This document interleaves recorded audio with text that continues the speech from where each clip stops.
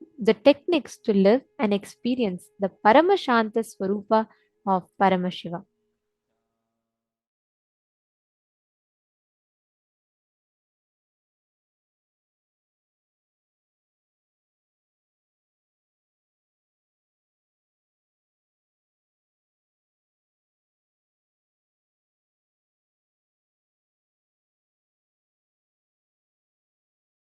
Paramashiva's message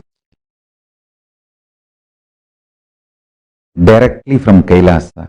Listen.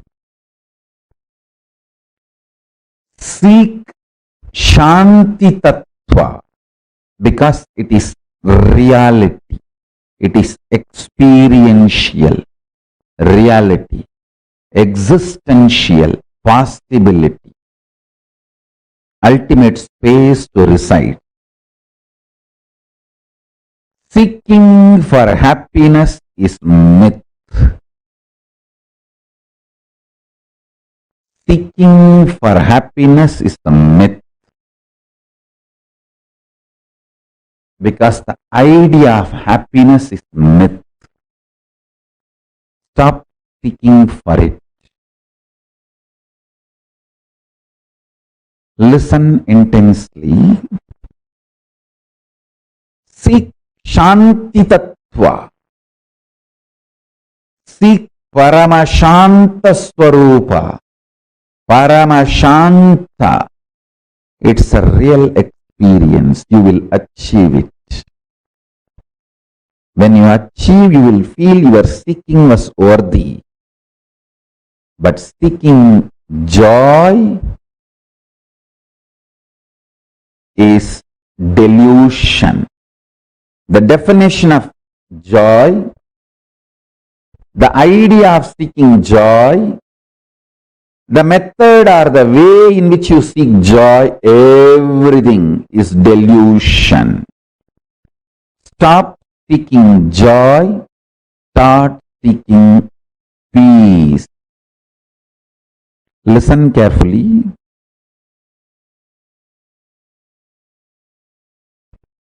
When you start seeking peace, Shanta, your visualization capacity mixes, merges, becomes one with your consciousness. Your consciousness becomes one with Paramashiva's superconsciousness. Your Sankalpa will become Shiva Sankalpa. Your will become Shiva's will. Listen.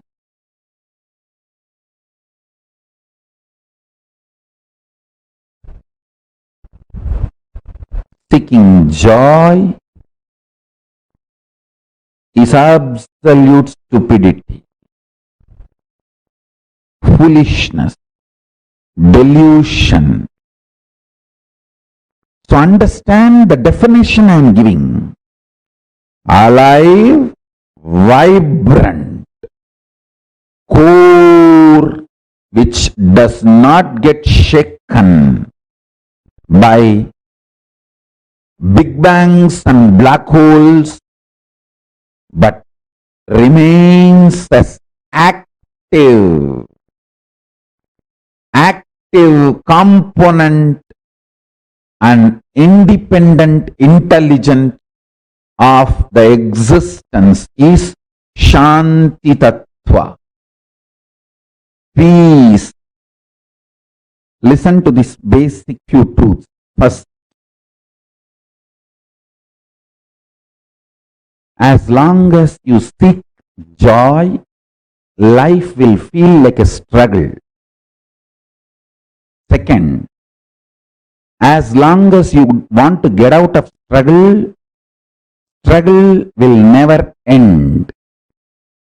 Third, start seeking for peace. You will realize there is nothing called struggle. You will be so hydrated, hyper energized, awakened, you will realize, listen, you will realize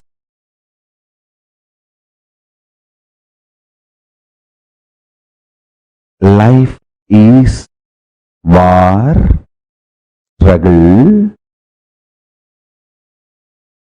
If you want to live a cheap life, keep your struggles, fights, wars cheap level. If you want to live the highest life, raise your struggles, wars with Maya, delusion. The level of your struggle, the level of the war you are waging decides the level of your life. This strength comes when you drink the juice of Shanta, Paramashanta Swarupa. I tell you, I found my center, Paramashanta Swarupa. I am so confident of me. I can't be mentally broken, physically broken, consciously broken. I can take up any struggle, any challenge. This courage, this guts, this strength, trust on me is the greatest grace Paramashiva gave me.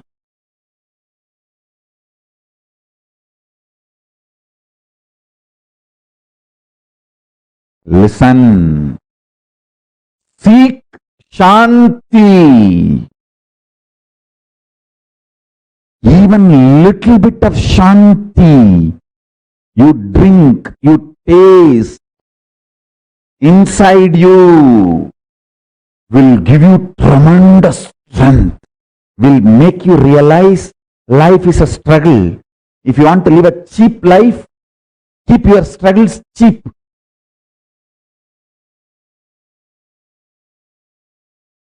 When you start talking intensely to Paramashiva, just this three, listen. Forget about everything else. Paramashiva is real. And you start talking to him. You can be complaining, you can be crying, you can be talking, you can be enjoying, you can say, thank you for what you have given me, or you can be angry, saying that what have you done to me? Older than the sun, newer than the fresh breath you are taking inside. So you can talk anything you want.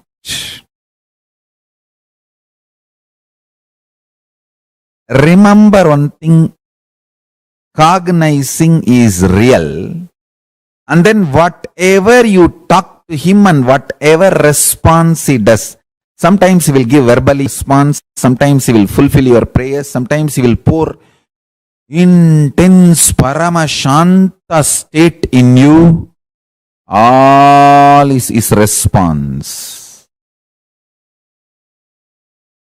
Anything you do will only wake you up to the reality he is real and he is ultimate. That's it. I have given the essence of everything. State, space, powers, being, superconsciousness and Sri KAILASA of Paramashiva. All the 6 aspects I have given in this 1-3 line. Paramashiva is real. The ultimate is real. And start talking to him intensely. It can be sweet, friendly conversation. It can be fight. It can be demanding. It can be aggression. It can be surrender. It can be screaming. It can be anything. Know that he is real and go on internally talking to him. Before sipping cup of coffee, tell him, Swamiji, here is a sweet coffee. Enjoy. Before falling asleep, tell him, I am resting in you. Make my brain fall in tune, so I manifest you. Go on and on and on. I tell you. Listen to this. Once you feel you are dreaming, and after that, even if you slip into dreams, all those dreams only leads you to waking up state. Only once you remember, I think I am dreaming and it's not all real. Even if you don't wake up and fall, you slip into the dream again.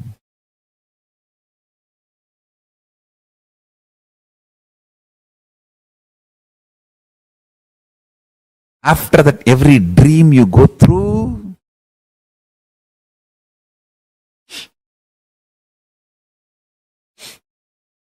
will only lead you to wake up. You will only wake up.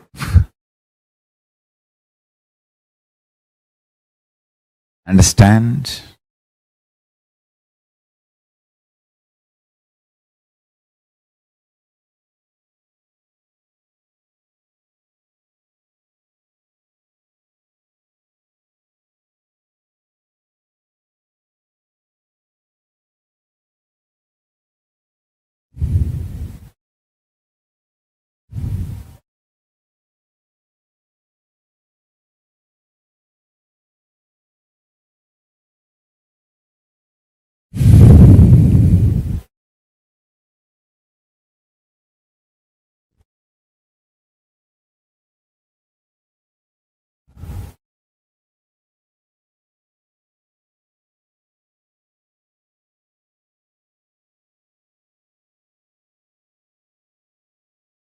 Independent intelligence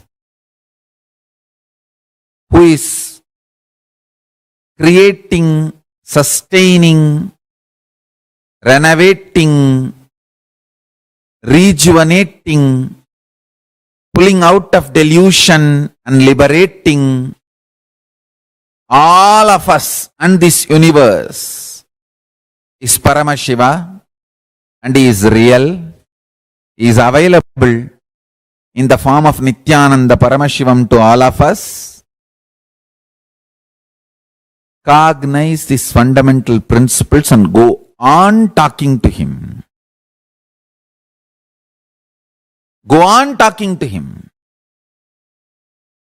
Every word you utter, you talk to him, will bring tremendous completion. You can vomit your confusion, you can vomit your frustration, anger, anything is okay. Stop talking to yourself, start talking to Paramashiva. Maybe this is what I'll give us today's essence of satsang. The title for today's satsang is Stop Talking to Yourself, Start Talking to Paramashiva. Talking to yourself, you will create more and more guilt, anger, confusion, frustration, incompletion. Talking to Paramashiva, more and more you will feel intense Paramashanta. Your whole nerves will get intense Paramashanta, extreme joy, patience, activism. Understand? Activism in life. Paramashanta gives you activism in life. You all mistake aggression as activism. No, aggression is activism in the negative direction is aggressiveness. Paramashanta flowing in positive direction is activism. I have seen in my own life activism and aggression from people. I have seen active people, I have seen aggressive people. Here I am defining activism and aggression. Activism is Paramashanta flowing for life, pro-life. Aggression is anger, violence, frustration, flowing. Life negative.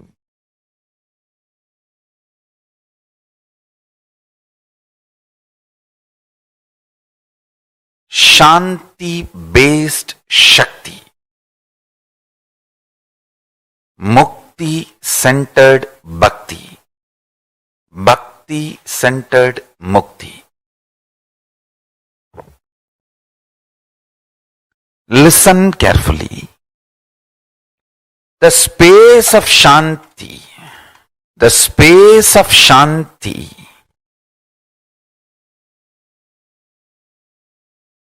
is where KAILASA grows. Listen carefully. It is in the deep powerfulness of peace, or peace-centered powerfulness is the ground, breeding ground for Paramashivatva to manifest. Please understand. Like how pure mirror reflects everything, pure Shanti-based Shakti, peace-based powerfulness reflects Paramashiva. Paramashiva manifests in peace-based powerfulness. Please understand. Neither violence nor powerlessness. Powerlessness is weakness. Violence is abusive. Peace-centered powerfulness. Powerfulness-centered peace. All the Upanishads starts with peace, completes with peace. Shanti mantra starts with Shanti mantra, gets completed with Shanti mantra. Starts growing in you with more and more peace-based powerfulness developing in you. Nothing can be compared to unclutching. Spend more and more time, energy in unclutching. It will never be wasted. Time spent on unclutching is the most productive time for you in your life, because unclutching completely makes you altogether a different material. Understand?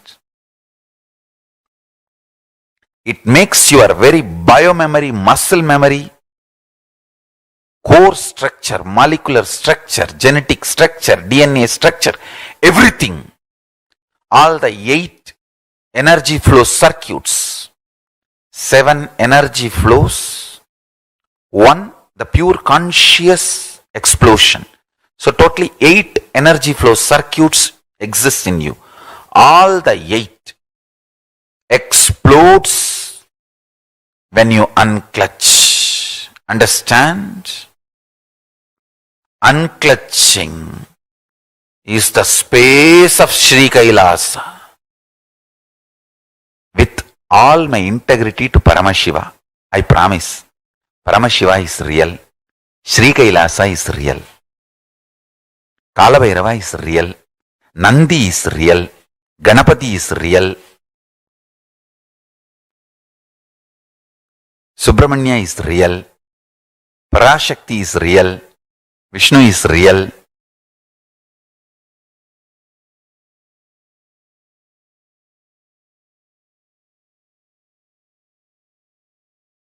The space of Sri KAILASA is real, I tell you.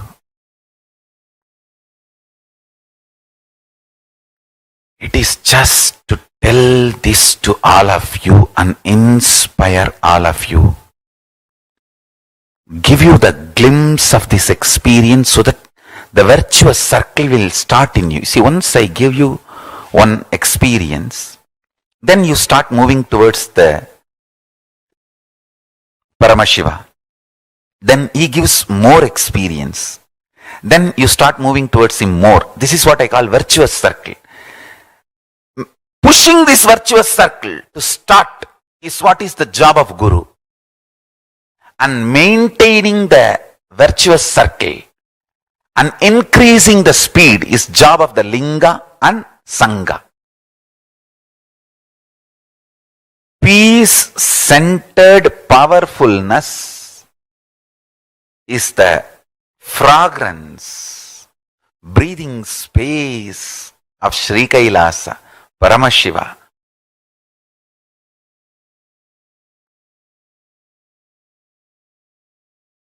Bring extreme peace, peace-centered power manifestation, peace-centered powerfulness. More and more completion inside, more and more unclutching inside. Throw all the rubbish out through cathartic processes, detox processes. Do samskara dahana kriya, do mrigasharira vasa. All these are detox processes. Do nirahara samyama. Unclutch, unclutch, unclutch.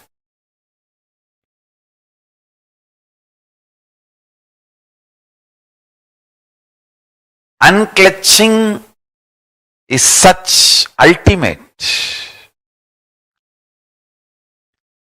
As I said, it makes you altogether a different metal. The Paramashanta which grows in you is maturity in Vedic tradition. Paramashanta Swarupa. Meditate on Paramashiva. Connect with Paramashiva. Prabhu, I know you are an eternal Paramashanta Swarupa. Please manifest in that space, in that state in me. That is what I call mukti-based bhakti. Devotion centered on liberation. Liberation centered on devotion. Enlightenment centered on devotion. Devotion centered on enlightenment.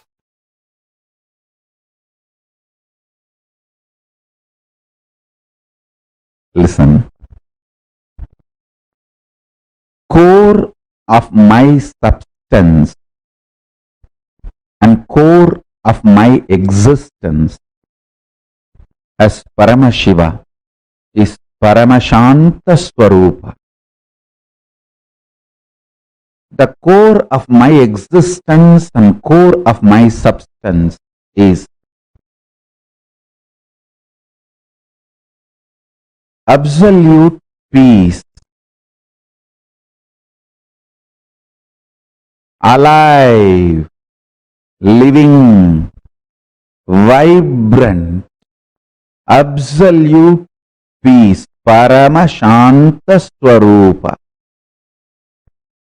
This Paramashanta,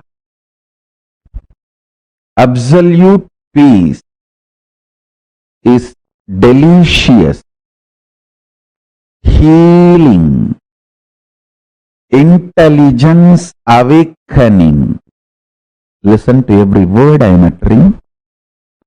This Paramashanta, absolute peace, which is the core substance and core existence of me as Paramashiva, which is in all of you who feel you exist.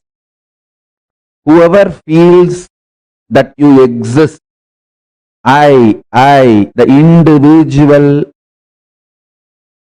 existence in all of you, I am alive as Paramashiva.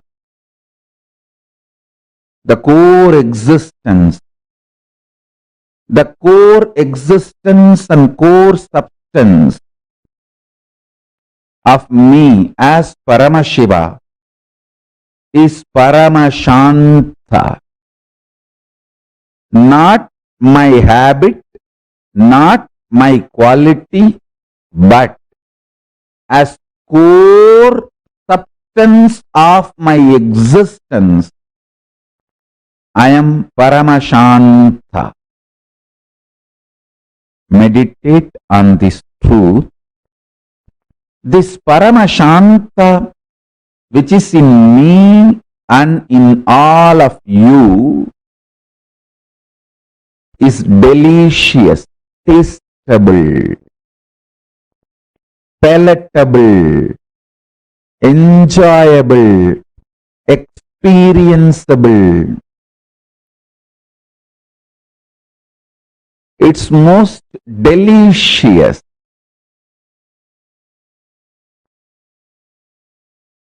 Start delighting, getting delighted, enjoying, sharing this joy of this absolute peace. I tell you, whether it is a simple headache or worst corona, simple, small argument with your wife, or the worst dangerous, difficult relationship issues, whether your fear of losing your job or your desire to build a career, whatever may be the issue, listen carefully. If you have learned to taste this Paramashanta, it's like a honey bottle, honey kalasa, amrita kalasa, kept inside your Anandagandha. If you just know to taste it, before every action, remember to taste that Paramashanta. You will always be successful, because that Paramashanta, absolute peace, ultimate peace in you, is intelligence awakener. Listen, just like how the kids enjoy the toffee whenever they are free, decide to enjoy the Paramashanta Swarupa, ultimate peace who is sitting inside you. Whenever you have time, just sit all that time happily in Paramashiva's space. Paramashanta. This whole cosmos is happening. Big bangs happening, black holes happening, universes manifesting, playing, merging, time zones happening, playing, merging. You are there in that Paramashanta Swarupa as Paramashiva, witnessing this whole drama. Just sit in Paramashanta Swarupa. I tell you, I am not giving this technique as a solution or to achieve just enlightenment. I am giving this as a solution for you, even if you want to build a career. If you want a job and you lost your job, you are in deep insecurity, you are using food stamp for your next meal, you are in such stress, difficulty, don't know when you may become homeless.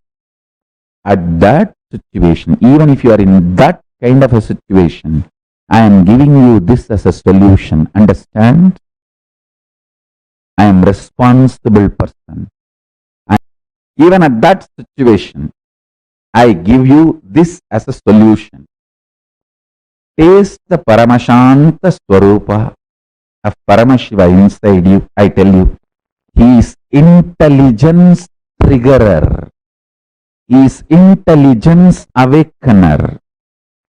All classification, generalization, judge. I have literally tasted Paramashiva.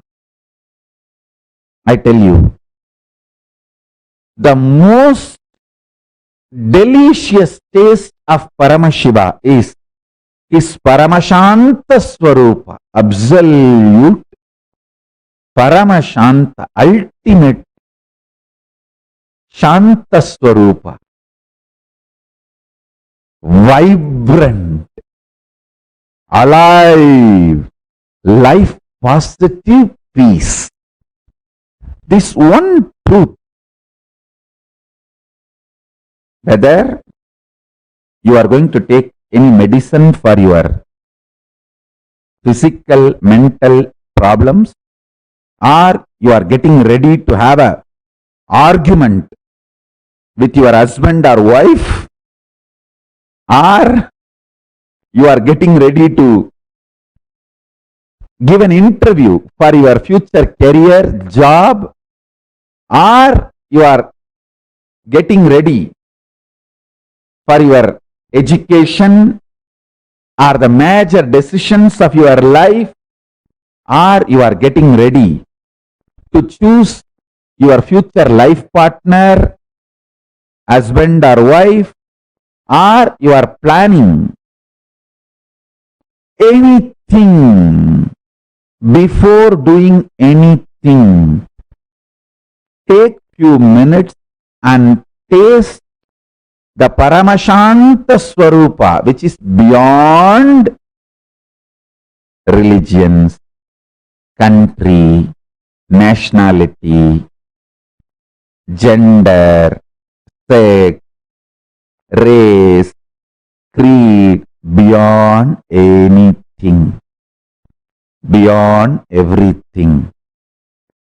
Just connect with that Paramashanta Swarupa. There are multiple methods I have given to connect with that Paramashanta Swarupa of Paramashiva. Use any one of that method and connect. Taste that Paramashanta Swarupa. With that strength, go and act. Be active. You will see you are always best. The habit of tasting the most delicious Paramashanta Swarupa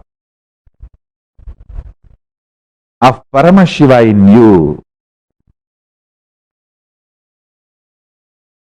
will always make you successful.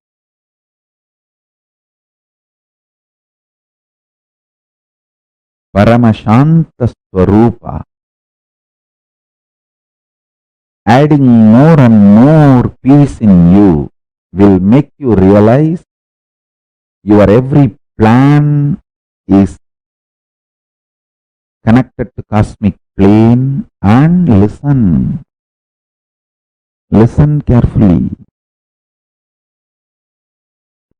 When you feel your plans are cosmic plane and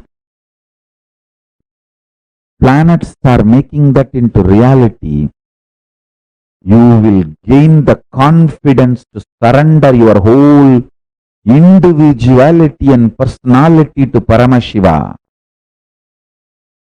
and realize you are the manifestation of the cosmic principle Paramashiva, not any separate personality or individuality. That is the ultimate vacation. That is what I call reaching KAILASA once for all. I just know I don't have separate personality, identity or individuality.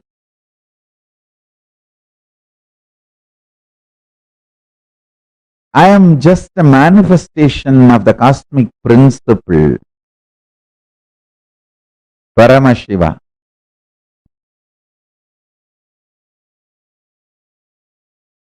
Absolutely confident of my existence, my plans, my plane and my planet.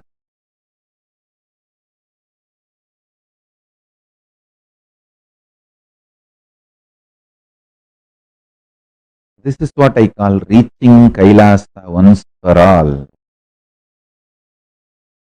Relaxing in KAILASA.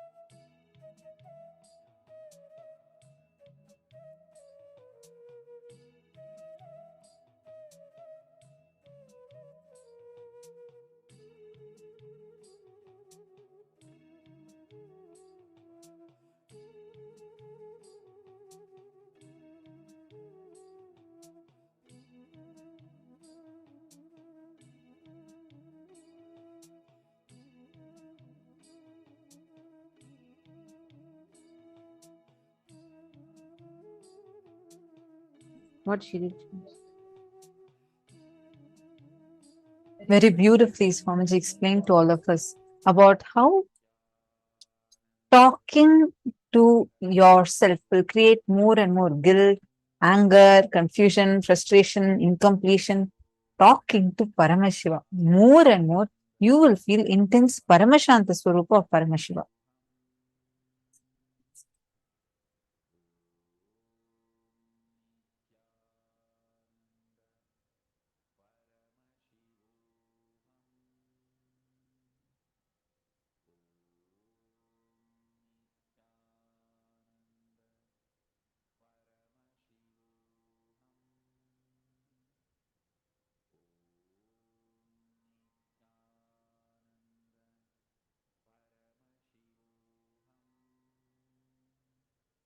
I just wanted to ask all the participants that are here with us, how many of you have seen this where you have seen clearly how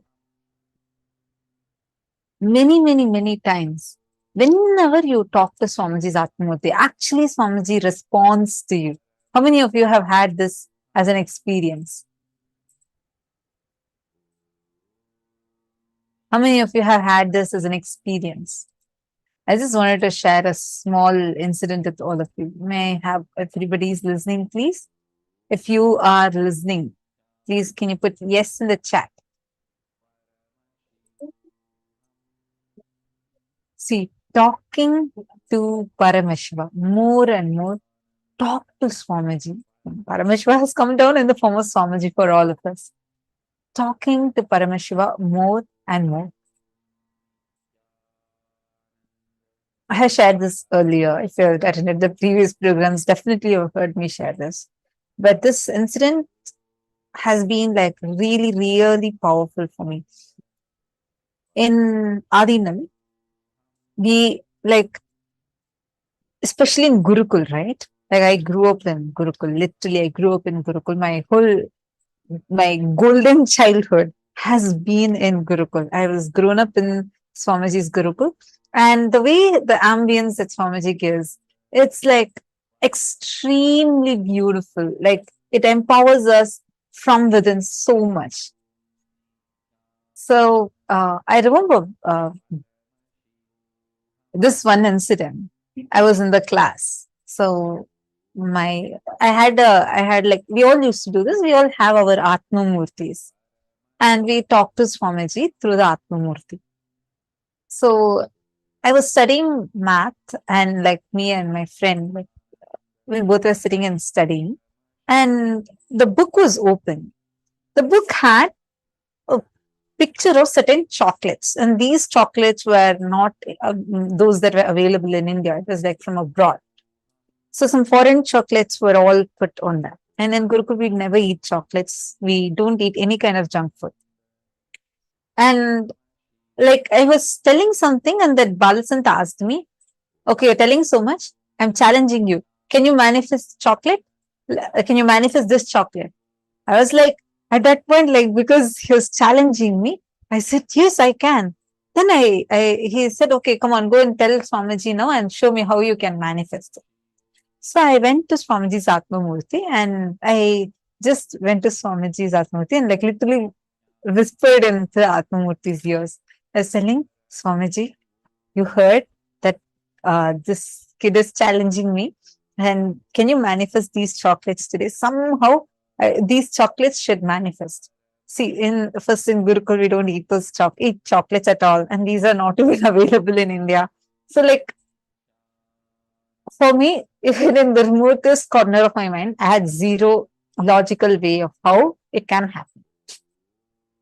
And then I just went and told Swamiji's Atmamurti, and then I came back.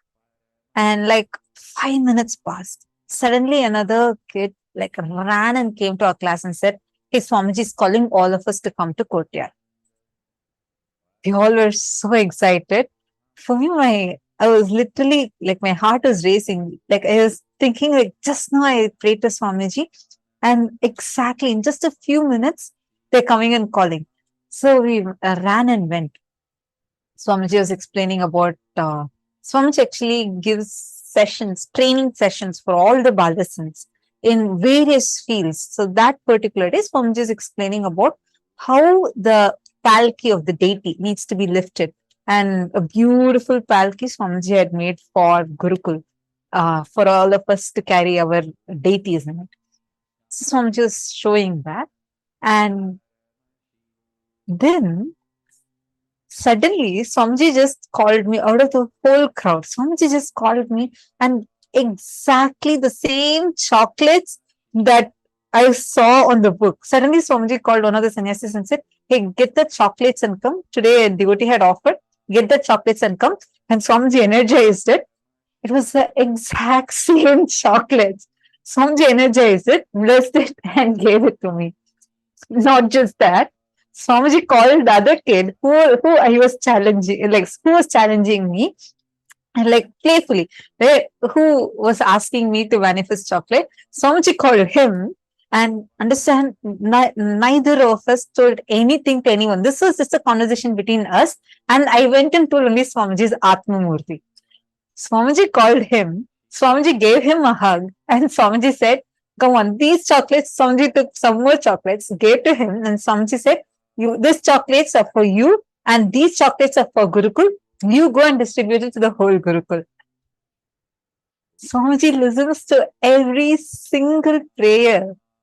It was one random kid. I was just a random kid having one like playful challenge, and then I'm going and telling the Atmamurti. In matter of minutes, so powerfully, Swamiji manifested it. So powerfully. Understand, this Swamiji literally listens to every single thing. You can just try it. Start sharing. Go and talk to Swamiji's Atmamurti. Just take the Atmamurti. Who all have Atmamurtis here?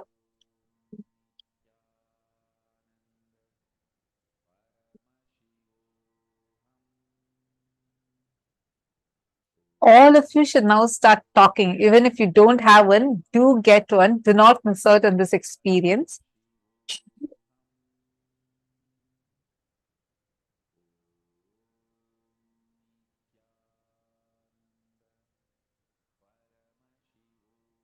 Mavinata Nagaraj, you have to quickly print it out. Come on. All of you get your Atmamurtis. It's available for free to download. Our support desk team will share with you the links, and we request you can actually download, print it, and get it energized. Literally anything you want. What you feel as painful, you feel something is making you upset, something is giving fear inside you. See, most of the times we keep talking all these to ourselves without even our own listening to us. We don't even listen to ourselves. We go on talking so much inside us to ourselves. Just see right now how much inner chatter is going on inside you. Am I right? This inner chatter that you are experiencing inside of you, you now need to break from that, and you need to start talking to Swamiji, talking to Paramashiva. It can completely heal you. I remember one other incident that had happened was once I first time I'm going to write. I was writing a completion letter, and I wanted to give my completion letter to Swamiji. And this is like first time since Swamiji was in darshan, right? Like, and Gurukul kids at that time, it was like we used to sit and do completion every night. We'll sit and talk to Swamiji's Atmamurti. We'll sit and write completion every single day. We used to do that particular day. I remember that that was my very first time in darshan. I'm going to go like write a completion for something, and I'm giving it to Swamiji. So I wrote my completion letter, and I'm taking it to Swamiji. Swamiji said, "Oh, you're now coming with the letter itself. Every single day you come and complete with me, right? For the same thing, you come and complete with me, right?" I was shocked because I had never told Swamiji like physically that I'm actually talking to Swamiji's Atmamurti, saying everything. I used to sit and do every single day. I was doing that completion. And literally, Swamiji himself told us. I understood how much Swamiji actually is listening to us. Understand? He is manifesting powerfully. Paramashiva himself is manifesting so powerfully for all of us. And I want to just to add to that, see, when you talk to yourself, it's confusion. When you talk to Samji, it's solution. Because whenever we talk to ourselves, what do? We brood over our incompletions and we say, this is happening, that is happening. When we talk to Swamiji, that moment it is solution. Talking to yourself will create more and more guilt, anger, confusion, frustration, and incompletion. Talking to Paramashiva, talking to Swamiji will create more and more completion, joy, and bliss inside of you.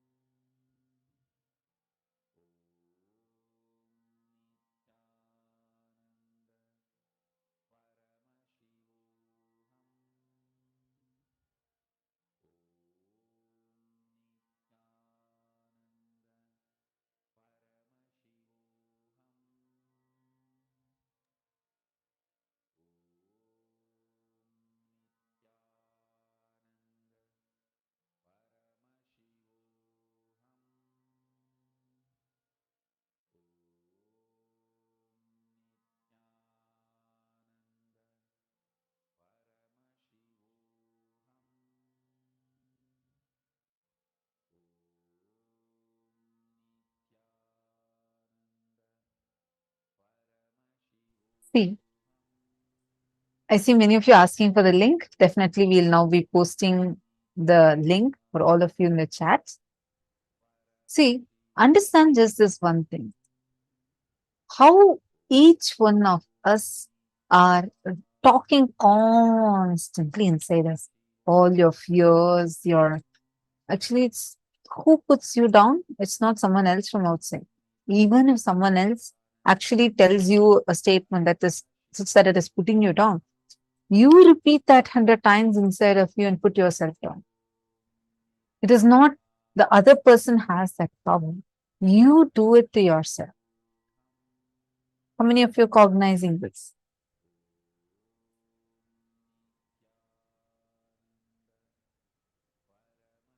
Take a few minutes to internalize this. Everard Alfaro, there is a link. I'll be sharing that link with you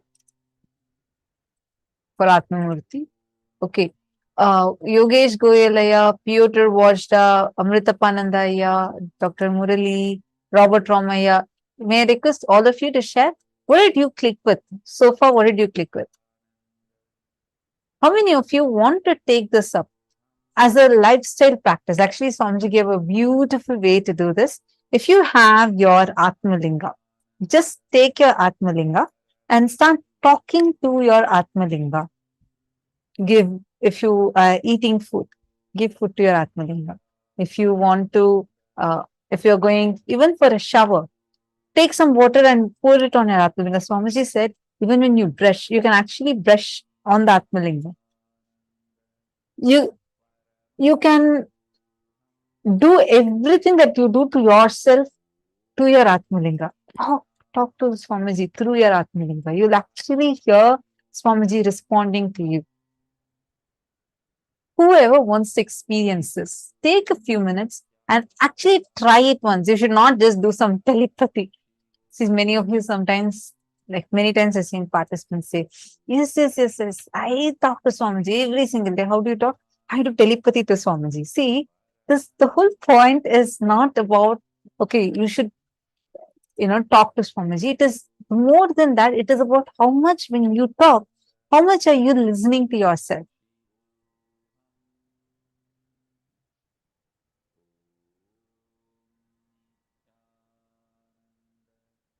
Now, we are going to be understanding this a lot more.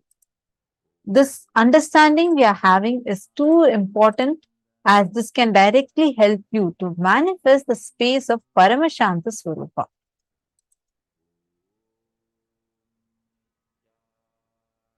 Your whole nerves will get intense Paramashanta, extreme joys, patience, and activism. Activism in life. Paramashanta gives you activism in life. Usually, we all mistake aggression as activism. Swamiji says very clearly aggression is not activism. Aggression is activism in the negative direction, is aggressiveness. Paramashanta is flowing in positive direction, is activism.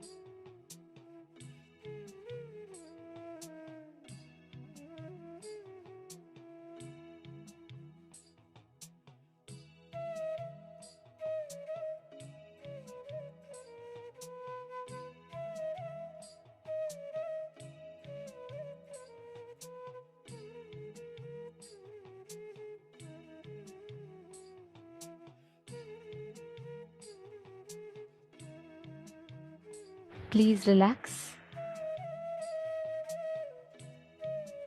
Hope all of you finished writing down.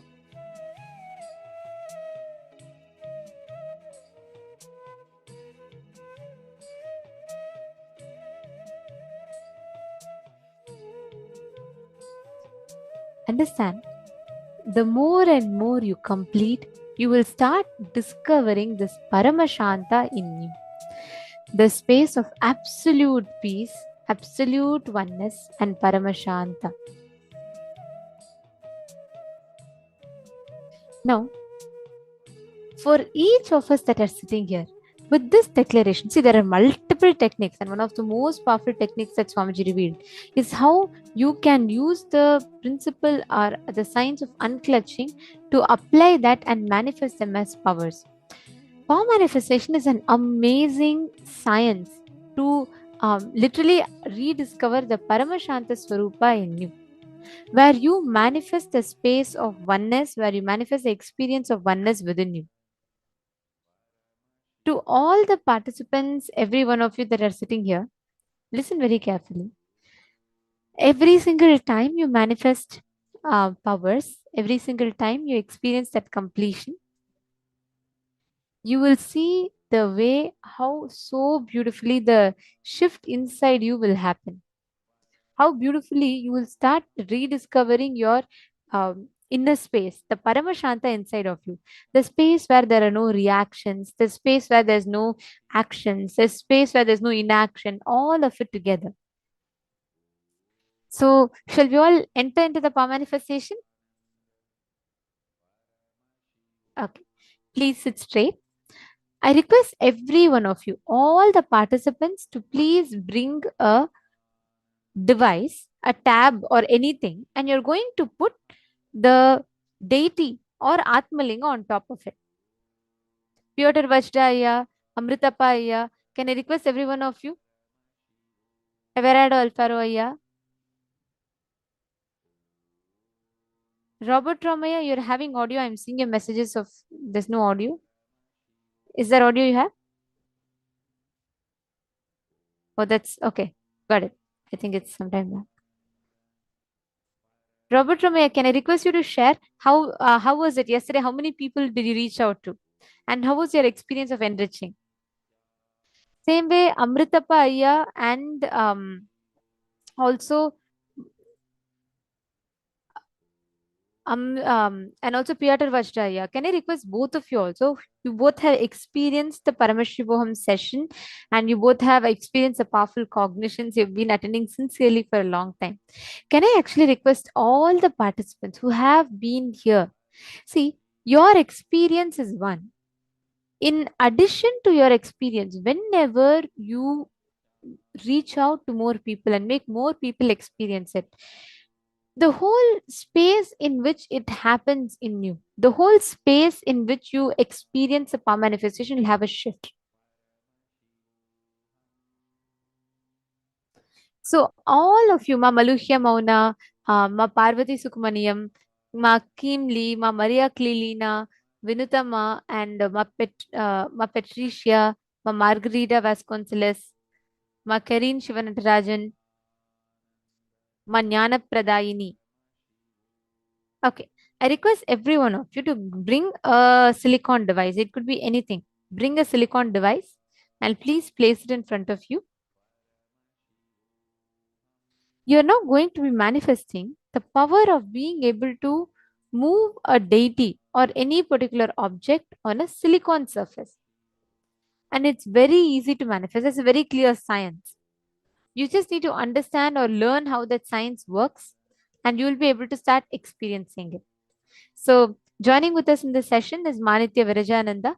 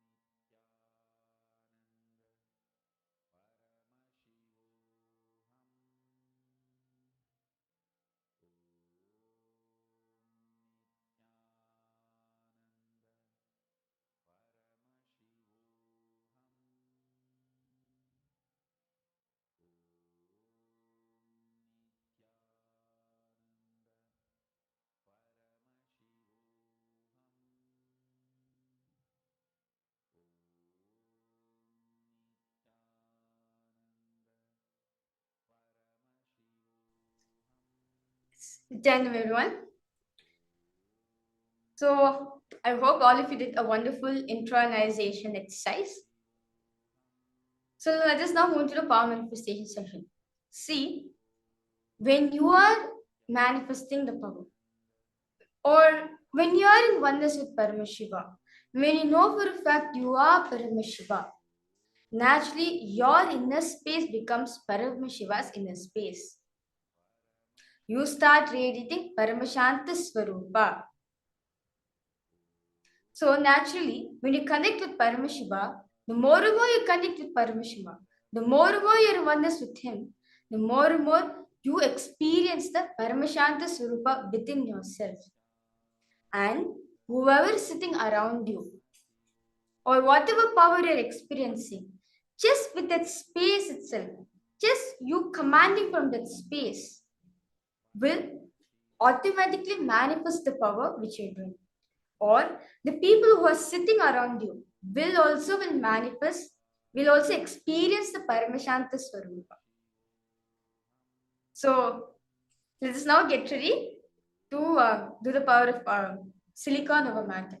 So now I request all of you to get a device, put it flat on the ground, make sure the device is flat, and switched off. It's best if the device is shut down, as no vibration will cause the object to move. You can shut down the device, and I request you to place the object, I mean a deity or your Atlinga, at the edges of the device, or you could place in the middle. Basically, you should know where the starting point is.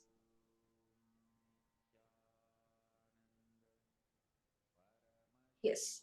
Now, I request all of you to sit with your head, neck, and spine in a straight line. Remember Swamiji at your third eye. Visualize Swamiji sitting at your third eye center. Declare yourself as Paramashiva. Experience the Paramashanta Swarupa within yourself. Let's now start chanting the Mahavakya. Om Nityananda Paramashivoham. Om Nityananda Paramashivoham. Om Nityananda Paramashivoham.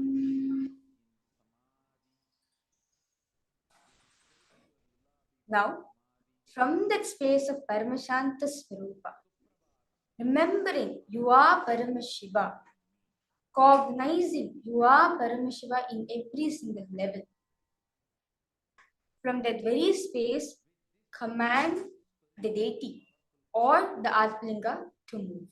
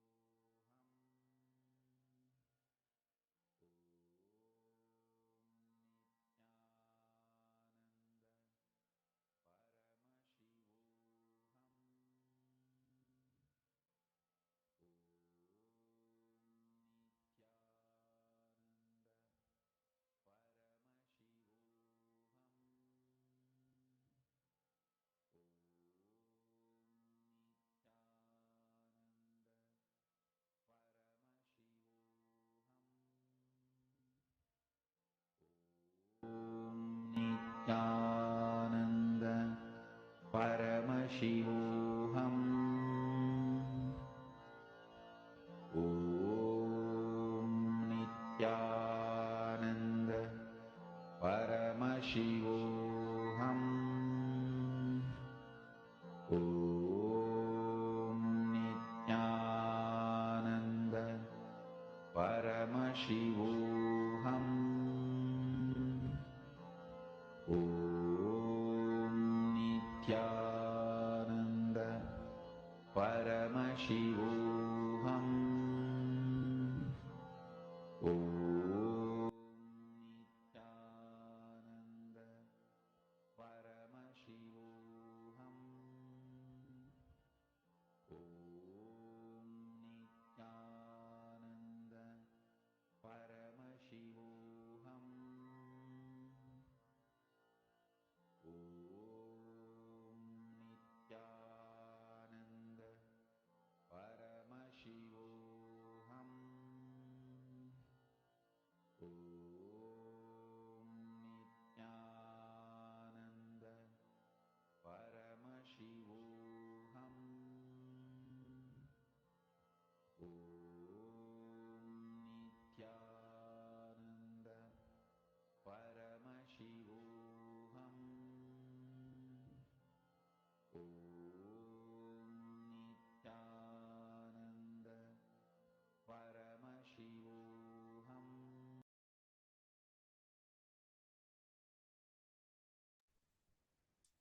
Yes. So now I request all the participants to relax and post in the chat whether you have manifested, whether you enjoy this phase of Paramashanta Swarupa within yourself. See, power manifestation is all about you enjoying the space of Paramashiva. You're enjoying the space of you being in oneness with Paramashiva. That's it. It's not about whether you manifest it or not. It's about whether you enjoy being the state of you are Paramashiva. That is Paramashanta Swarupa. You enjoying, you being that state of Paramashanta Swarupa.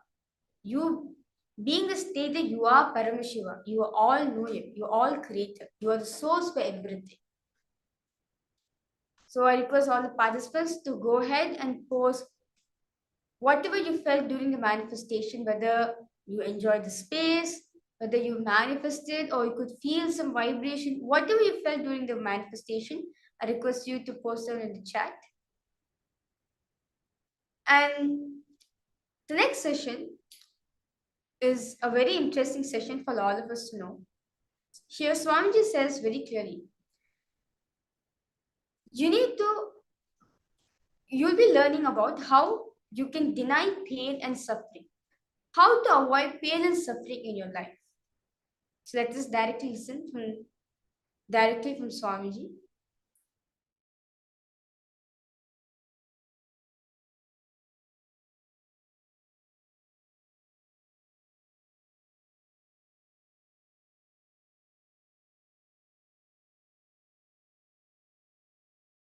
The first sutra, deny the existence of all pain and suffering, all dimensions and aspects of pain and suffering. Even if you are getting drowned in the ocean, just tell yourself, Swamiji said there is no pain or suffering. Come what may, let's see. But there is no pain or suffering. Be very clear. You won't have death. Death is not end.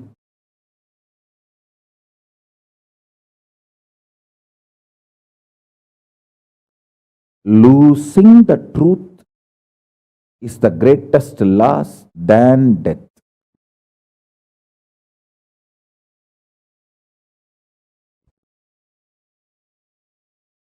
Society has brainwashed you too much.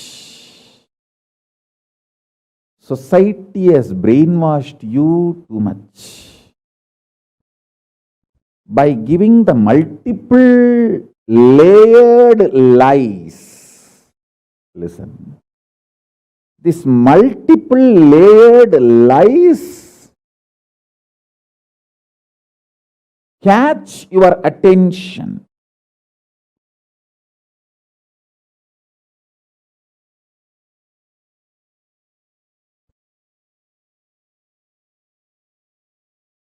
Even if you are convinced about the one lie, gone. You have put your leg on the slippery rock and you will land in the end delusion. Don't.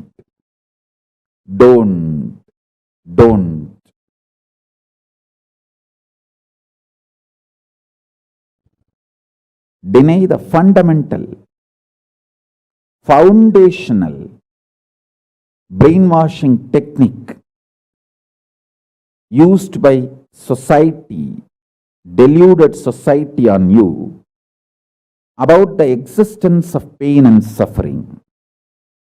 Listen, it is not okay to be normal with absolutely sick social conditioning. Don't try to be normal with the shit, sick social conditioning.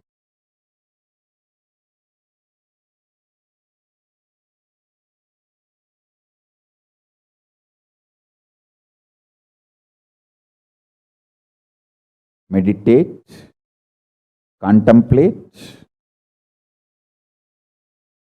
internalize all the statements today I am making. The first statement is about the truth, denial of all the brainwashing done to you about the pain and suffering.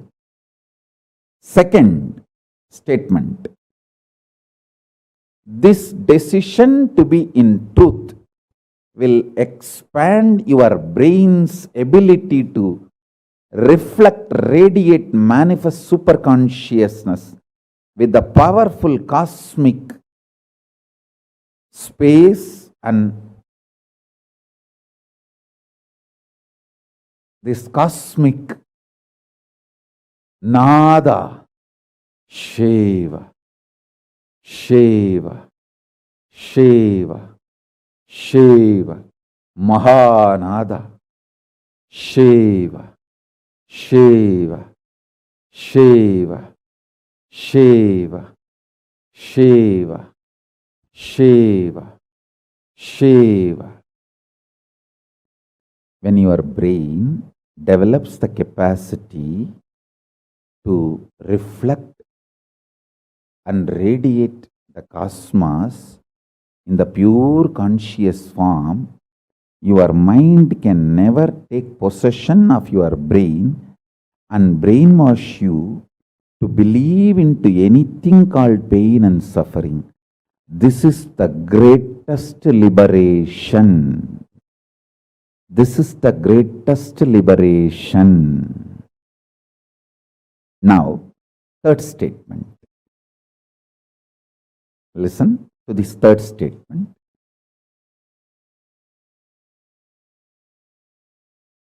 I am having 25 heads, one consciousness.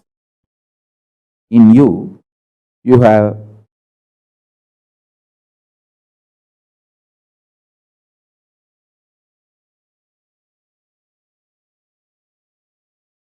broken yourself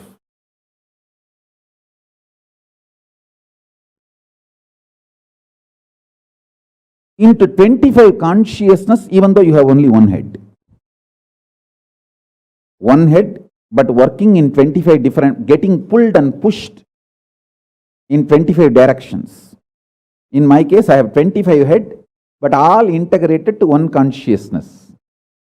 That's why I can think 25 various things and manifest all the 25 various things at a time in a cool, stress-free way. Your decision to deny the existence of any form of pain, suffering, delusion, its aspects, dimensions, etc. mentioned and above not mentioned. Mentioned above and not mentioned, everything. Your decision to deny it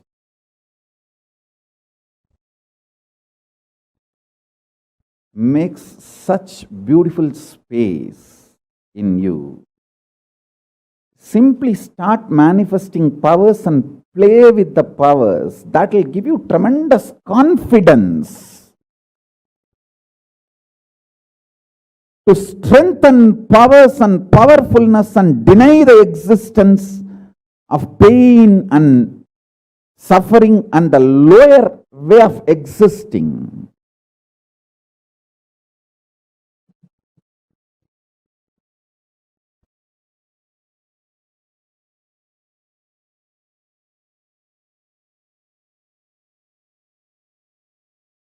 This fourth statement, you should intensely listen repetitively and meditate, internalize. See, you become Bhairava.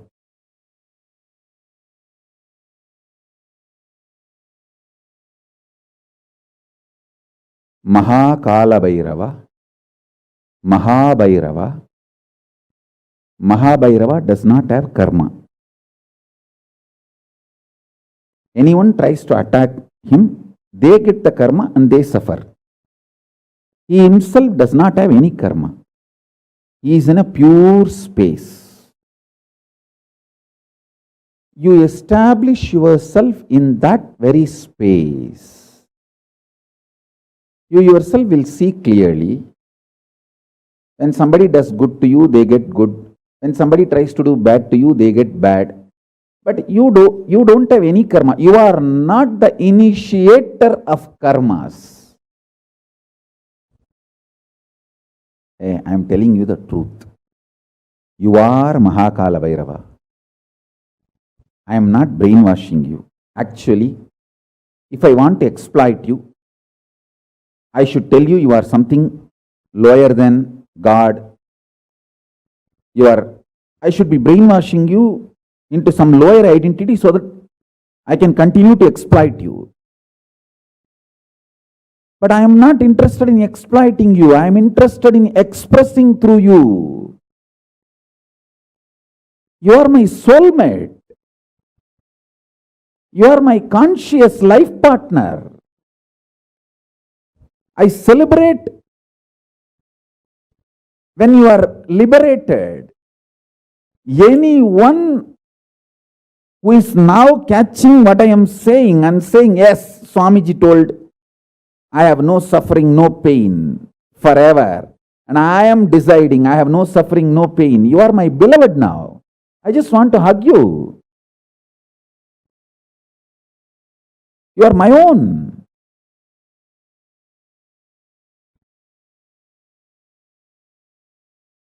I have only one reason to tell the truth, because truth makes you fulfilled and makes me fulfilled. You are Kala Bhairava. Sit like Kala Bhairava and tell very clearly to your past, present, future. Hey, I am Kala Bhairava.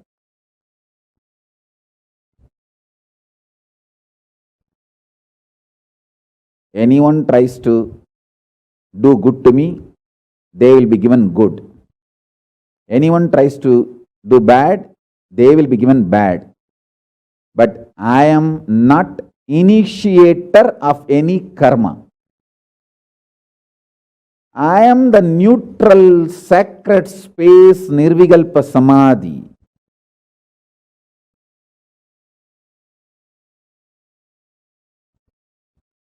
If you throw laddu on me, you will get the laddu back.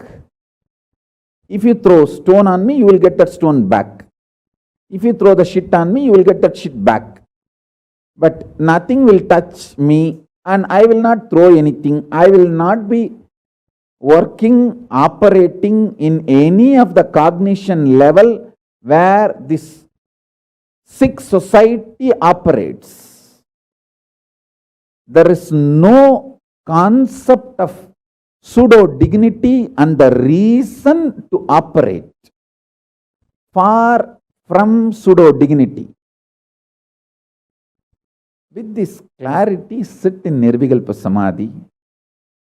I tell you that quality which oozes out from your consciousness into your body, it will actually literally bring that sweetness in your tongue.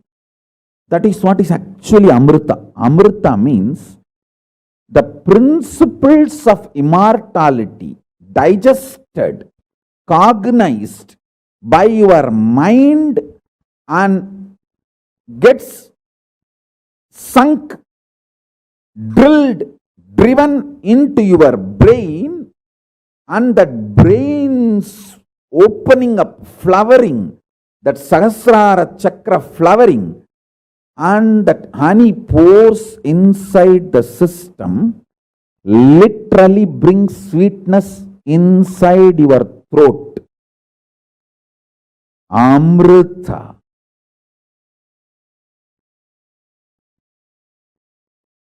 Principles of immortality,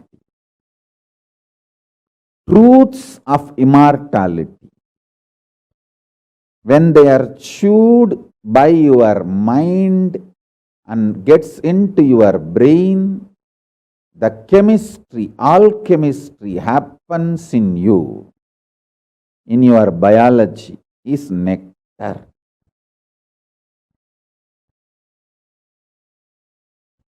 Actually, I am tasting that this very moment.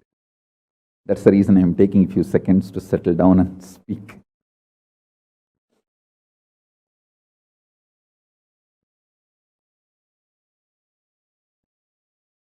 Now, the fifth statement.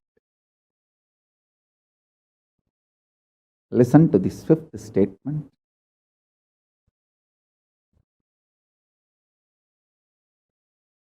When you start actively practicing this truth, express it in your inner image with yourself, through your outer image with others, all the conflict will become irrelevant. Be powerful, bold, to stand any stress created externally or internally. When you manifest this truth and demonstrate your vairagya and will persistent, uncompromisingly, vairam vainda vairagyam, vairagya like a diamond, vajra, vajra vairagya.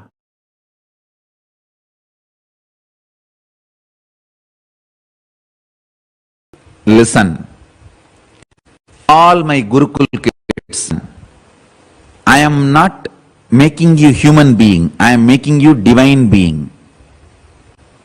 Divine beings don't need violence.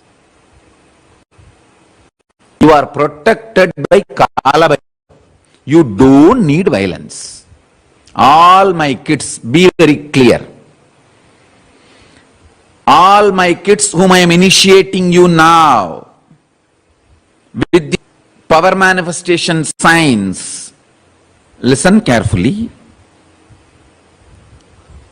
All of you do not need any violence. I am making all absolutely divine being.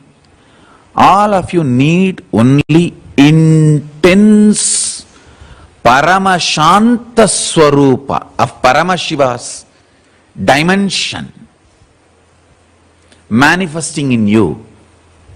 Even your eyes, anything you see should be blessed.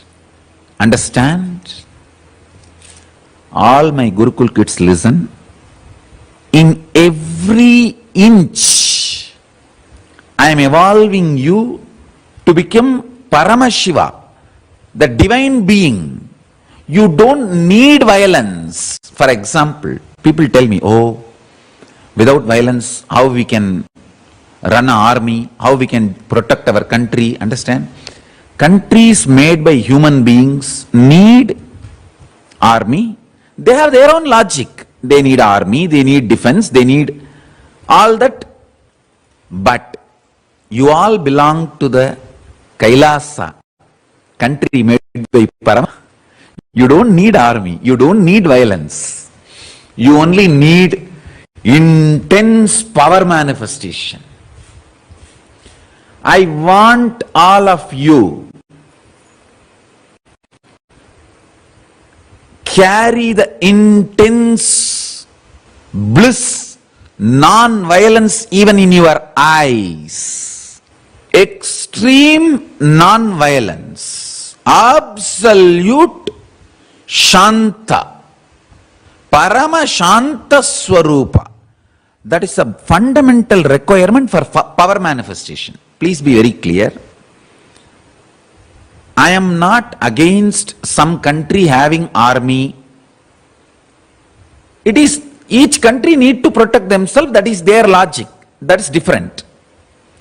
Here I am preparing all of you to become gods, goddesses. KAILASA does not need any army. You are part of the great cosmic nation, Paramashiva's cosmic nation. You don't need violence. You are getting prepared for enlightenment. You are getting prepared for power manifestation. Now, I am initiating. I give you the assurance. Kala Bhairava is protecting you. You do not need any violence, any anger, any self-defense mechanism.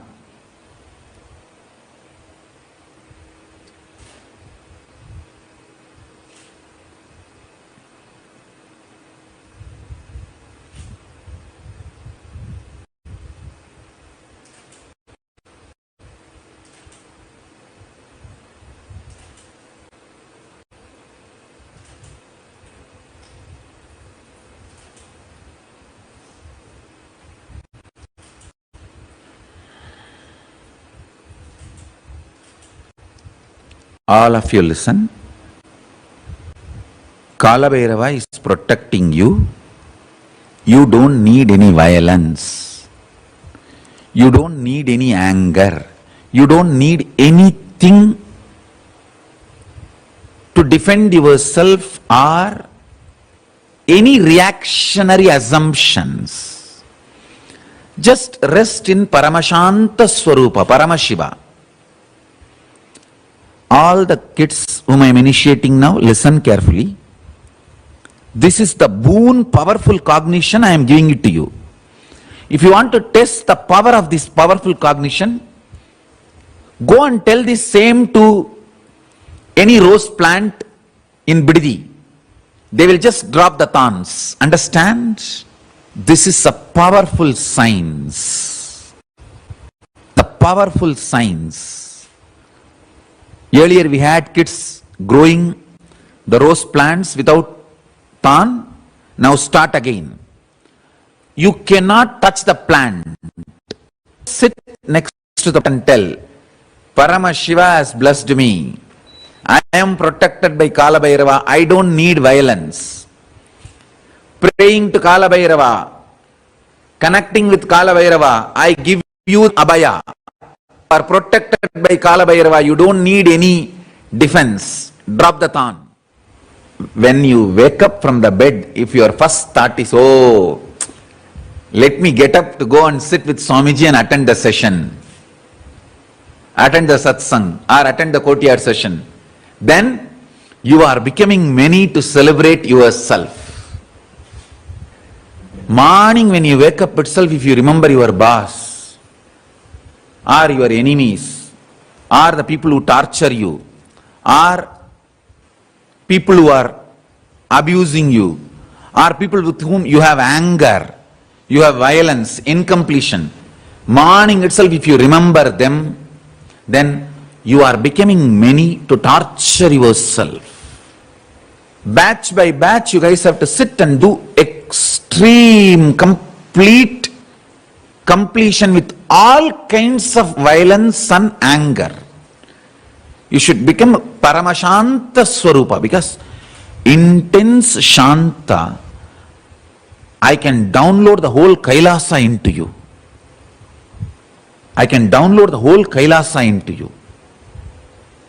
And I also wanted to announce, all this initiation I am giving, I am making it available to all of you all over the world.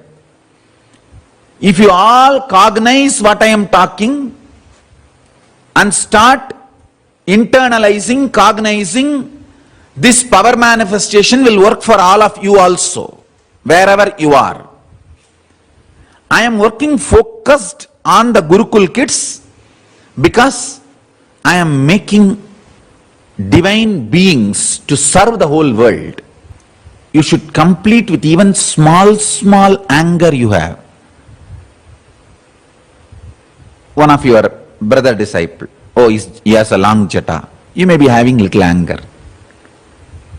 Or Swamiji calls his name, not my name. Even with those small anger, you should complete. Mukkayam tavirka. Tirumular says, Mukkayam means Vengayam, Perungayam, and Ulkayam. That's a pundu. Asafoetida, onion, garlic. These three should not be eaten, because these three invokes delusion in you, which puts you in anger, violence, and which makes you justify your anger. Now, once you manifest this rasa siddham, means this power manifestation, you will be given onion, garlic, asafoetida food for 1 week. Even after eating that food for 1 week, you should not have any incompletion, negativity, violence when you wake up early morning. That is the test. That much you should become pure. Then you radiate the power of ahimsa, non-violence. See, now what I am sharing with you is the clear rasa siddham, step by step. What is the powerful cognition and what is the power you are going to manifest? Then how your system should be tested to hold that power. So now I am going to churn the Merudanda. By churning the Meru, I will awaken your Kundalini Shakti intensely. Once the Kundalini Shakti is awakened today, now itself, within next few minutes, you can start moving the matter with very absolute oneness, non-violence. Absolute non-violence and oneness. You tell any matter, I am becoming many. To celebrate myself, you are me, I am you. Come on. Just call, that matter will come towards you.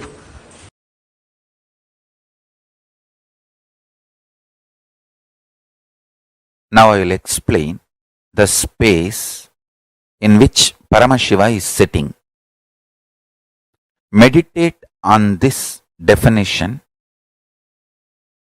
You will experience Paramashiva in your inner space. The space where matter becomes energy, energy becomes matter without any effort, just by will. Sankalpa matrena, just by will, the matter becoming energy, energy becoming matter, matter and antimatter getting created or getting nullified or cancelling each other and dissolving into energy again. where all this happens just by sankalpa. Listen carefully. I'll describe that space. That is exactly called nityatva. Means the space of eternity, where Paramashiva is seated.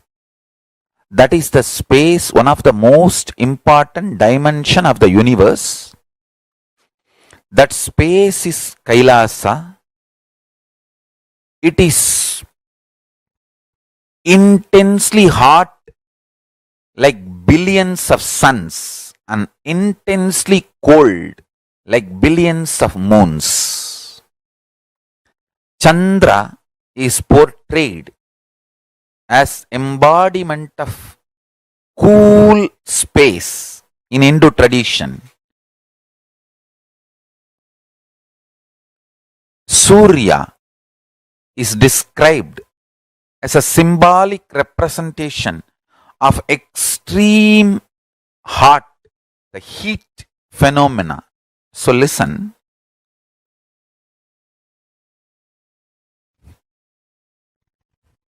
Koti Surya, crores of sun's heat. Koti Chandra, crores of moon's coolness. Put together is the space of nityatva, where matter becoming energy, energy becoming matter, matter becoming antimatter, or antimatter becoming matter, or antimatter and matter cancelling each other and becoming energy. All this and something more which I am not able to verbalize, all this happens just by will, sankalpa, without any effort. That is the space of nityatva. Understand?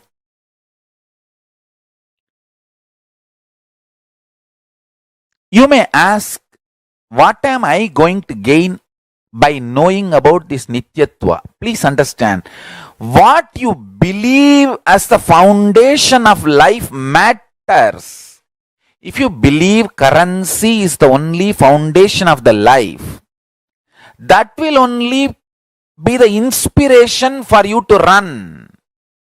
If you understand even once this nityatva space, actually, if you understand this nityatva space even in your cognition, you will have such inspiration about life. You will get the real prasada of Kalabhairava. See, real prasada of Kalabhairava is not just he protecting you, Mahakali protecting you. That is one level. The real ultimate prasada of Mahakalabhairava and Mahakali is they make you realize there is no injustice, there is no wrong can be done to you. You are absolutely protected.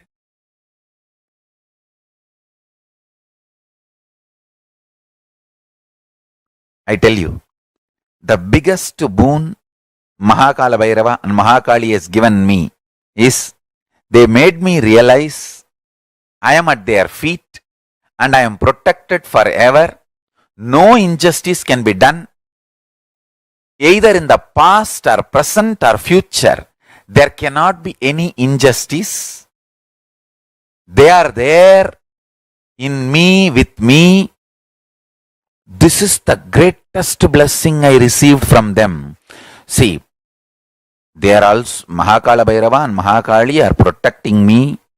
But internally they have given me this strength, extreme powerfulness, I tell you.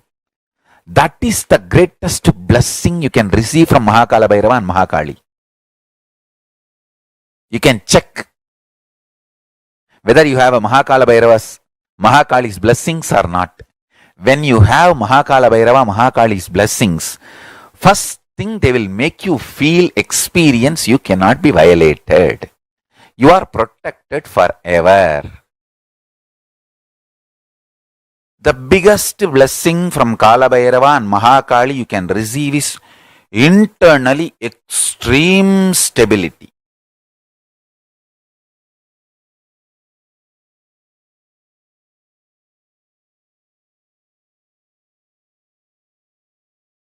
When I remember Kala Bhairava, when I remember Mahakali, the joy, the security I feel. Not only I don't question, I don't doubt Kala Bhairava's plans, I just know, Kala Bhairava is extreme just. And whatever he does is good. Let's enjoy it. That extreme strength is the greatest blessing of Kala Bhairava. The greatest blessing is the stability he gives inside.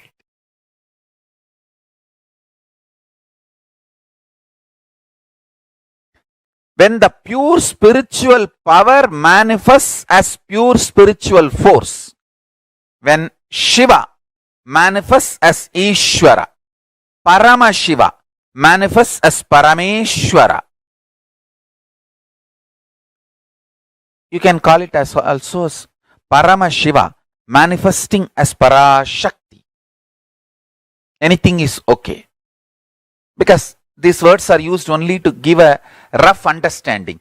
Behind these words there is a huge equations.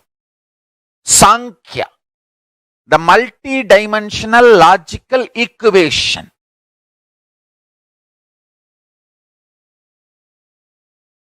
So listen.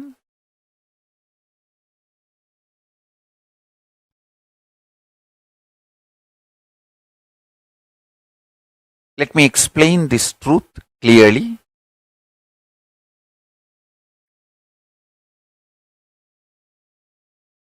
The important message KAILASA, Paramashiva want to convey to the whole humanity is Paramashiva is real. The pure spiritual power is real. He himself embodies and manifests as pure spiritual force, Parameshwara.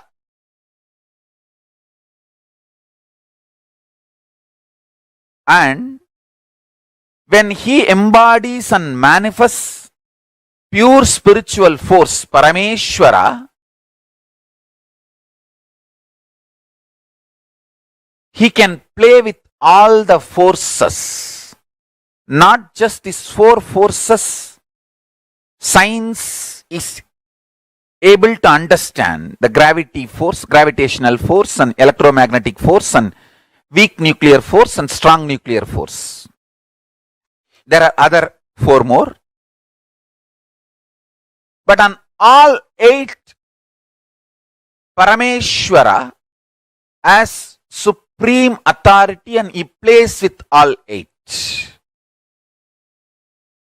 The good news is every human being can manifest this pure spiritual power through them as pure spiritual force.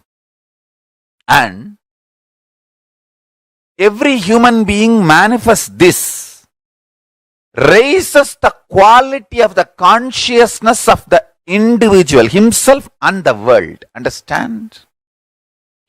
This is the greatest service you will do to the world. Paramashiva manifesting as Parameshwara is the ultimate soft power. Understand?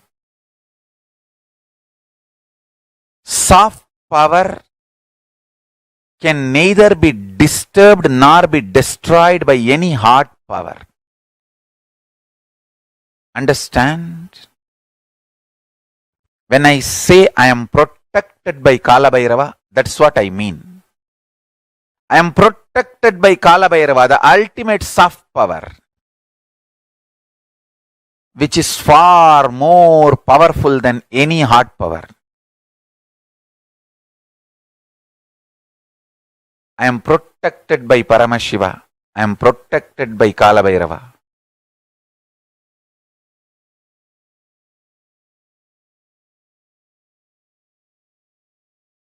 Paramashiva, Kalabhairava protects me, Nityananda and Nityananda Sangha.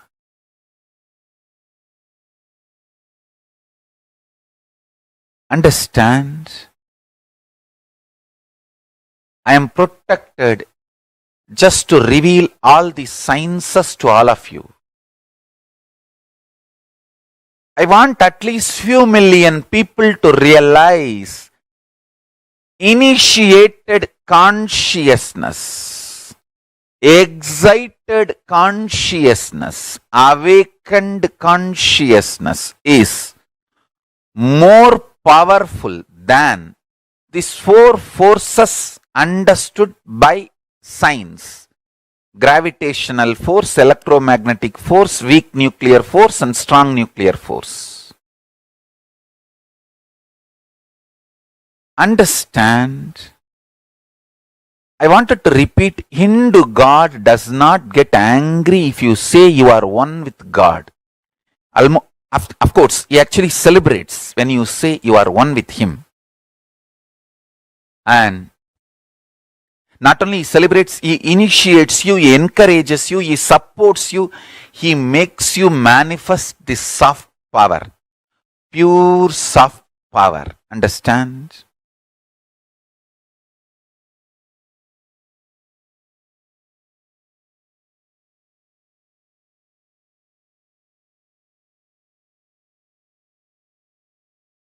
I'll explain physics, chemistry, and biology of this soft power, the excited consciousness, inspired consciousness, awakened consciousness. Actually, the word excited and inspired, I am using more for you to grasp. You grasp this word excited and inspired more than the word awakened. The awakened looks a little mystical. So, I'm using the word excited and inspired, but all the three I mean same. Here, when I use the word excited, awakened, inspired, I mean same.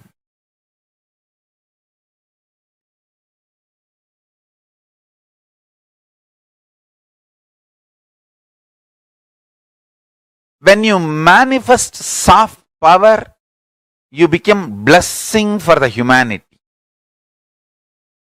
You become so non-violent, life-loving.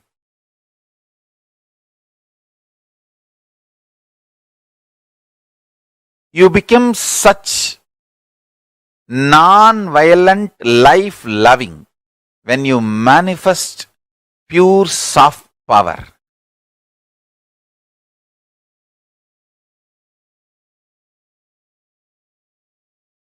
You become beautiful blessing for the planet Earth. All I am trying to do in this world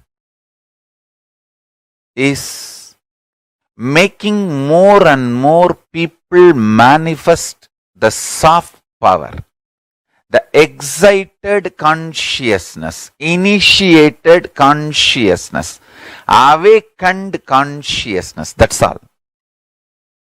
I have nothing else to gain from this world.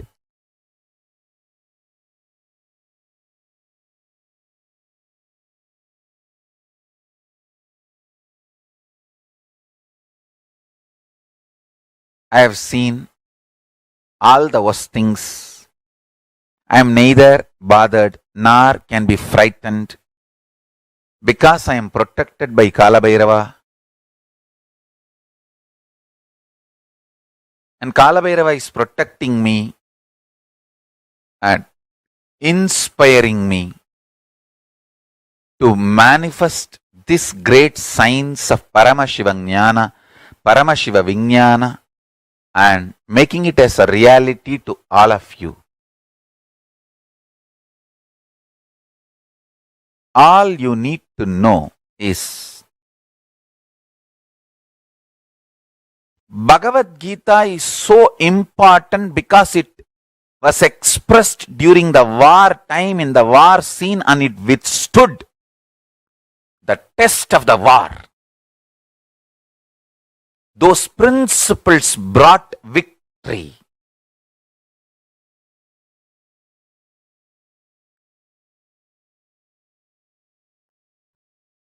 Understand?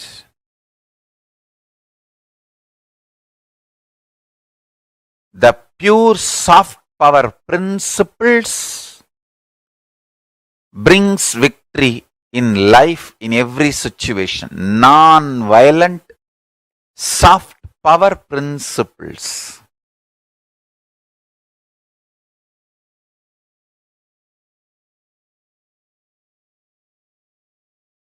Now what I am teaching is non-violent soft power principles.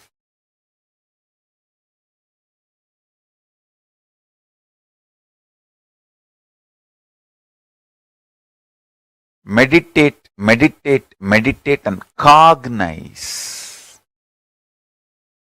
deeper and deeper the soft power principles.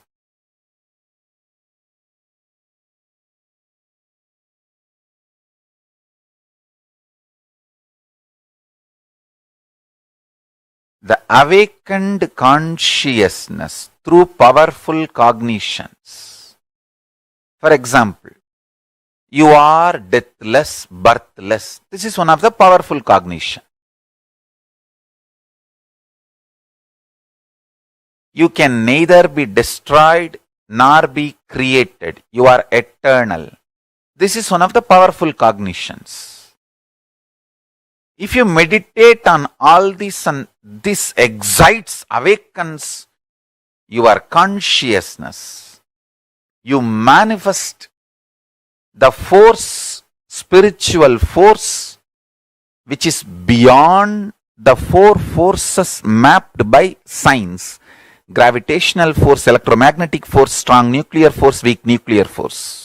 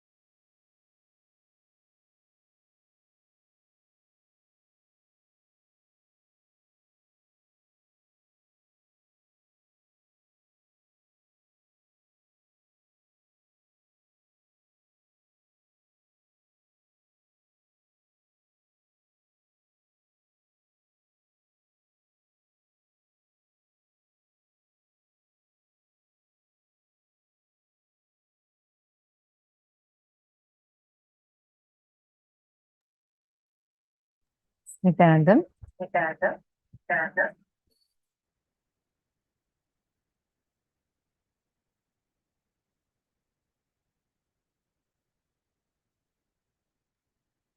This session, what we just had now, is like an extremely powerful initiation for all of us.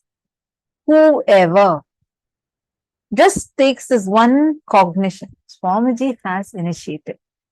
From this moment on, Just deny the very existence of pain, existence of suffering. Whoever takes that bold step right now, you will see how all that, like extremely powerful way, you will just, that pain, suffering in you will just disappear, dissolve and disappear. How many of you want to make this as a strong declaration inside of you? Ma Istaka is posted, no garlic, no onion, no asafoetida to avoid delusion and anger. Absolutely. That's what Swamiji explained as Mukayam, with the 3 things that you need to avoid for this. That's right. So now, let us understand what Swamiji had revealed here in this very powerful session. How many of you felt like just listening to this was so empowering for you? Understand, deny the very existence of pain, deny the very existence of suffering. Swamiji said, right, like even if it's needed, let us say, even if you have to deny very arrogantly, take the decision, deny. Take a strong decision to deny the existence of pain, deny the existence of suffering. Deny the existence of all pain and suffering, or in all dimensions and aspects of pain and suffering. This decision to be in the truth will expand your brain's ability to reflect, radiate, and manifest the superconsciousness, Paramashiva. That's how Swamiji describes, right? Paramashiva has 25 heads, but all the 25 heads are integrated to one consciousness, where simultaneously this one consciousness is able to think 25 various things and manifest all the 25 various things at a time in a cool, stress-free way, like absolutely stress-free way. Your decision to deny the existence of any form of pain, suffering, delusion, its aspects, dimension, etc., etc. Like Swamiji said, mentioned and above not mentioned, everything. Your decision to deny it makes such a beautiful space in you. Take a decision now. Take a few minutes inside you, internalize this. Any suffering, struggle, pain that you are suffering with, you might be suffering with. I remember a very powerful incident. One of the Gurukul mentors had shared. So this was in 2013. I heard from that person. So this particular person was a programs coordinator, and her mom was seriously ill, and her mom was admitted in the hospital. She's getting a call saying that her mom is very, very serious and she's admitted in the hospital. The doctors are saying the chance of her survival is very thin. Like she will, and this person is in Adinam at that time. The Adinam, and she's getting called to the courtyard, and Swamiji blessed her, saying there's going to be a program, a kids program. So you have to conduct a kids program. Like Swamiji said that this program is going to be happening. Swamiji didn't even say she has to conduct. Swamiji asked her, will you be able to conduct? And she had not told this to anyone that her mom is seriously ill. So when Swamiji was asking, she already knew that her mom was ill, but she didn't want to even utter that to Swamiji. She said, Swamiji is asking me if I can conduct the program. And she said, yes, I can conduct. She didn't even update Swamiji or update anyone else for that sake that her mom was admitted in the hospital. The next day, her family is continuously ringing to her saying, come, where are you, where are you, where are you? And at the same time, she has to now go to the programs hall. If she had actually told, definitely Swamiji would have said, okay, you go attend to the family, no problem. But she said, she didn't want to tell that reason. She said, just before the program starting, they're like all the participants have arrived already. She's now to take the program. And she said, before the program starting, she just made a declaration and said, what can I do if I go and sit next to my mom now, who's admitted in the hospital? Maximum, I'll also sit along with her and cry. But if I'm going to be here, when I take care of his work, he will take care of my mom, all my responsibilities. She just prayed to Swamiji, left it to Swamiji, and she conducted the session, and left only one message to her family. She said, I am right now doing Paramashiva's work. Paramashiva will take care of my mom, and I am not going to worry about it. And I'm not talking out of insensitivity, but I'm very seriously telling, definitely I'll finish the program today, and tomorrow I'll come back and see her, and I'm sure that she'll be healed. So the family, they couldn't handle it. They're like, what do you mean? Like, your mom is sick. She's like, serious. How come you're not coming? But this person said, no, I am not even going to take that as a reason to Swamiji. I am just going to sit now and do the program. She started, she did the whole day's program, darshan got over, everything was over.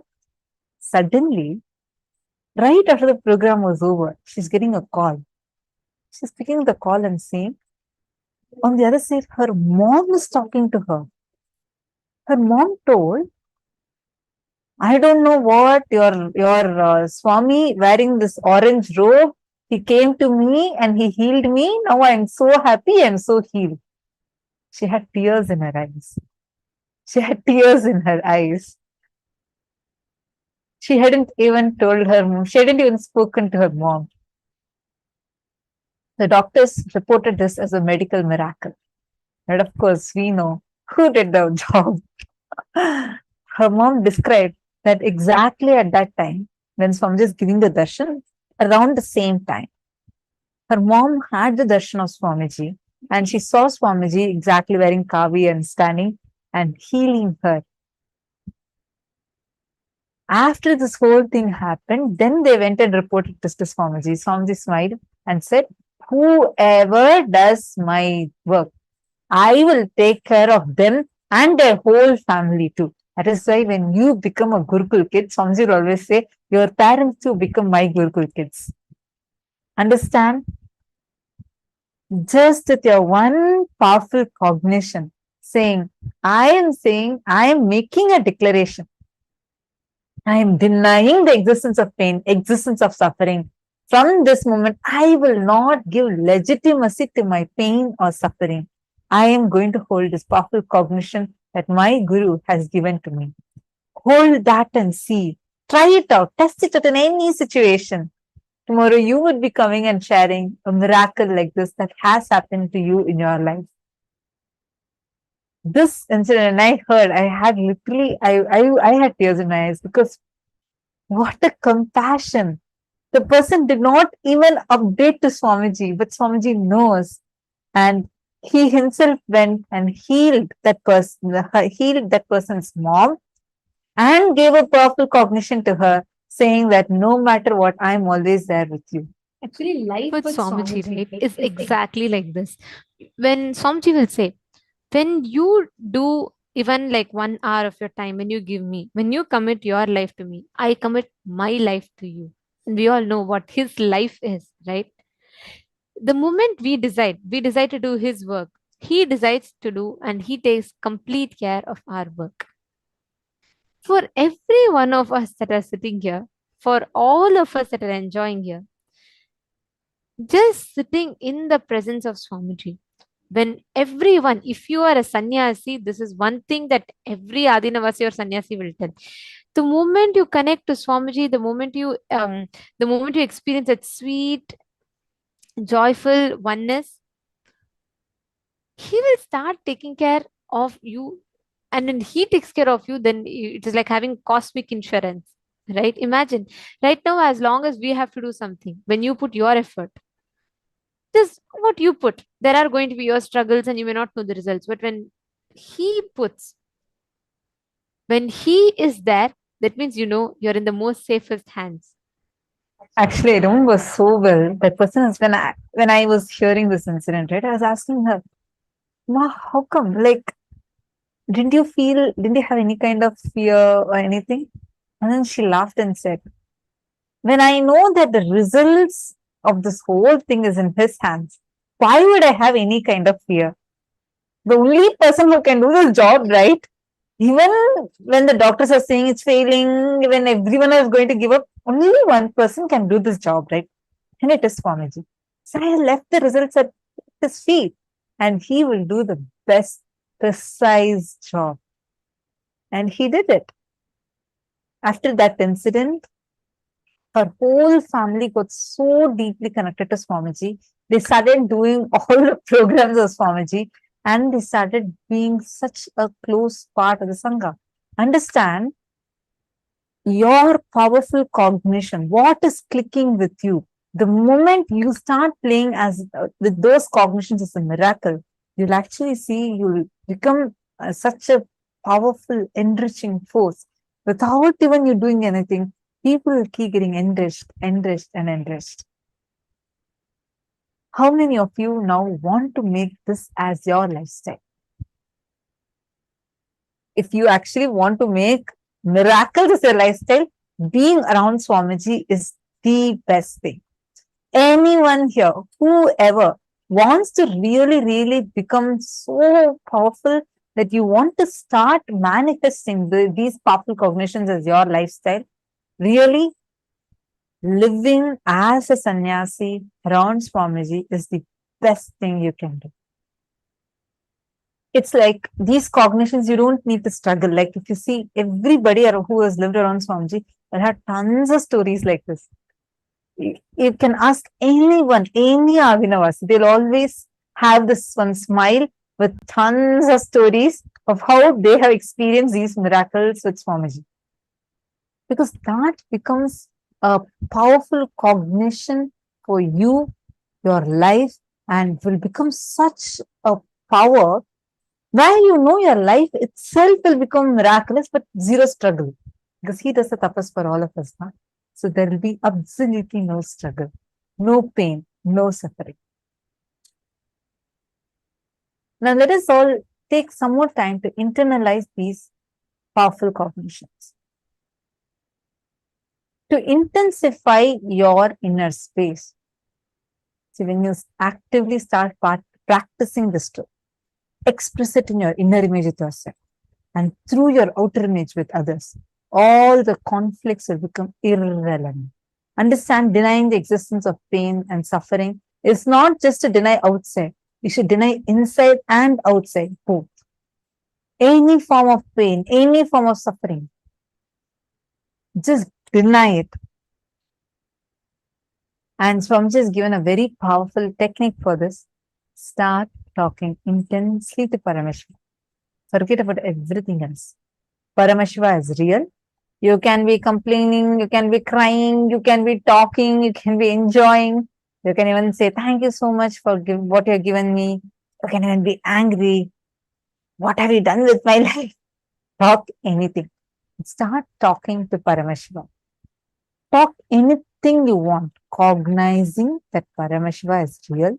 Every word you utter, you talk to him, will be giving you tremendous completion inside. Now, just create an intention. Don't postpone. Never ever you have done anything that you postpone. Happening is life. Postponing is the quality of incompletion. Postponing is death. Just take these as your powerful cognitions. And from this moment, how many of you want to make this as a declaration? Please take a few minutes and please post what exactly is the click you're having and what is the powerful cognition that you are getting. And what is it that you want to start living as a part of your lifestyle? Please take a few minutes and please post it.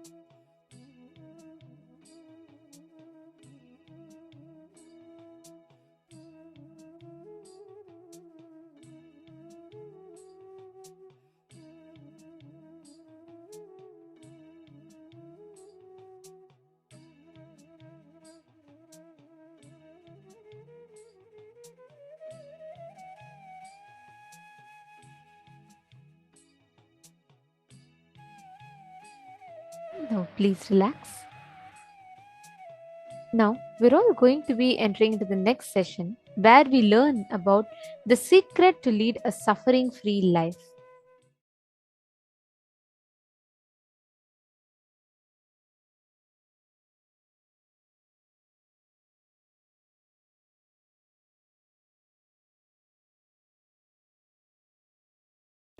We are there in the family, with the same wife, with the same life. So, what is my question? That does it mean that if you are suffering intensely, you are progressing on your path towards God? Two things. The statement which I made, the same wife, same life, same car, just a jovial statement. But to tell you honestly, neither your wife nor your car or your house is same as yesterday's. It is different. You can't step into the same river twice. I tell you, you can't even step into the same river even once. See, the moment you put your foot, before even it reaches the ground, water moves away. So, your wife is updating herself. Your life is updating itself. The whole existence is constantly updating itself. So my statement, the same wife, same car, same thing, was told in a more casual sense and a jovial sense and how you feel. But that is not the case. Actual truth. That's the first thing. Second thing, if we are suffering, are we growing towards God? No. Something seriously wrong. I can say, in the initial level, you will not have suffering, you will have suffocation. Suffocation is what Ramakrishna calls the seeking or the intense yearning. Vyakulata, that is the word Bhagavan uses, Ramakrishna is using. Vyakulata, the intense yearning. There will be suffocation, not suffering. Suffocation means feeling that you are not enough. You have not expanded what you can. You are not doing what you can. It's just like missing some part of you. It won't be a suffering. Suffering is different, suffocation is different. Suffering is something when you think, I need this, and you are not achieving. That is suffering. Suffocation is, you know, you are something, but you have not become that. Suffocation is from within, suffering from outside. Suffocation is from prarabdha, suffering is from agamya. Prarabdha means the potentiality which you brought with you is prarabdha. Agamya is the desires which are accumulated after coming here. The accumulated desires bring suffering. The agamya brings suffocation. Suffocation inspires and helps you to expand, open up, break. Suffering puts you in deep depression. So I feel suffocation will just explode into joy. There won't be suffering between you and the enlightenment or the Atmajnana. So I can't accept the word if you are suffering more, you are going towards divine, towards God. According to my experience, not only goal, even the path is Anandamaya. Path and goal, both are Anandamaya. In the initial level, the suffocation will be there. Please understand the difference between the suffocation and suffering.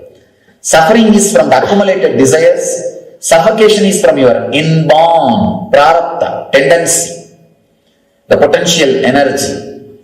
So when a seed has not become tree, when the seed is about to break, it has that suffocation, vyakulata. But suffering is after you become tree, suddenly you want maybe 2-3 houses built on you or 2-3 cars so that you can get into that. Tree can't move, which you try to accumulate something which is not directly yours, your very quality. That is what I call suffering. Suffering is from akamya, suffocation is from prarabdha. Prarabdha, suffocation may be there in the initial level in your spiritual path, but agamya, the suffering, a depression cannot be there in your spiritual journey. Then there is something wrong if the suffering is there.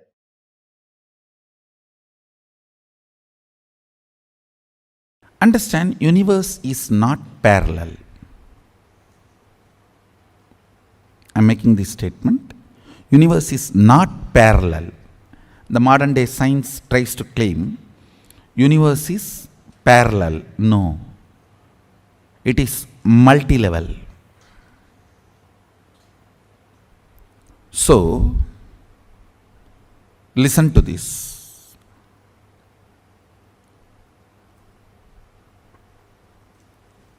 If a rishi sits here and with will persistence declares Brahma has to appear in front of me, Brahma's throne will shake, he has to appear in front of you. Because it is multi-level, not parallel. Listen.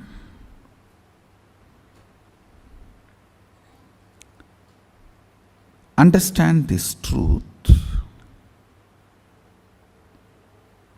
Even if you decide to do a small act like moving your right hand, the ripple effect of this directly affects the sun.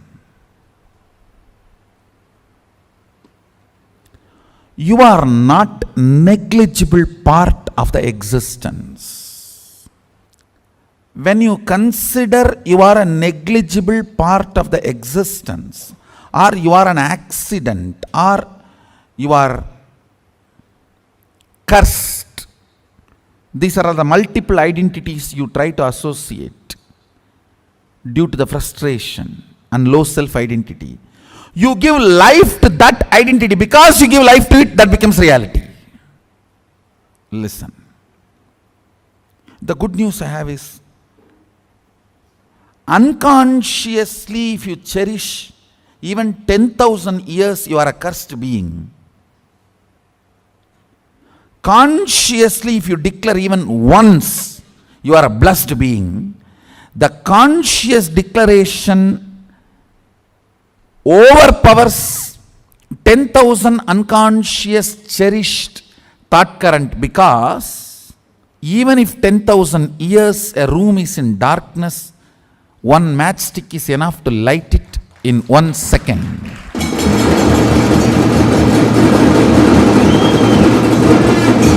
Listen. All powerlessness, all fear related thought currents, and all low self inner image you are cherishing, which puts you in powerless, is not clutched to consciousness. You need to understand that.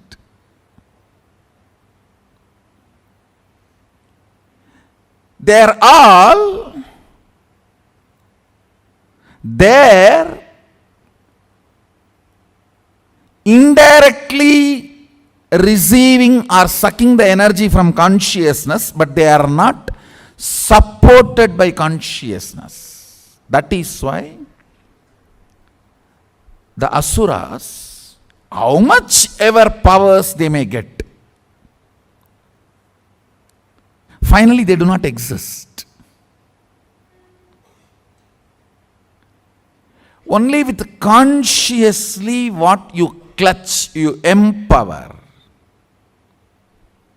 exists. So what I am trying to convey with these few statements, every idea, thought current you cherish in your brain creates certain map. If that map can be taken out and inserted on somebody, it is called circuit. If you cannot take it out, it just dies within you, it is map.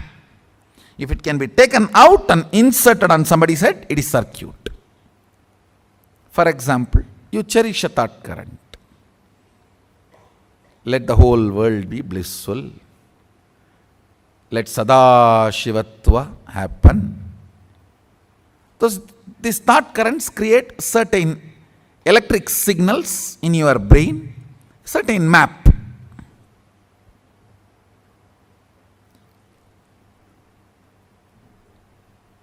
If you are able to hold that stably till the other brain vibrates to the same frequency, it is called circuit. Understand? My Sadashivatva, I hold on to that till all of you are able to reverberate to that frequency. That is what is initiation.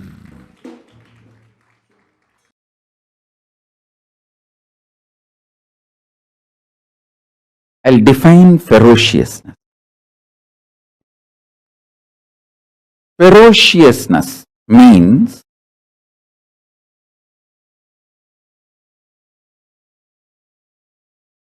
powerfully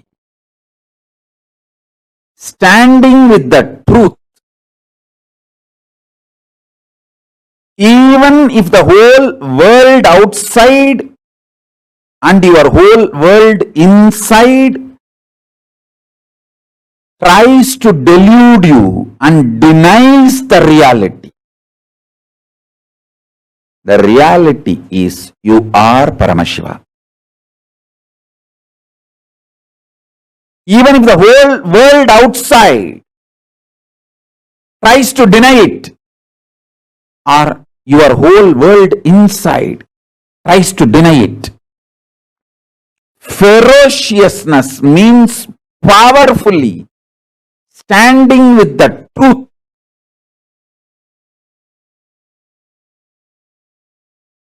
uncompromising, absolutely not letting the outer world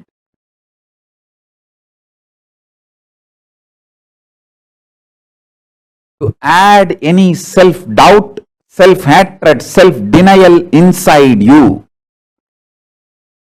The world or my world.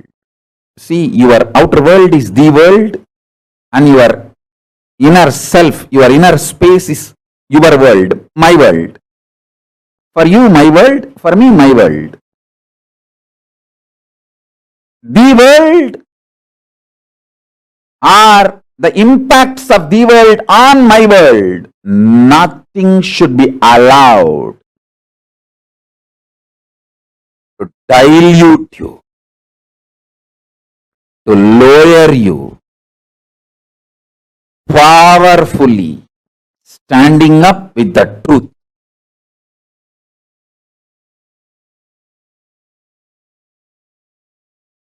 Listen.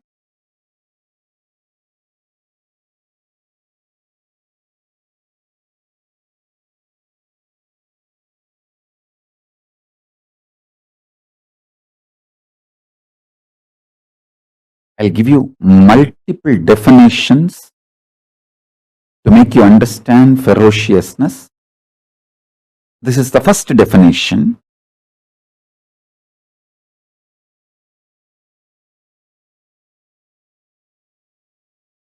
The outer world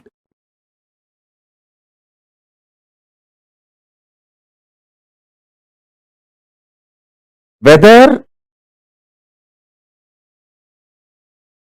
it manifests, behaves as you want or not, or the impact of the outer world on your inner world, whether that goes as per your whims and fancies or not, the truth, absolute truth, the ultimate truth should be cognized, powerfully concluded, uncompromisingly. I will repeat now. You are Paramashiva is the truth, ultimate truth.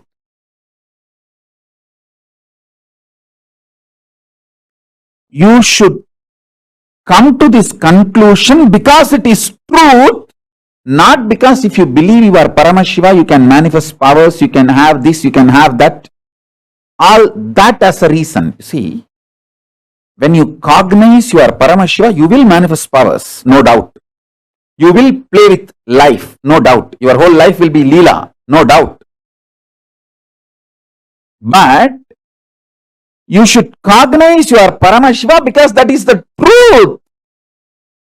Not because there is a utility value because of the truth. That is the truth. So, deciding to cognize the truth uncompromisingly because it is truth, powerfully, is ferociousness.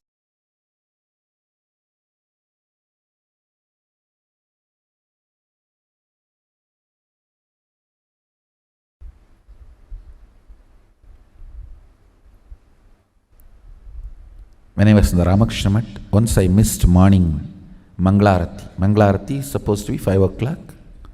I missed Manglarati. I did not try to find out what is the reason, what must be the pattern, I should complete with it. No QTPI analysis. No.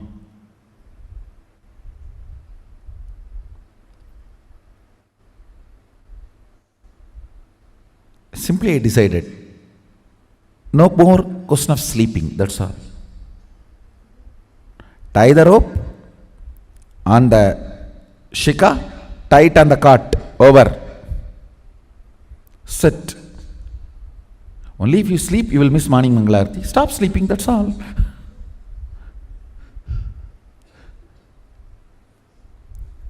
The ferociousness was such. My body and my mind, both of them know, if I decide, I decide. They just obey me if they want to live with me.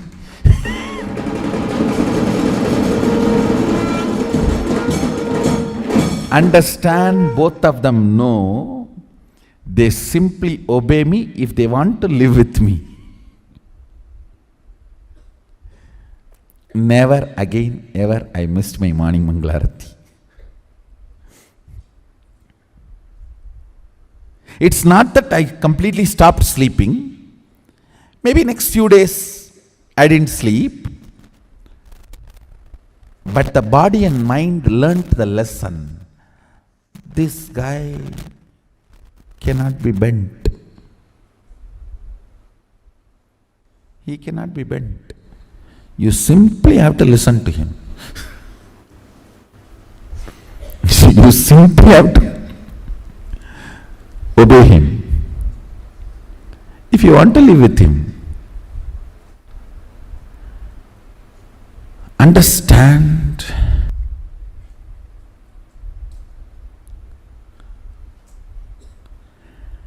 When there is a problem in others, you deal ferociously. When there is a problem with you, you do it very QTP. It should be the other way. When there is a problem with others, specifically do the surgery only where it is required. When there is a problem with you, your whole being should be made to shiver by your ferociousness.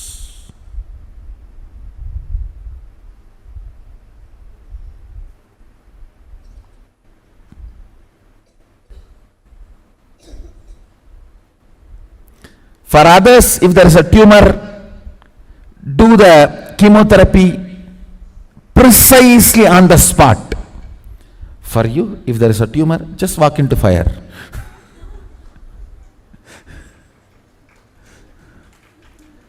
The ferociousness.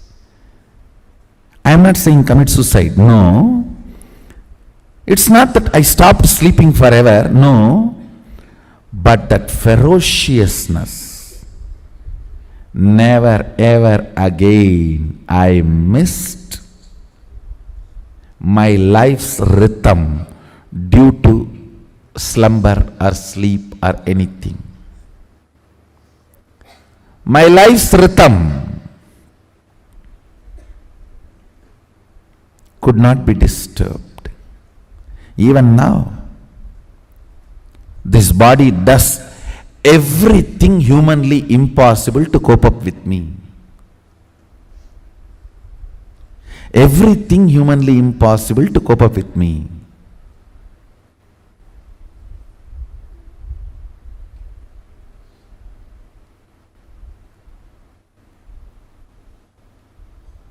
It is no more a tantrum throwing girlfriend or honeymoon husband, honeymoon upset wife. No more a middle-age crisis wife. No. A polite, chaste, 60-year-old Dirgha Sumangali wife. Auspicious just by the scene. It is no more a tantrum throwing girlfriend, her honeymoon upset wife, or a middle-age crisis wife. No.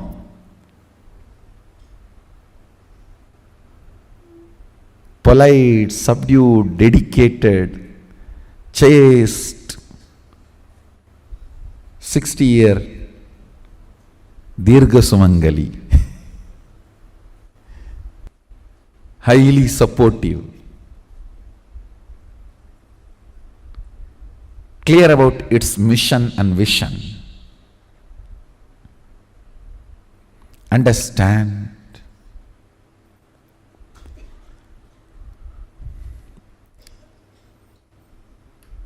Anything stands as an imagination in the length level, visualization in the breadth level, declaration in the depth level. If you open your time with ferociousness, it just sinks into space level.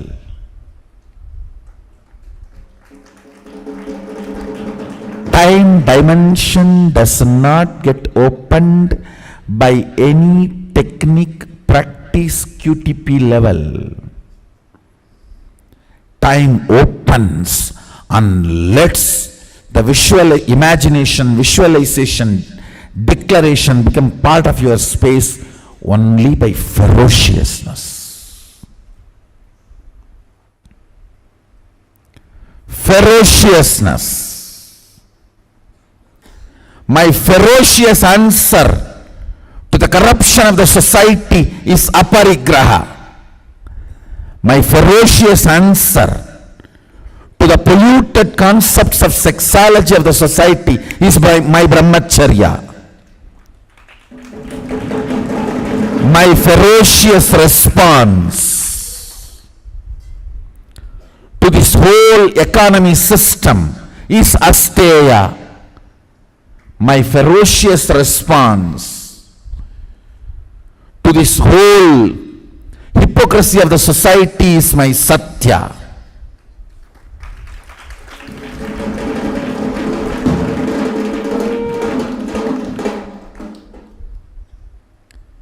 My ferocious response to the whole violence of the humanity is my ahimsa.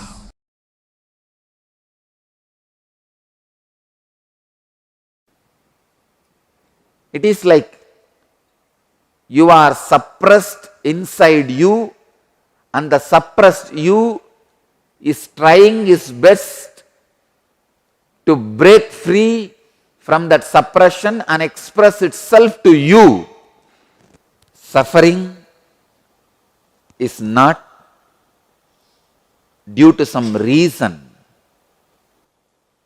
All your effort to find some reasons for suffering is only you yourself trying to miss the real life. Suddenly Arjuna is realizing his sufferings are not due to any reason.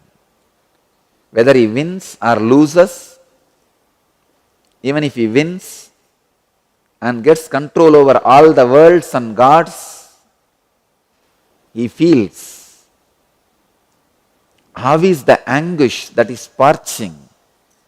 My sense organs are going to be healed. He realizes the original suffering. When you start suffering and trying to identify some engrams, some reason for the suffering, if you did not find the reason you are blessed, then you will realize Suffering has no reason. It has no reason. It has no reason.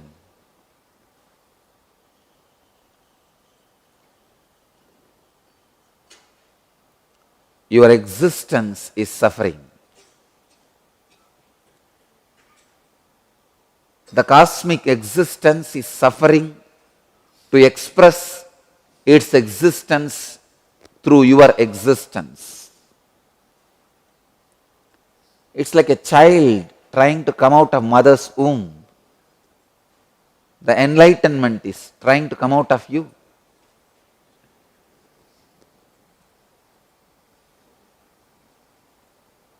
If you find your boss as a reason for your suffering, again and again you will take birth to take revenge on him.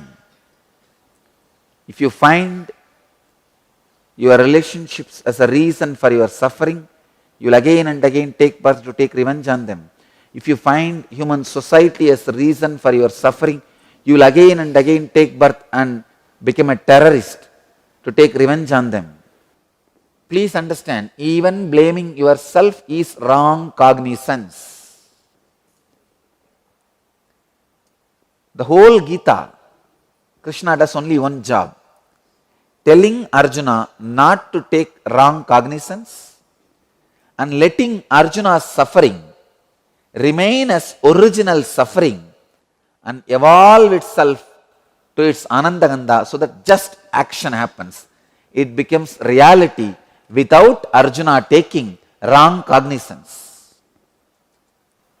When you stop taking cognizance of any particular reason for your suffering, the maturity of the soul starts. The dark night of the soul starts. The dark night of the soul should not be understood in a wrong way. Please understand, it's a tremendous depression filling your whole being, but should not be taken in the wrong sense. It is like a delivery pain. Delivery pain should not be taken as inauspicious. It's an auspicious experience to bring one more life to planet Earth. Same way, the dark night of the soul is the auspicious expression to bring one more enlightened being to the planet Earth. I can say, the day you experience the dark night of the soul, the maturity of the soul starts. The counter starts. Yes, one day your soul is matured, 2 days your soul is matured. Then you only receive lessons. And I wanted to leave you all with this one truth today. Stop taking wrong cognizance for your sufferings. Your existence is suffering till enlightenment. Because the cosmic existence is struggling through your existence to express its existence. So don't take wrong cognizance. Your family is not responsible for your suffering. Your friends are not responsible for your suffering. Your enemies are not responsible for your suffering. Not even human society is responsible for your suffering. You are suffering because you are suffering. Cosmos is trying to express its existence through your existence. You are going through a delivery pain. Don't curse the nurse.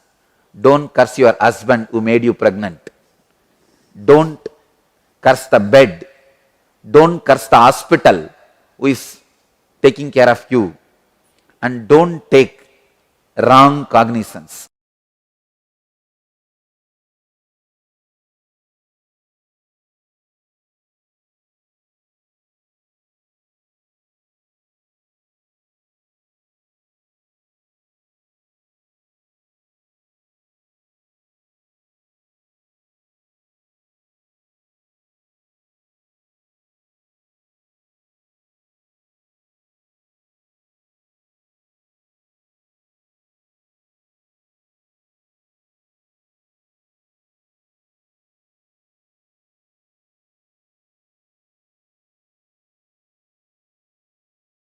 supernal effulgence of Paramashiva, which is eternal inside you, cannot be produced, cannot be stopped, cannot be taken away from you, but you can choose to get deluded in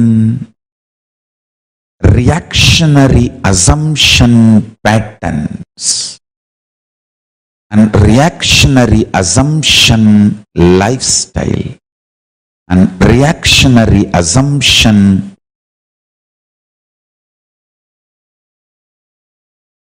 patterns and lifestyle caused mess. Understand? The reactionary assumptions patterns, reactionary assumptions lifestyle, and the mess caused by reactionary assumptions and that lifestyle.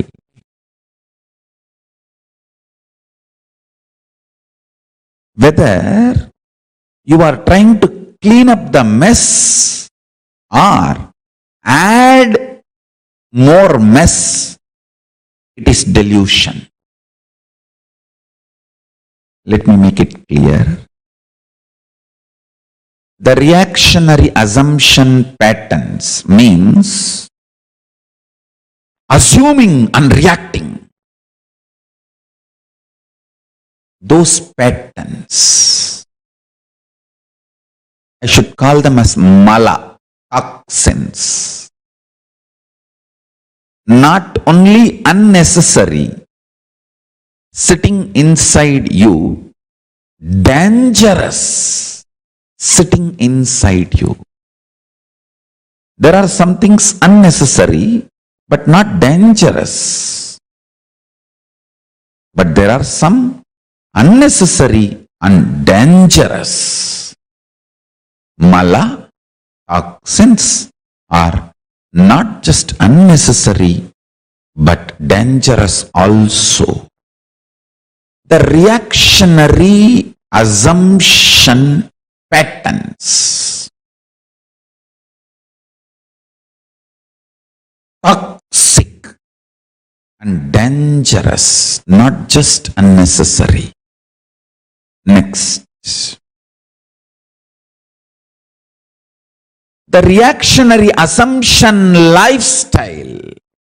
So, behaving this way and making decisions, becoming lifestyle. That is second. Third, the mess you made in your life due to this reactionary assumption patterns and reactionary assumption lifestyle. Understand? The fourth is the important statement I am making.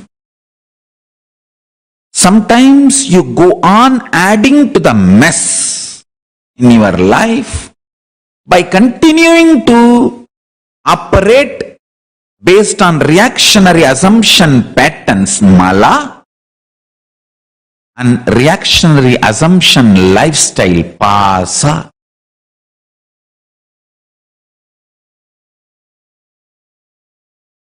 If you are adding more and more reactionary assumption patterns and reactionary assumption pattern based lifestyle,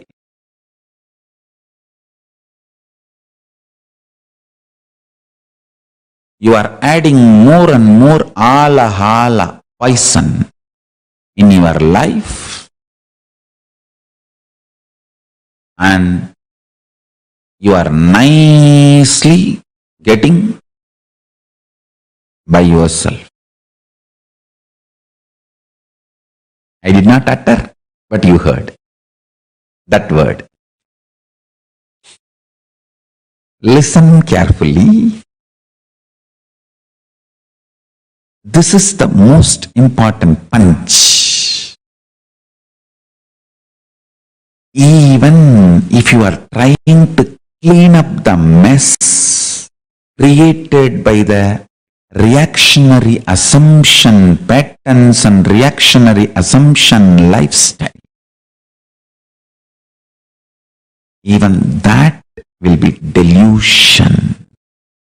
The one and only solution is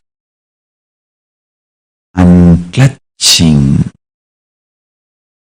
withdrawing into supernal effulgence of Paramashiva. Unclutching, nirvikalpa samadhi. Applying the Ishana principles, liberating cognitions, liberation principles. Yesterday's satsang, I gave a very simple method. If you just internally tell yourself, okay, I am not going to struggle anymore with this business which is torturing me, with this job which is torturing me, with the relationship which is suffocating me. I am declaring liberation, I am withdrawing. Even if you take a conscious decision, don't do, I'm not saying divorce, I'm not saying resign the job, I'm not saying sell the company, no. I'm saying decide to create an inner space for yourself where you are not constantly functioning out of reactionary assumptions. This is what I call liberating cognitions, liberation principles. Withdraw. For 2 days till, I'm not going to get involved. Let me have my space. Let me sit with supernal effulgence of Paramashiva. Let me sit with Swamiji and talk to him. The supernal effulgence of Paramashiva. Whenever you are continuously functioning the reactionary assumption mode, and you are tired, demons and negative elements can enter into you, influence you, and turn you against the fundamental truths. That is why first thing you need to withdraw. Apply the liberation principles, liberating cognitions.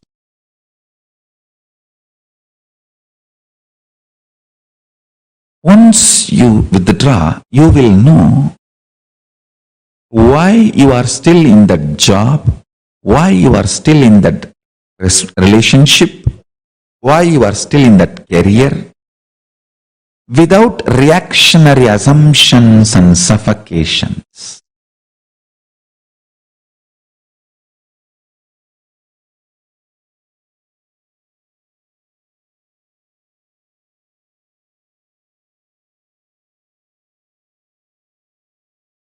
Reactionary assumptions.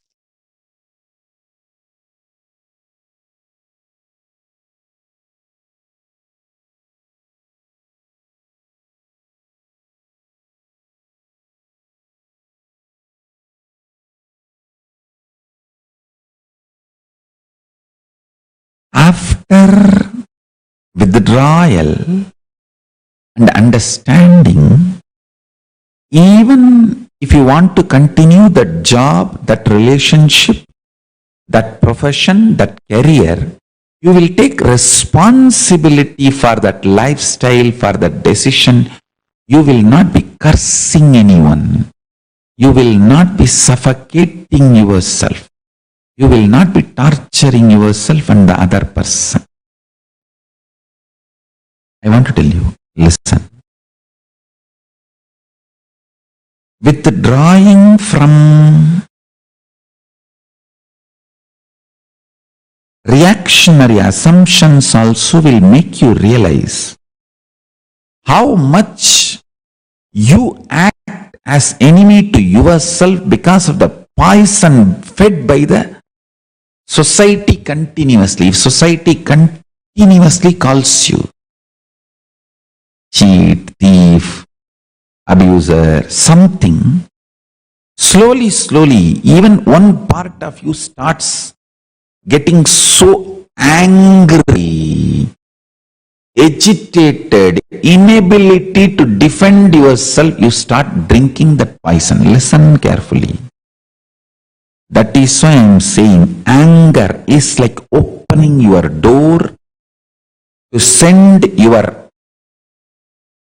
army to attack, but many times when you open your doors of the fort, your fort's door to push your army out to wage the war, the opposite side army sneaks into your fort a little bit at least. That is why I am saying, do not open the door called anger of your fort. Reactionary assumptions are like a fort's door. You may be thinking, no, I will get angry and send my soldiers, attack the enemy. No. When you open, sometimes the enemy soldiers sneak into the fort through the same door, and self-hatred is enemy soldiers sneaked into your fort and sitting inside your heart, grounding yourself deeply in unclutching nirvikalpa samadhi will give you the feeling you are legitimate. That's the most beautiful feeling Hinduism can give to the world. You are legitimate. You are not sinner. You are not slave. Amritasya putraha. You are the sons of immortality. Manifestations of immortality. Putra means extension, manifestation, living inheritor. Not just son or daughter, living representation, living inheritor, extension. You are Amritasya putraha. You are living inheritor of immortality, living extension of immortality.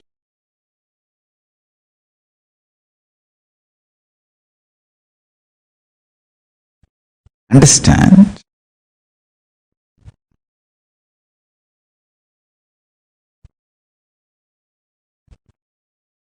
I'll give you this insight. Listen to this.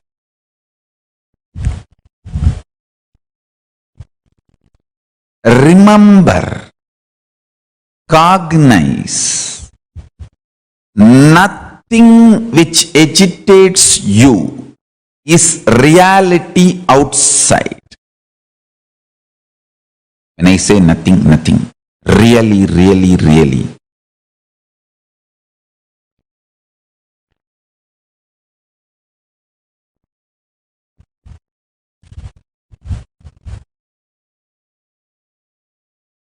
Anything which agitates you, I'll put it in 2-3 ways so that there is no misunderstanding due to the words. I'll tell you in 2-3 ways. Anything which creates agitations in you, reactionary assumptions, acting and reacting, all of it is delusion and illusion. This cognition will only make you more responsible because you will have clear inner space. You will have an inner space where there is no chaos. Everything is order. There is no reactionary assumptions. Understand? I tell you. You always see the result and then decide whether what you are doing is right or wrong. But I tell you, you should always see the inner agitation and then decide whether you are doing right or wrong. Reality is subjective, and from there it starts. End does not justify means, because what you consider as end is delusion and illusion.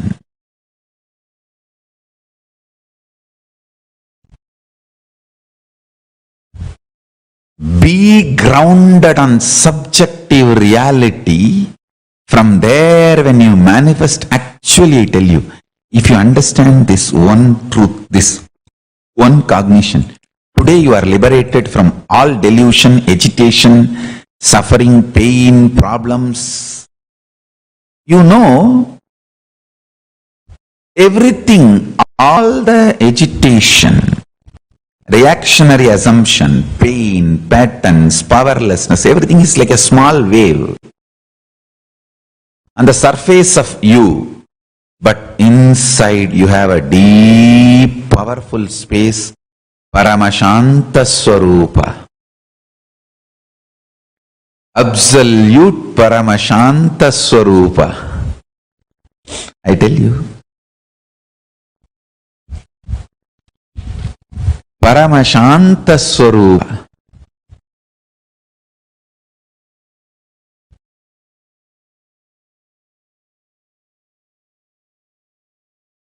Discovering, cognizing your internal Paramashanta Swarupa is Nirvikalpa Samadhi.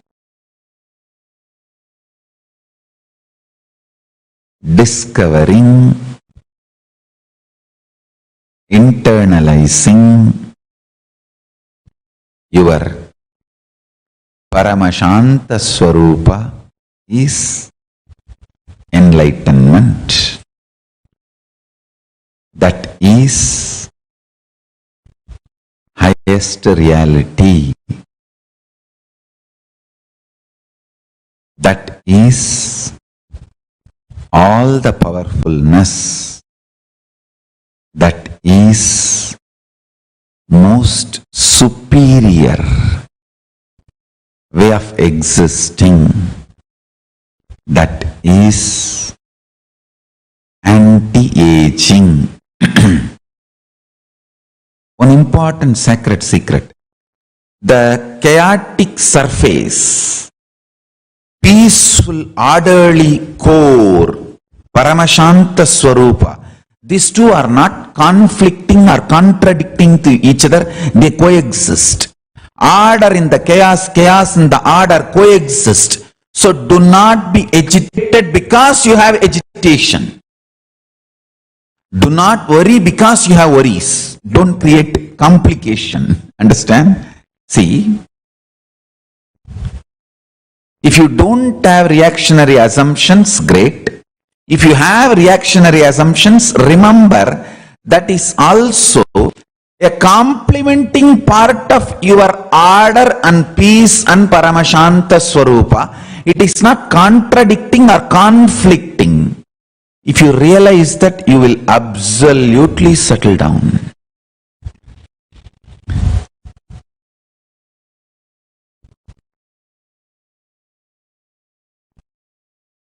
That settling space will help you to do what is right from subjective reality.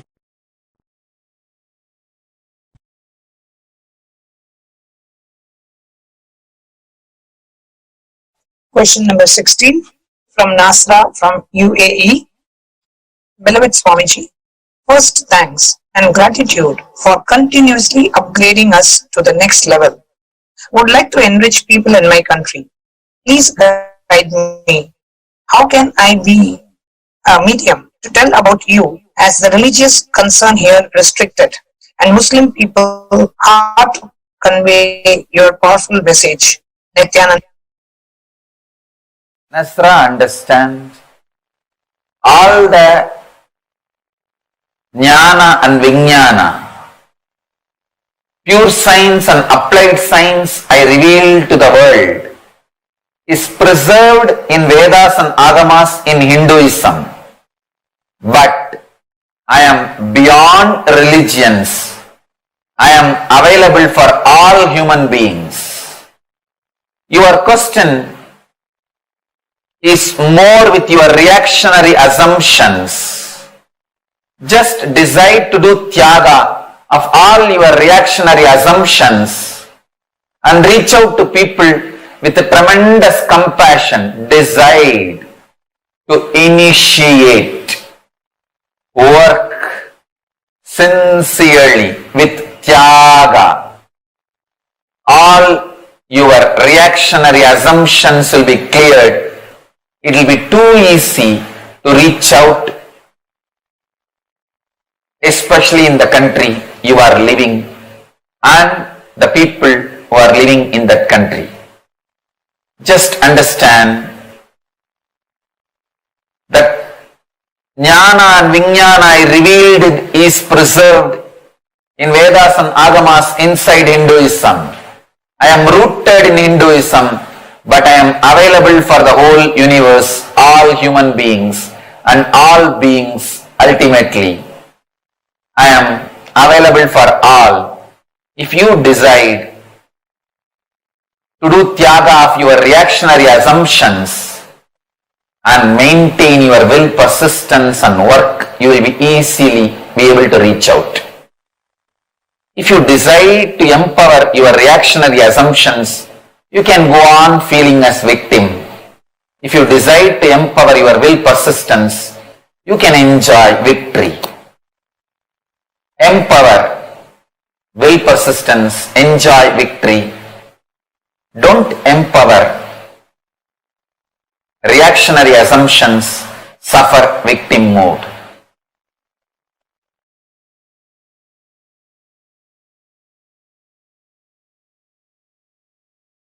You associating yourself more and more with cosmos, existence of you. As I told, you have 25 faces. One face is your body. That's only one dimension of you, one face of you. Your cosmos is one more face of you.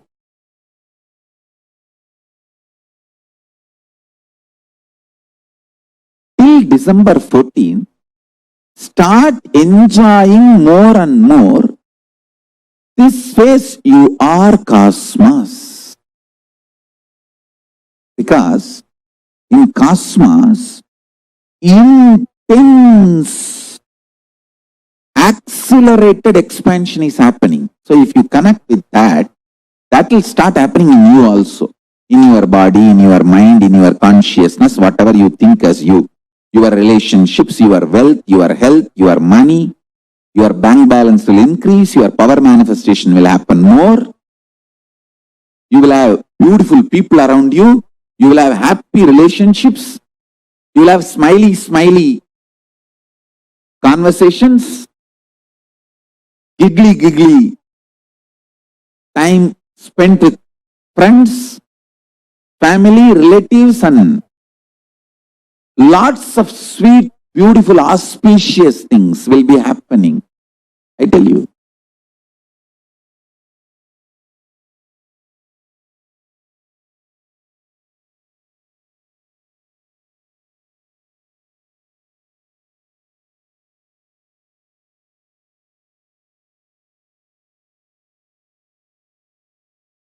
When a man feels insecure, his first reaction is sexual activity. When a woman feels insecure, the first reaction is frightening, terrifying, fear, and destroying everything, doubting everything around her due to that fear. Understand? In both situations, You just need little bit of unclutching and relaxing into the truth you are cosmos. Develop this one phase in you. You are cosmos. You will see tons of your reactionary assumption based destructions will reduce.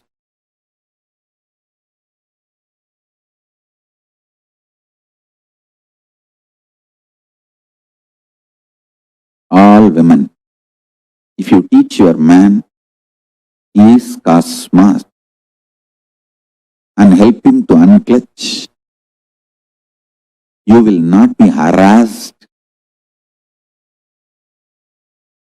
demanded, you won't feel exploited, you won't feel used. He will be such beautiful part of your existence. All men, listen, if you teach your women, they are cosmos and little unclutching. You don't have to shiver in your own home for the 3 days.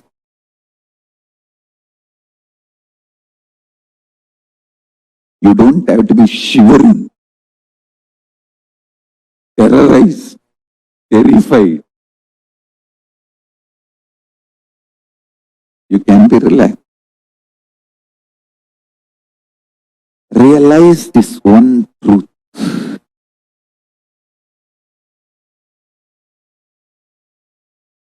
At least till December 14, add in you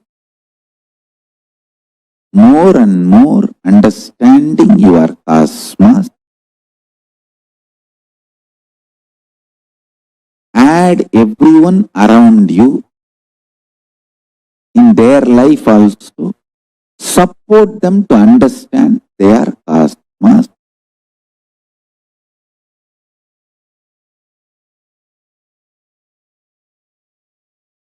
Always cherish pure love.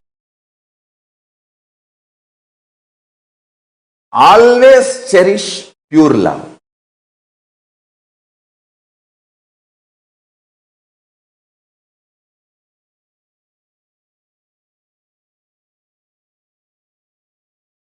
Pure love is pure tyaga. It will have tremendous patience, tremendous tyaga. Understand, listen carefully. It will never be reactionary assumption.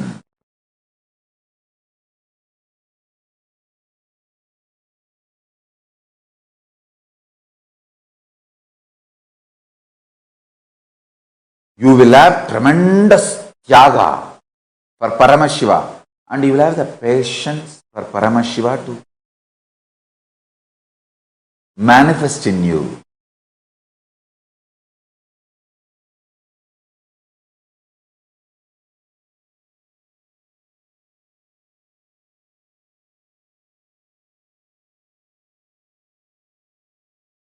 I tell you,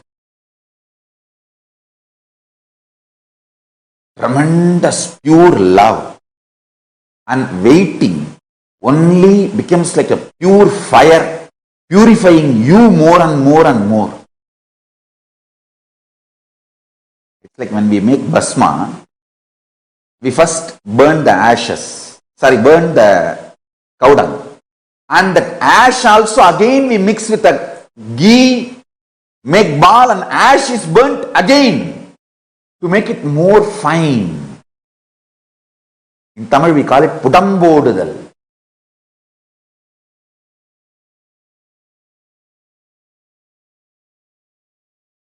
To make the bhasma or to make the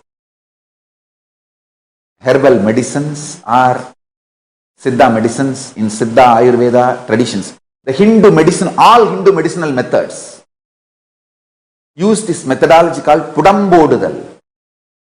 Ashes will be burnt again and again, multiple way.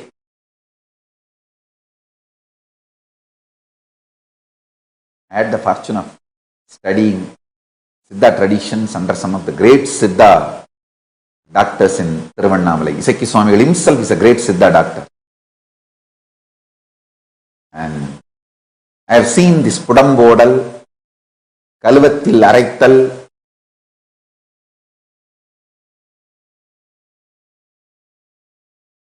all this process I have seen.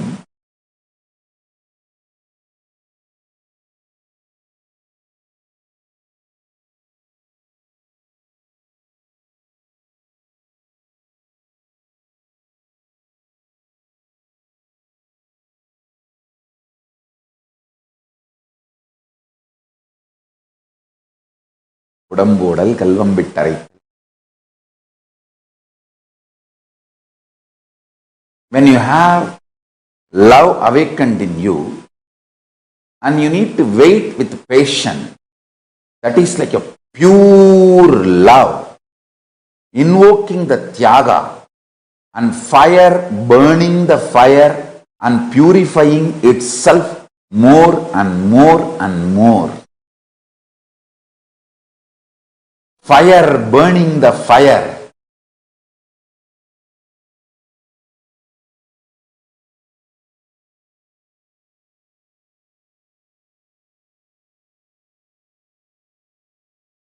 Fire burning the fire. That is what is the Pudambodal. I tell you.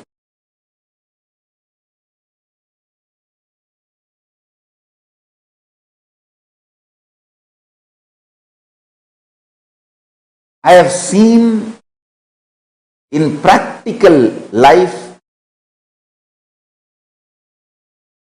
more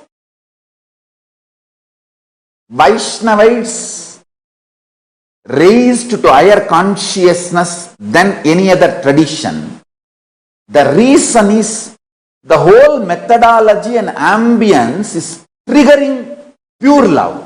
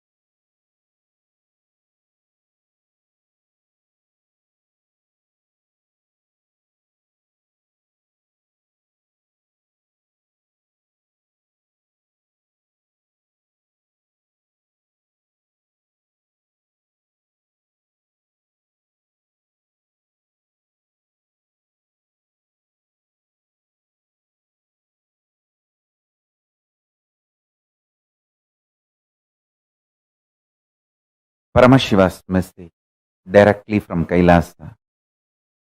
Listen.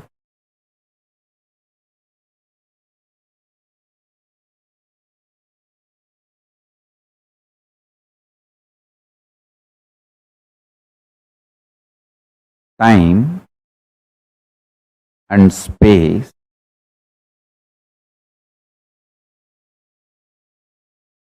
the continuum of time and space is due to a stuff connecting both.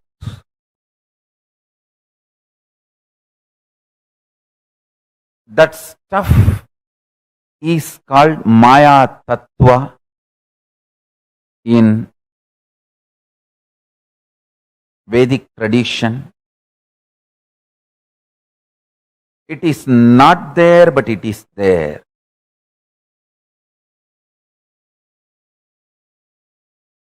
Because the time and space, both the dimensions, do not have a clear border, kind of a watertight compartment border. No. Understand this very intensely. For example, if time and space put together is 100 meter, consider an 100-meter cloth as time and space. For some people, 60 meter is time, only 40 meter is space. For some people, only 30 meter is time, 70 meter is space. The time and space continuum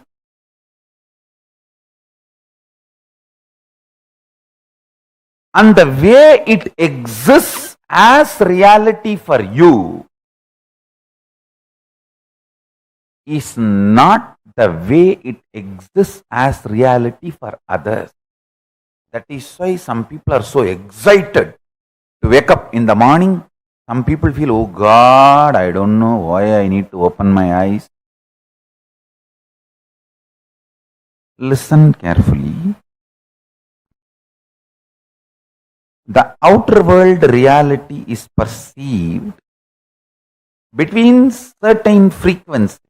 Like I gave the example, 20 hertz to 20,000 hertz sound only can be perceived by any normal human being. Below 20 hertz or above 20,000 hertz, you can't perceive it. You can't hear it.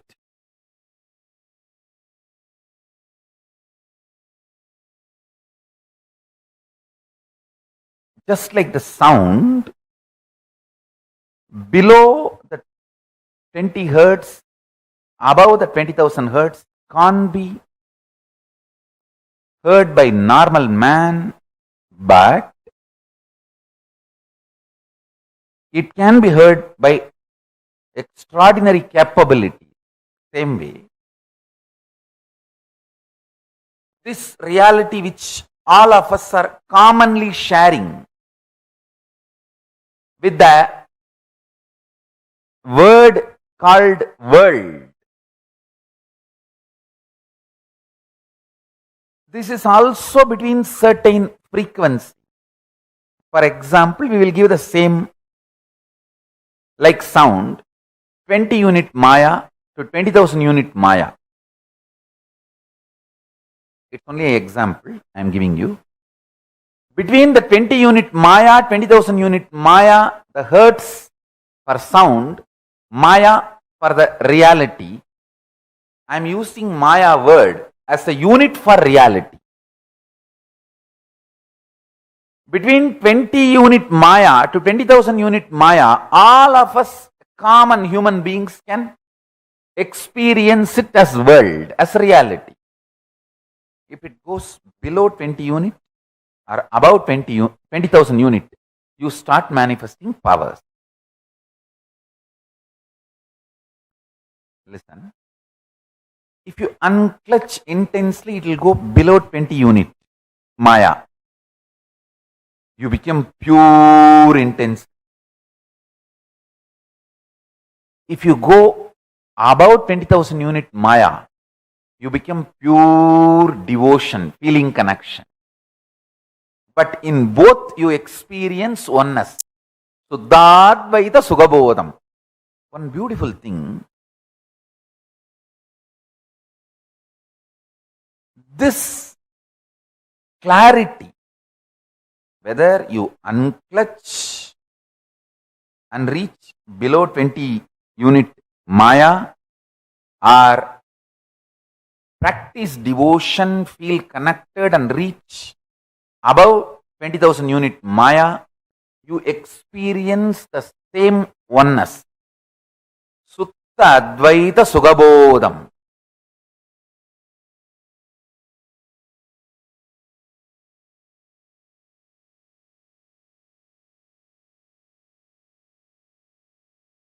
If I initiate you into power manifestation,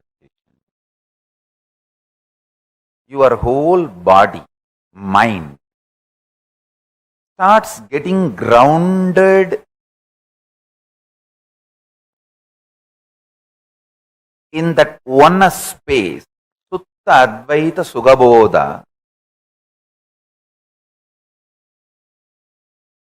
What you manifest is Shakti, not ordinary Siddhi.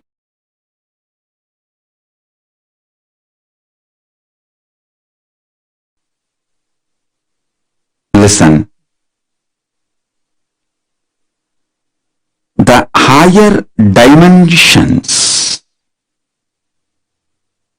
when they enter consciously into the lower dimensions, they manifest as powers. Unexpected positive turn of the events and the reality you experience. You can name it as miracle, you can name it as power, you can name it as a God's grace, you can use any name you want, but the greater science, the cosmic science is the higher dimensions entering into the lower dimensions. For example, length, breadth, depth, time, space. If the space dimension enters into time, time literally manifests everything space wants. If the time dimension enters into depth, depth manifests everything time wants. Understand? This length, breadth, depth, time, space, all these dimensions are independently intelligent, alive, able to make their own conclusions and respond within their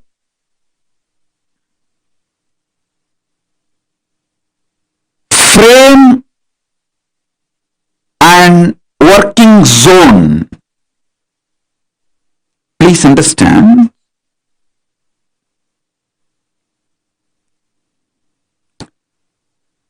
the length dimension is responsible for your logic, rationality. The breadth dimension is responsible for your ability to feel the emotions, feeling connections. The depth dimension is responsible for you making cognitions, powerful cognitions about life beyond your logic and emotions. I am mapping the cosmic dimensions into your practice practical, every day-to-day experience. Listen.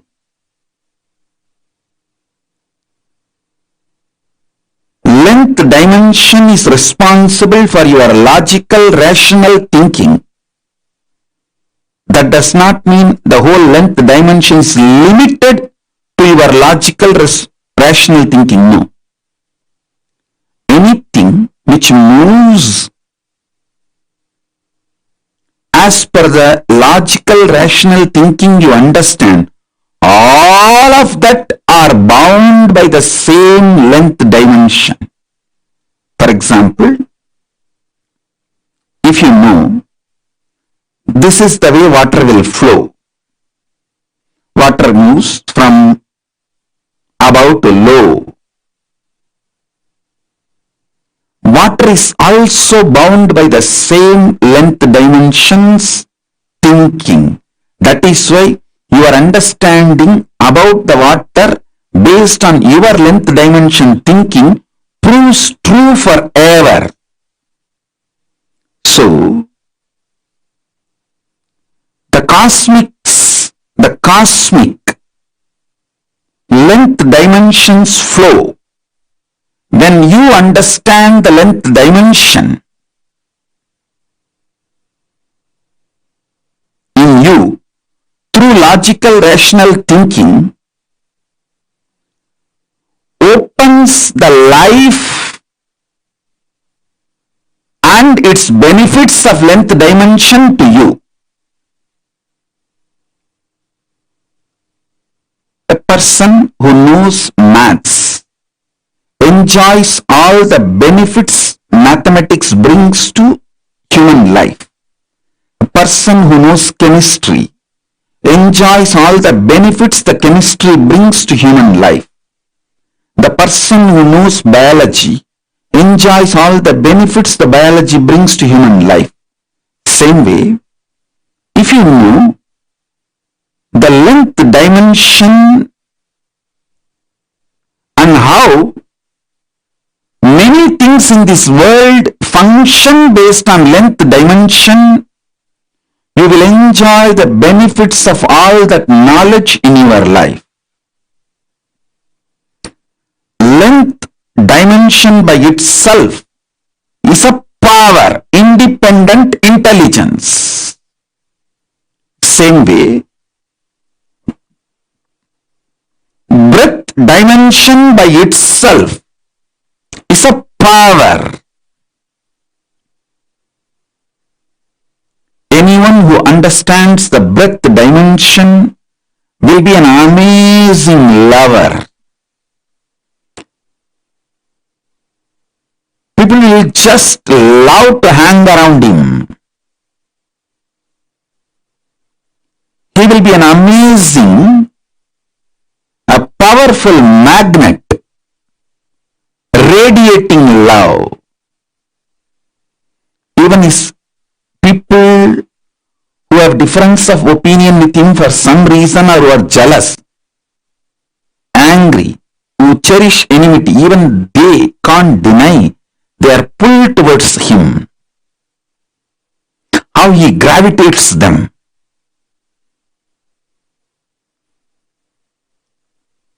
A person who understands depth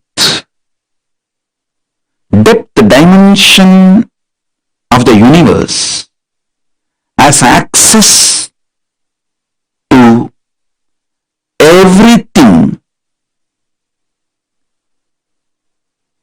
which functions centered on any principle.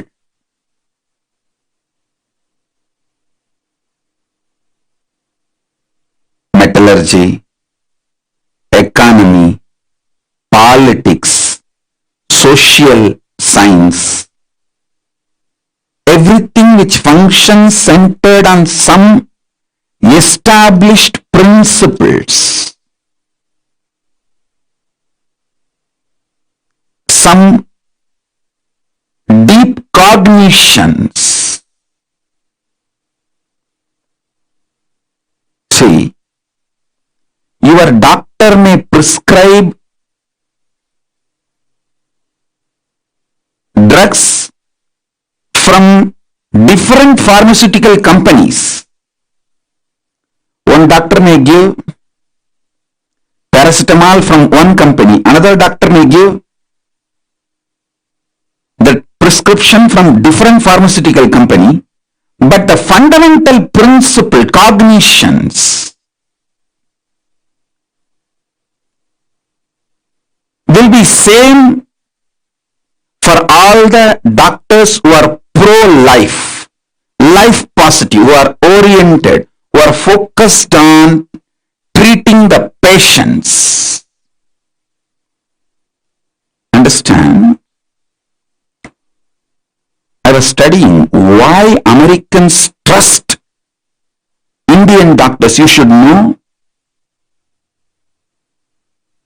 Indian doctors are the most successful doctors in US, not just in number, are making money, trusted by the patients, because fundamentally they don't compromise on the health of the patient.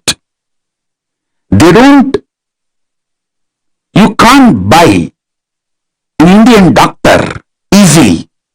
I'm not saying the other culture doctors can be easily bought over. No, I'm not saying any of that. Don't make negative inference. I only wanted to say the statistics available, data available proves not only big pharmas are not able to buy Indian doctors to do unethical practices, the patients also have a high trust for Indian doctors when the patients have choices. Even if they have to travel long distance or take few more steps, they opt for Indian doctors if the Indian doctors are available. That was a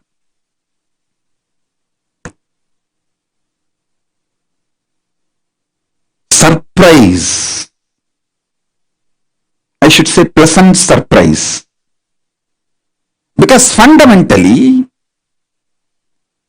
Hinduism drills the cognition life is sacred. Ahimsa paramo dharmaha. Make money within the framework of non-violence. Do not violate the fundamental principles of life. So understand, every dimension, when it enters into the lower level dimensions, it manifests intense power. Now, I want you to understand,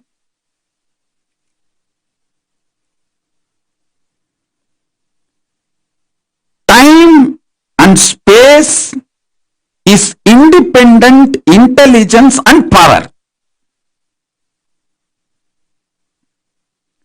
I'll give you simple understanding, very raw, crude, down to earth.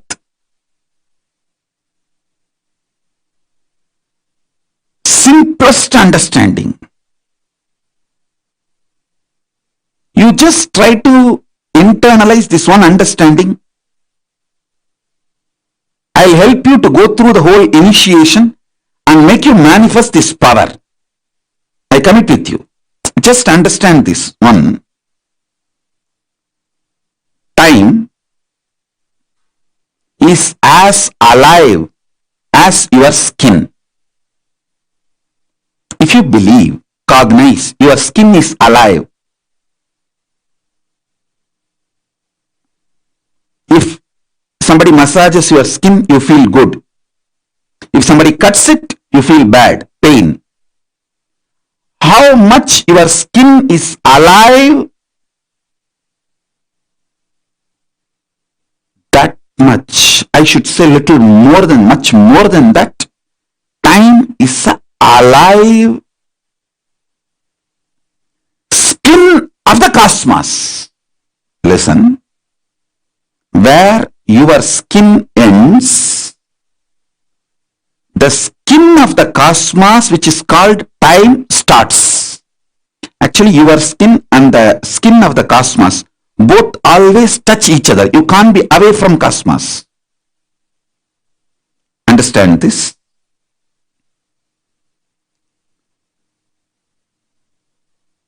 Where your skin ends, exactly that is the spot time starts.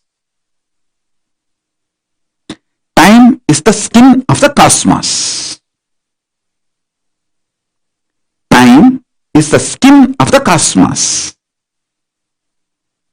How you have a nervous system which passes the thought currents inside you, same way the cosmos has a nervous system which passes its decisions and thought currents, that is the space.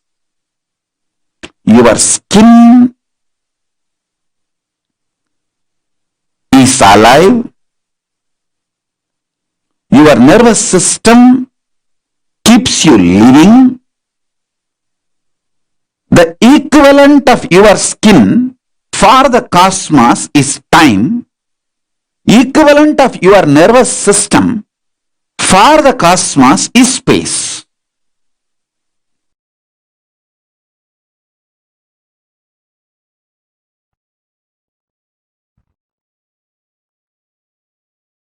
The dimension of Chidabhasa of the universe, where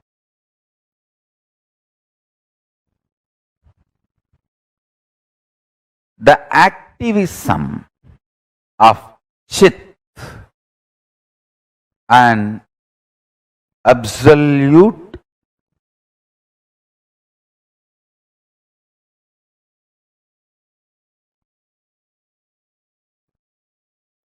pure existential reality of Chit.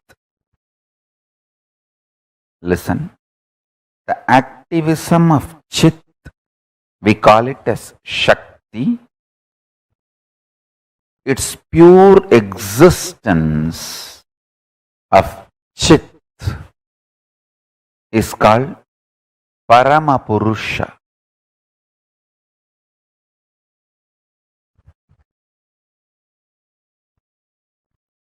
These two together, in its pure being space and intense doing space, both together, is the dimension of Chidabhasa.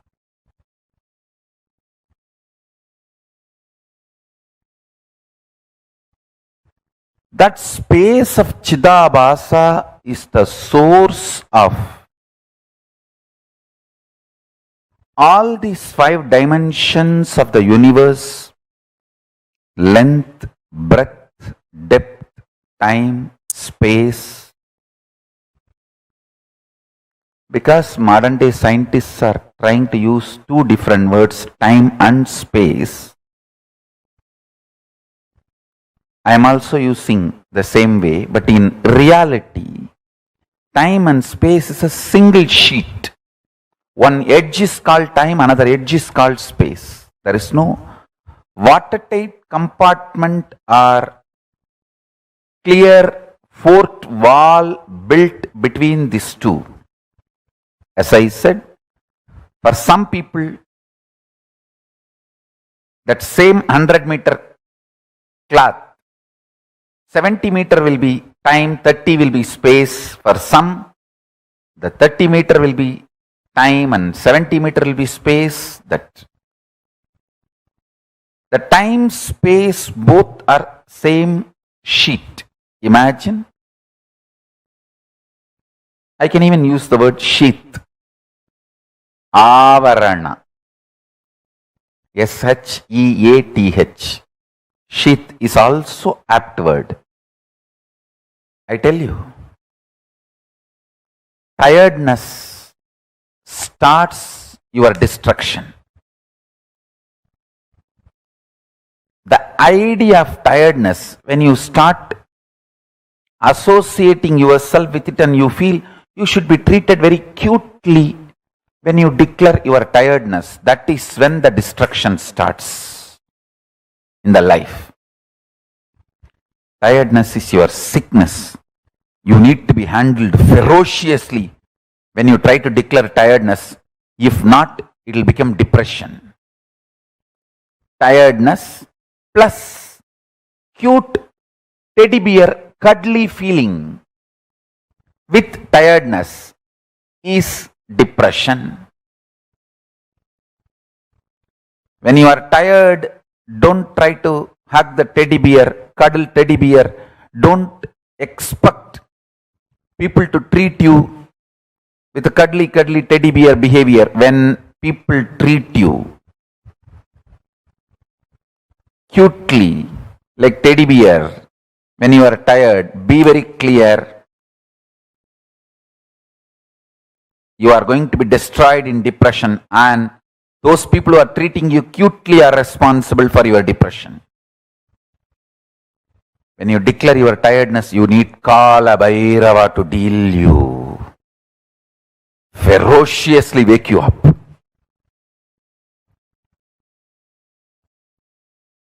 Boredom leads to suicidal, tiredness leads to depression. I tell you, if you are feeling tired, just take a cup of coffee, do some yoga, learn to jog, maintain your body, and break your tiredness. Tiredness evolves as chronic fatigue and depression in your system.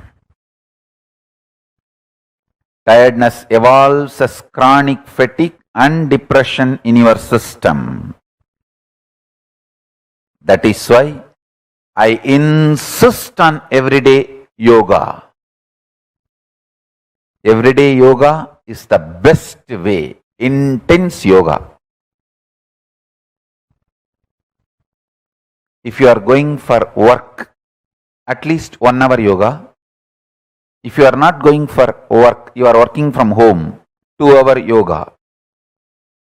To keep yourself alive. Don't try to conquer laziness for your whole life. Conquer laziness for now. Today you will not be lazy, that's all. Don't try to tell yourself, I will never be lazy ever. No, it doesn't work. It doesn't work. Today I will not be lazy. That's it.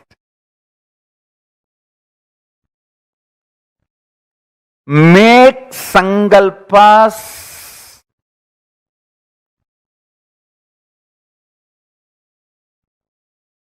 only to the time space available to you immediately.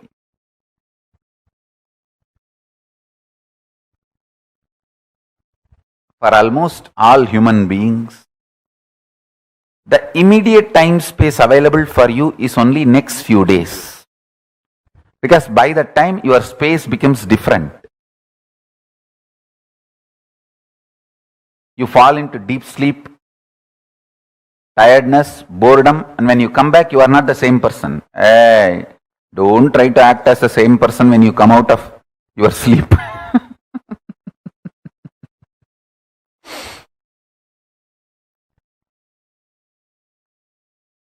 Immediately, what is available to you?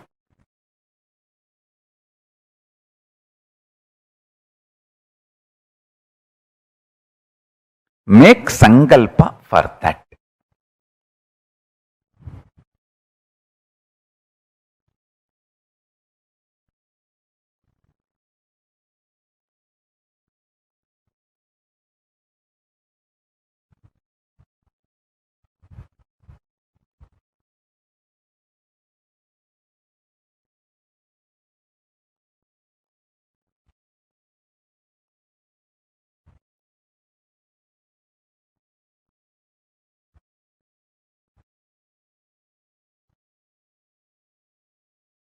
I'll give you few techniques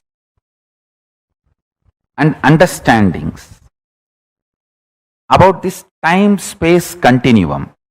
See, the time-space continuum word, only I am trying to explain by using the original Sanskrit word Chidabhasa. The Chidabhasa only I am trying to translate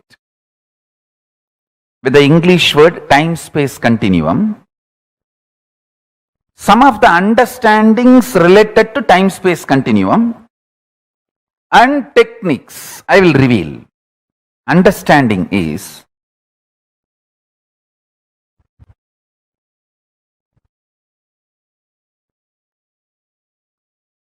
simple conscious will persistence, conscious decision. Decide, today I will not be tired. That's all. If you decide, I will not be tired forever, immediately one part of your mind, you have inside you, your automated artificial intelligence version of your wife sitting. Hey, Lucy, how many times you told the same thing? You did the same sankalpa. You tried, and how bitterly, utterly, stupidly you failed. Keep quiet, say.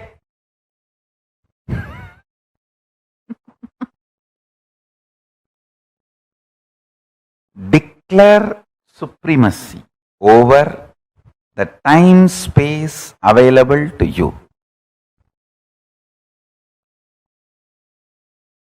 That is what I call Satya Sankalpa.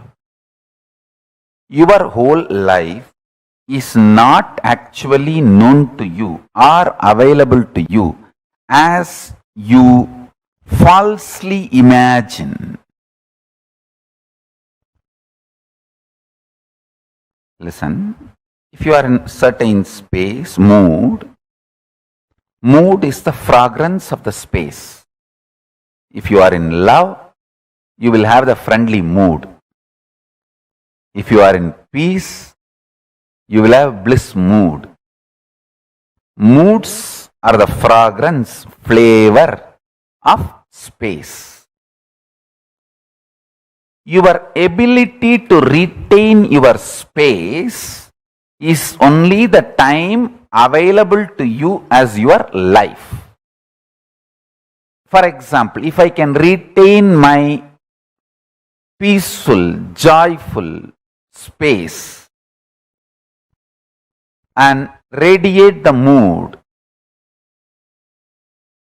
of ecstasy, bliss, for next 2 days, then only the 2 days is the time I have as my life. So, I can only plan for the next 2 days, only that will be successful and strengthening my confidence about me. And after 2 days, then plan for the next 2 days. That is the way you consciously start building you. Your Chidabhasa, source space of consciousness.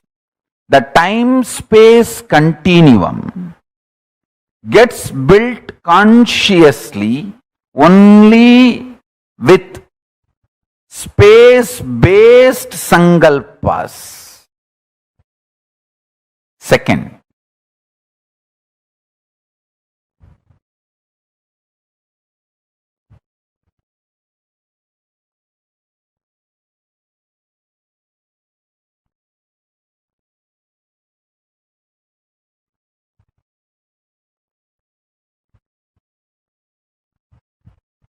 this may look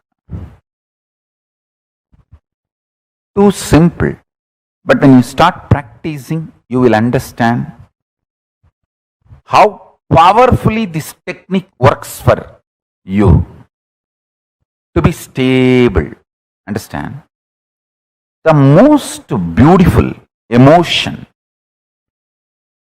which can bring stability in your life is love. Morning when you wake up the Atmalinga which you are wearing. Mahadeva, please wake up. Morning when you take bath, Swamiji, please take bath. Pour few drop water on that linga. Always wear it. That is the best way. Pour water on your body and pour water on the linga. Swamiji, please take bath. When you eat, whatever you eat, Swamiji, please eat. When you brush, you don't need a separate brush. Nothing is wrong. I am telling you, I am your guru. To whoever I gave the Atmalinga,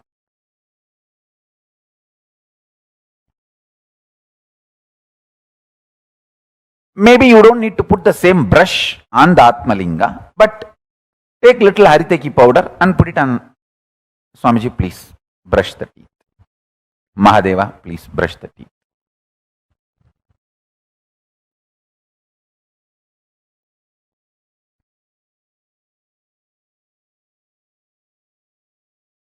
Too simple. And when you are falling asleep, tell him, Mahadeva, please sleep.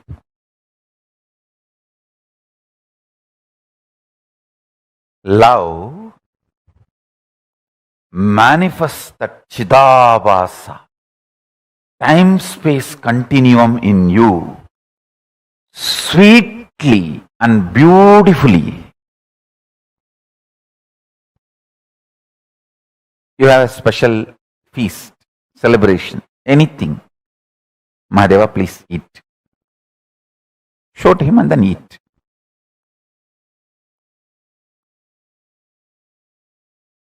Start this. It is too simple. Time-space continuum.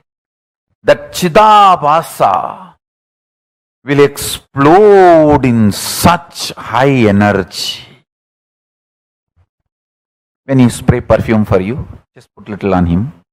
Mahadeva, very good perfume. I got it yesterday. Lipstick, just put little, nothing wrong. Whatever I am enjoying, I have to give. This is what my gurus taught me. And I have enough Shastra Pramanas to prove what I am saying is right.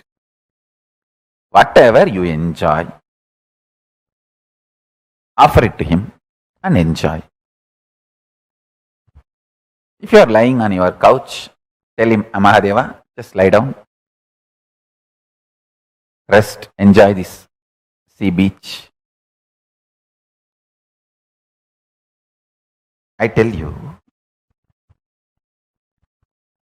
he is neither outside you nor beyond your reach. He is the source of you.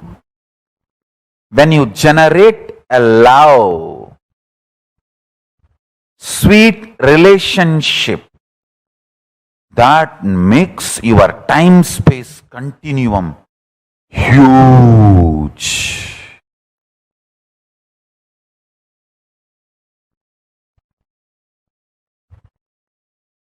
Huge.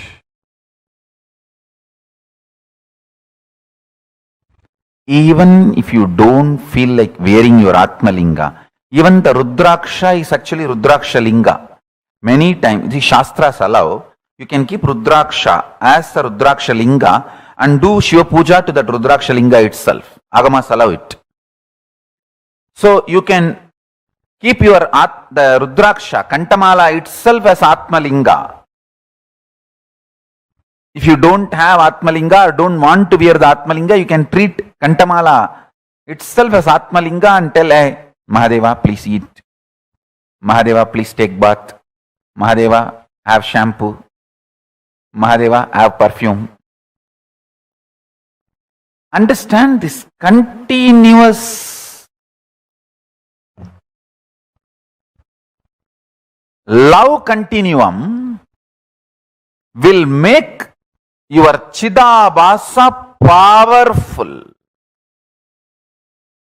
Your Chidakasha will become strong, and the time-space continuum will expand. I tell you, this attitude,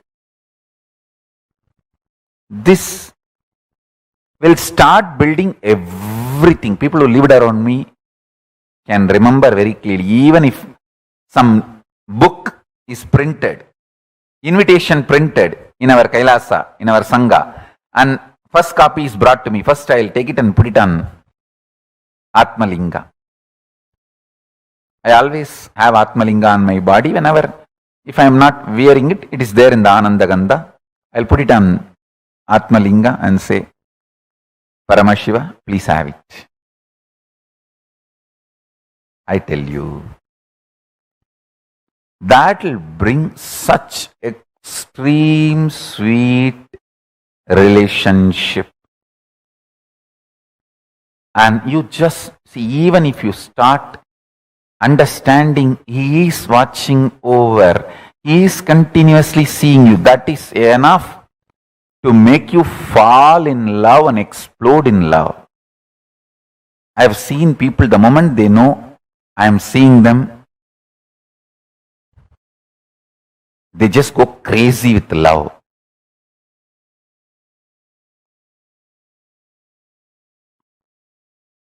The moment you start understanding Mahadeva is watching you, you just explode in love. The Chidapasa explodes.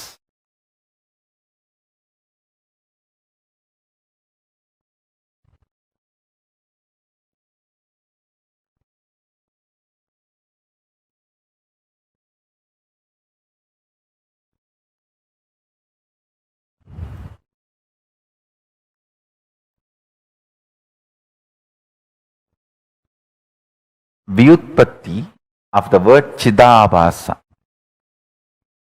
means the explanation of the word Chidabhasa, Chita Abhasaha Pradivimbaha, reflection, and the source of Chit, consciousness. Buddhavatma Pradivimbe Jivaha Jive. The source and reflection of consciousness, Chit, in the Buddhi, in your being, self. Buddhi vritti chidabhasau idi vedanta karika. This word chidabhasa is used in Vedanta Karika as buddhi vritti chidabhasau.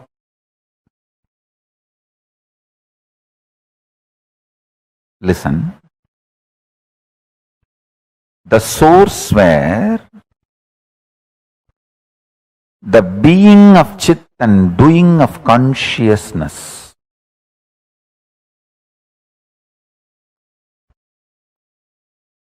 is felt, manifests, Chidabhasa.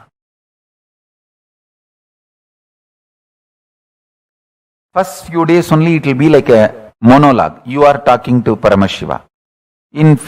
Just after a few days you will see that he is responding in your inner space. You just know he accepted your food. You just know he is happy with the cold shower you gave. You just know he is happy with the perfume you gave. The love starts becoming complete circle. You give, he showers. You give, he showers. That whole ecstasy starts. I tell you. He always showers. He always showers. He always showers.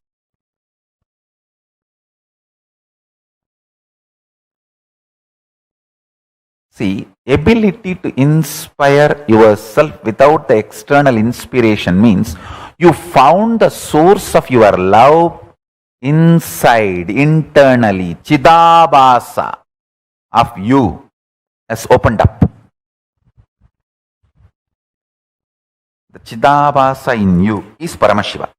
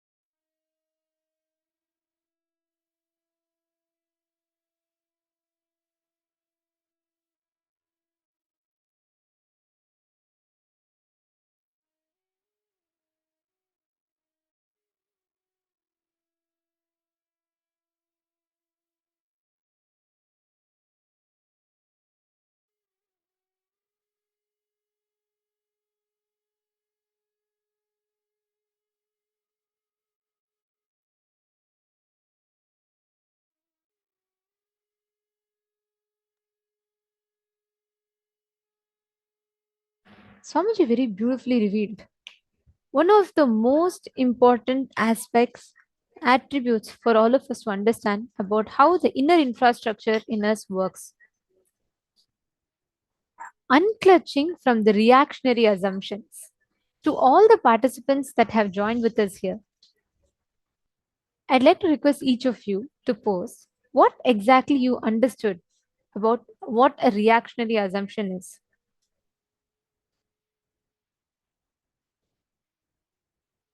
The reactionary assumptions, patterns, that lifestyle, and the mess caused by reactionary assumptions and that lifestyle. Whether you're trying to clean up the mess or add more mess, it is delusion.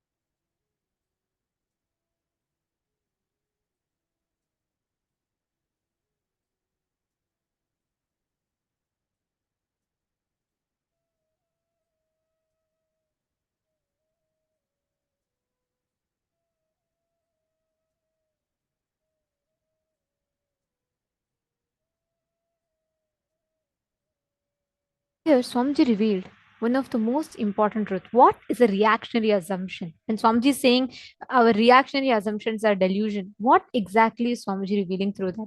Can I request each of you to post your understanding of what a reactionary assumption is? Ma Prematavasi, Ma Vandana Agarwal, Ma Rajeshwari, Ma Mahaganeshwara, Nityanandam, Ma Mahaganeshwari. Moderation. And Ma Istak. Okay. Ma Istak has posted my understanding about reactionary assumptions. Maya. Seeing what is not there and based on that, reacting to what we perceive in life. Beautiful. Come on, Ma Vinuta Nagaraj, Ma Parvati Sukumaniyam, and Ma Patricia, Ma Basri Nevildas. Can I request each of you to please share what, according to you, is a reactionary assumption?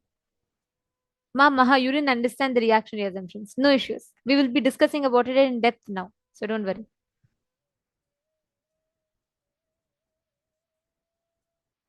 Ma Sonia Rao, Dr. Shantini, Ma Komati Kalachelvan, Ma Ananda Sabha, and Ma Maria Kalinina. Can I request all of you to post? What did you understand as a reactionary assumption? Because this is one of the most important attributes for us to understand. Because through this, just through this understanding and powerful cognition, today all of us are going to be receiving this as an initiation, where you're going beyond the time, the impacts of the time and time loop, experiencing the Nirvikalpa Samadhi, the space of oneness with Paramashiva. I request all of you to please go ahead and post what you understand.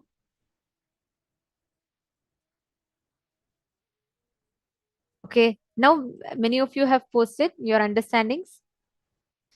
Taking action, but not out of powerful cognition. Okay, Dr. Shantini has posted faulty cognitive patterns in response to false stimuli. Okay, and come on, the others, Ma Virupaksha.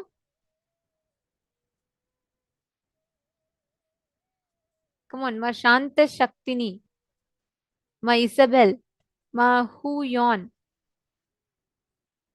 Ma Anandeshwari. Can I request all of you to also post?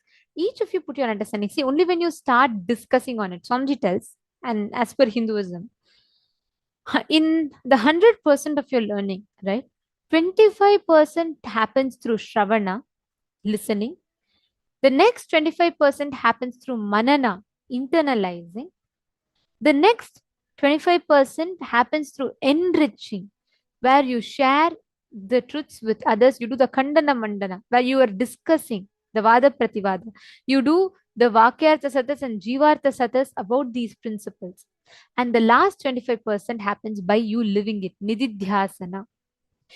All these four are extremely important for us to understand. Each day, Swamiji is giving us phenomenal initiations, right?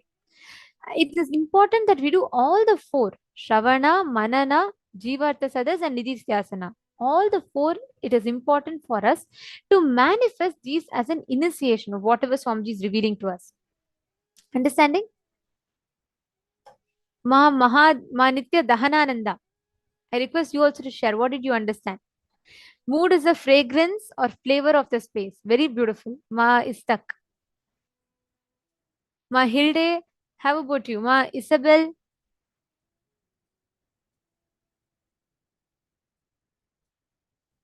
Okay, Ma Mahabhairava Jnana has posted not the right thinking pattern and not the facts. Okay.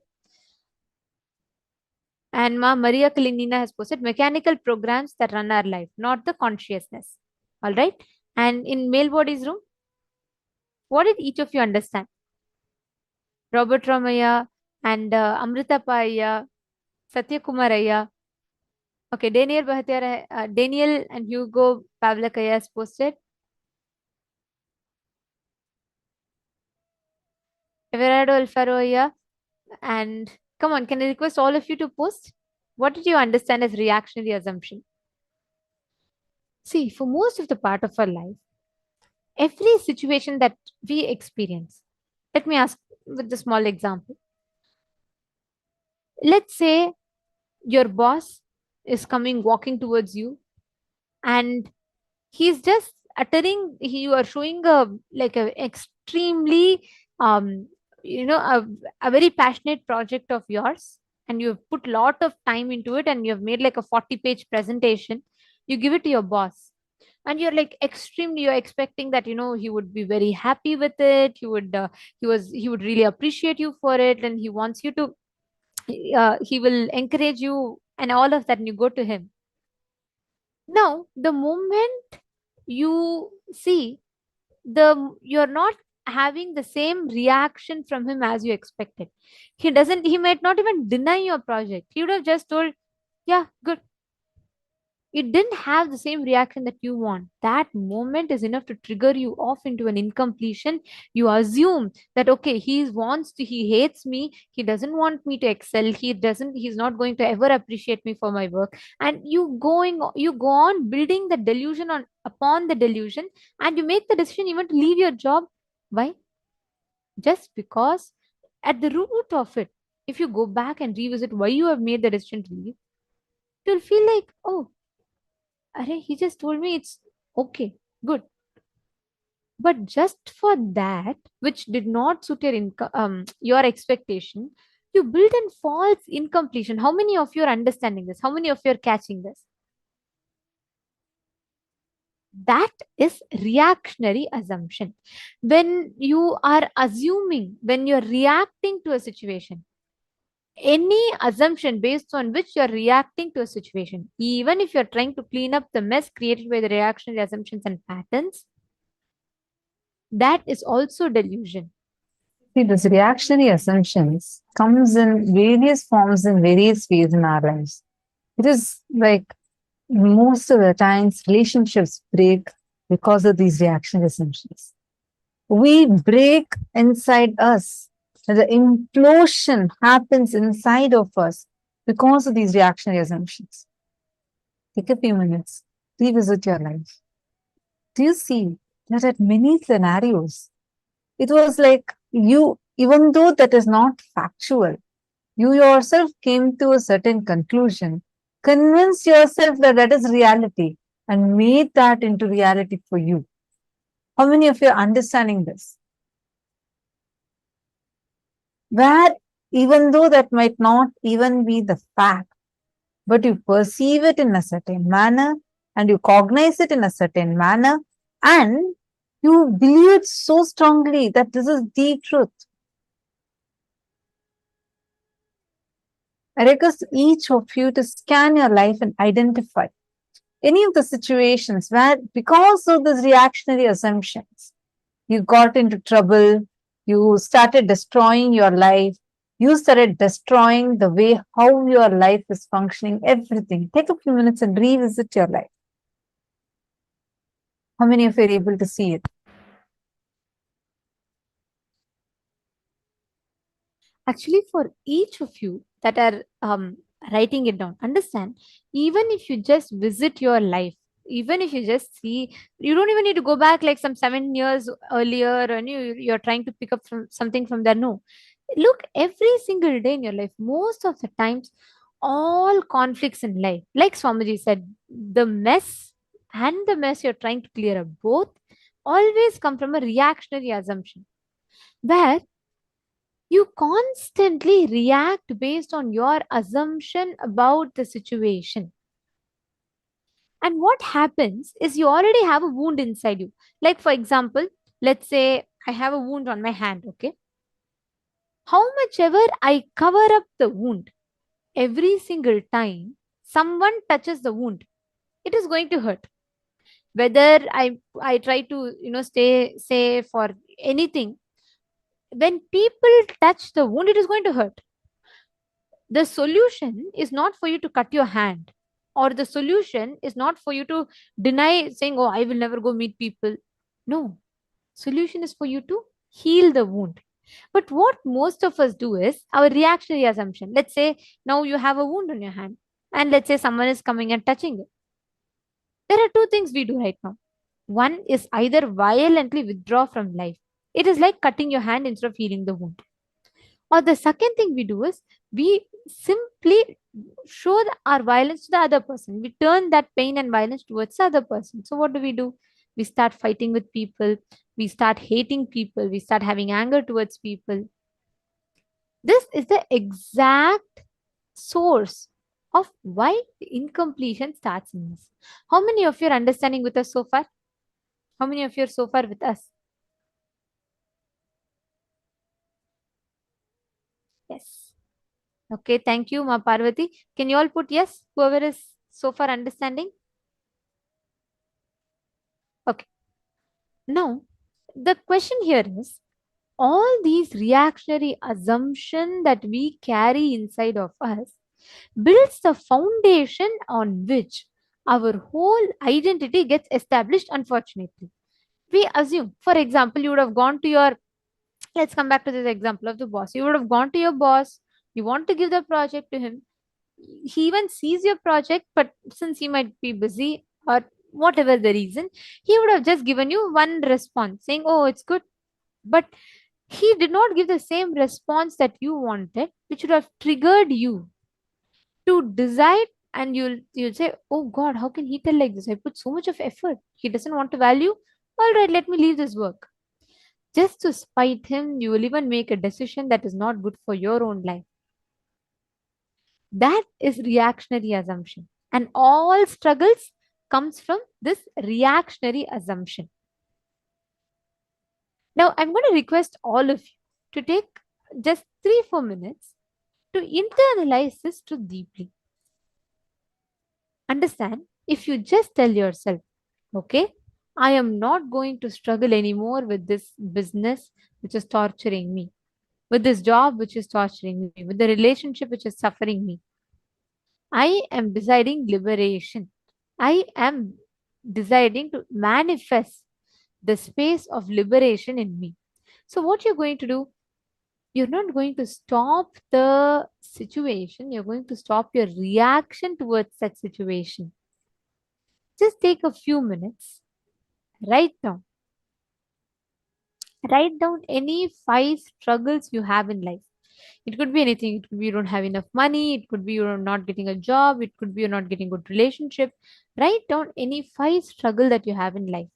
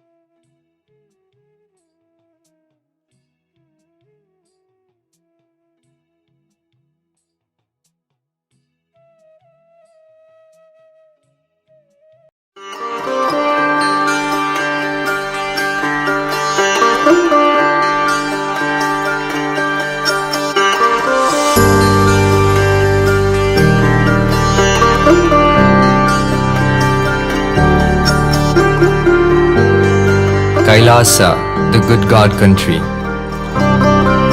Hinduism has something great to offer. Hindu god Paramashiva is good. We love him not just because he gives us what we want, but because he is good and he has so much to offer to the world that makes the best nation.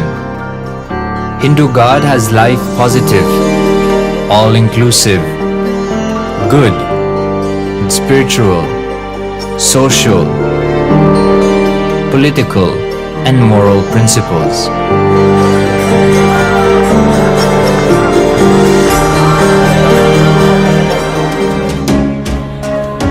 Hindu principles are guaranteed solutions for all the major problems of humanity: resettlement, violence and lawfare, impoverishment, inequality, environmental footprint, pandemic and biowar, disputes, feminist movement, women's rights, child rights, minority rights, linguistic rights, human rights. Because Hinduism has the best to offer to the world, KAILASA, standing tall since 1994 for the grand narrative of Hinduism, is the good God's country. Founder of KAILASA, Paramashiva, and his 1008th incarnation, the Supreme Pontiff of Hinduism, Jagadguru Mahasannidhanam, His Divine Holiness, Bhagwan Nityananda Paramashivam, is the reviver of KAILASA, the enlightened civilization, the greatest Hindu nation.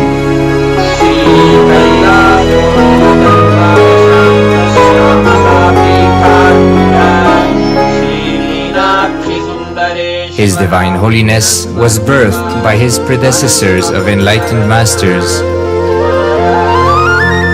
great rishis, munis, siddhas, who predicted and recognized His Divine Holiness, Bhagwan Nityananda Paramashivam, as an incarnation of Paramashiva, as per the science of incarnation described in Hinduism. From his first Chaturmasya at the age of 3 in the year 1980 until the age of 16 in the year 1994, the Supreme Pontiff was trained for the revival of KAILASA. He began reviving KAILASA from the age of 16 after the coronation on the 25th May 1994.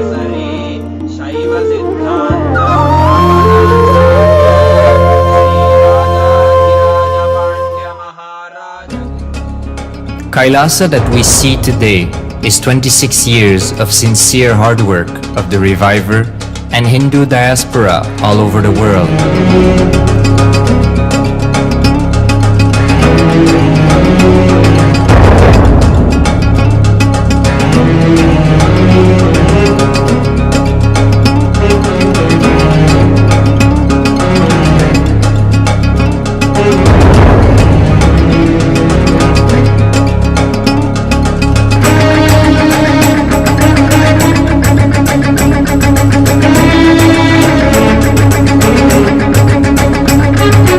KAILASA has a potential population of 2 billion Hindus worldwide, with over 100 million applications to its citizenship already applied.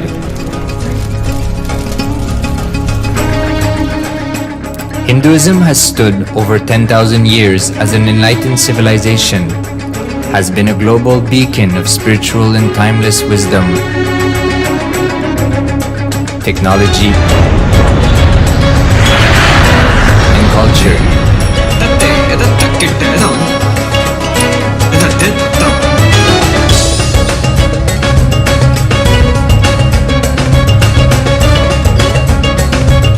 He's wearing a grey jacket. His name is Boris.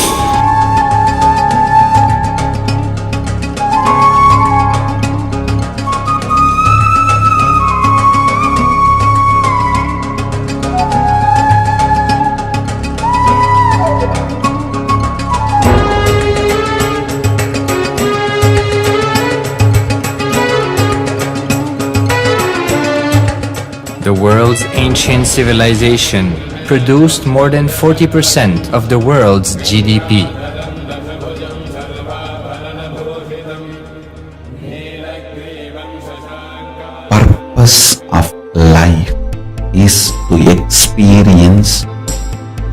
oneness with the ultimate reality, Paramashiva.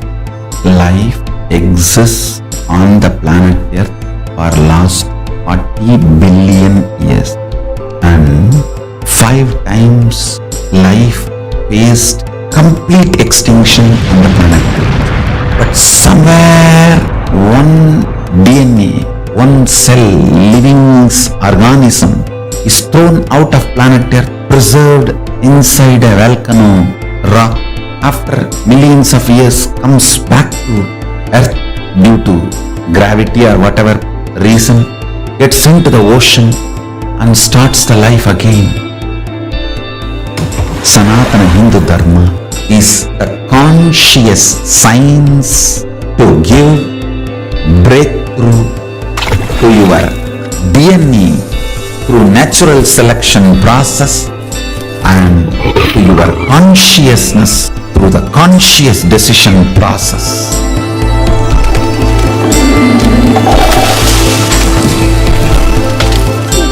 Sanatana Hindu Dharma is a sacred spiritual science. It is not bunch of do's and don'ts. No. Please understand, it is the revelations of sacred truths, cosmic truths, powerful cognition. It is still alive. That science is available, time-tested, foolproof. This science of living enlightenment is the complete solution for all the problems individual or society or modern day humanity is facing. Then you will understand all the problems of the modern day humanity. Sanatana Hindu Dharma is solution. Whether the terrorism or climate change, natural calamities or man-made calamities, for all the problems humanity is facing, the only solution is science of living enlightenment, revealed by Paramashiva from the Vedagamas in the modern day through this body. I am a Hindu revivalist, not by any revolution, but by evolution and setting model communities. Understand? KAILASA is reviving the ancient Hindu enlightened civilization. Paramashiva manifested this KAILASA mandala, the enlightenment ecosystem and the lifestyle. I am going to revive this whole enlightenment ecosystem, KAILASA, by creating the model KAILASAs all over the world. I will work sincerely and revive this spiritual science, which is the core for enlightenment ecosystem, making you all manifest the state, space, powers, being, superconsciousness and KAILASA of Paramashiva, and making all of us manifest Paramashiva. In a world ravaged by war, ecological destruction, hatred and division, KAILASA stands as a bold vision of human potential, coexistence, organic living, and alignment with nature.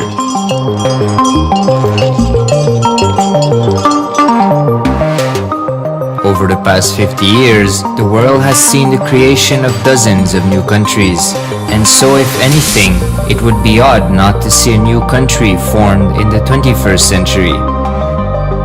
Without the protection of political legitimacy, there is an imminent danger that the great tenets, scriptures, and science of creating an enlightened civilization, which spanned 56 states, 200 kingdoms, 1700 samsthanas, and 10,000 sampradayas, will be forever lost to humanity. The Hindu diaspora are highly successful around the world They formed the dispossessed diaspora who has been driven to other countries because they are unable to practice their religion authentically in their own country. They have flourished in countries where they have been allowed to settle with religious freedom. For example, in the United States, Hindus are the most educated and highest earning community, with 77% of them holding a bachelor's degree and 48% having an income of $100,000 or more. Although they are only 1% of the population, Hindus have launched 13.5% of the startups in the USA. They hold leadership, technical and creative positions in companies such as Microsoft, Google, Facebook, etc. This success has been repeated around the world, in the UK, Canada, Australia, etc. James Kirkup, in his 2015 Telegraph article says, British Indians are not just the most successful immigrant group in this country's recent history, but the most successful group of people, full stop. He continues, more extraordinary than the rise in numbers is how it has taken place so harmoniously and profitably for this country and those in it. British Indians, quite simply, are among the most industrious, accomplished and credible amongst us. The best of British, if you like. The same article says that British Hindus are barely 2% of the population, but 12% of all the doctors. Australia and Canada have understood the ingredients of fast economic growth of the country and are doing everything to attract the educated, rich Hindu community. Hindus are the fastest growing migrant population in Australia. In 2017, 200% more Hindus have received invitation for Canadian Permanent Residency Program. Even now, the Hindu diaspora worldwide are the richest. No divorce, have no cases of drugs and substance abuse, lowest mental disorder, no depression. Hinduism is the only religion which neither converts nor kills.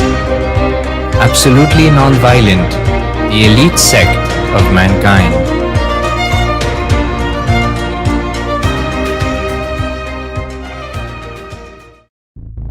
Because the Hindu diaspora worldwide and the Supreme Pontiff are successful in spreading their spiritual Hindu message of openness and inclusiveness against the forces of hatred and exclusivity, they have become the victims of relentless attacks by multi-armed apparatus of state power.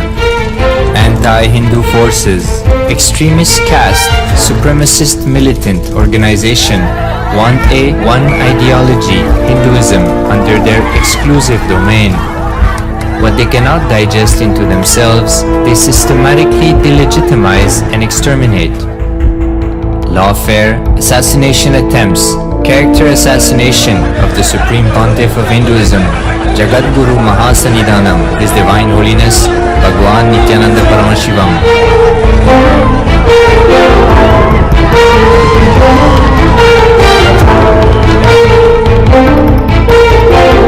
Attempted assassination and assassinated KAILASANs.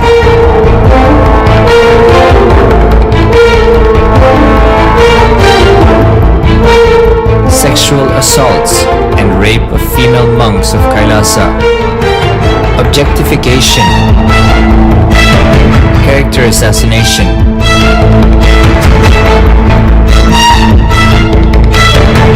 State-funded child abuse and sexual abuse on the children of KAILASA. Then I don't want to see a picture. Then I don't want to see a picture. Then they showed me a picture. State-operated embezzlement of funds, properties and assets donated by the Hindu diaspora worldwide for the purpose of the revival of KAILASA.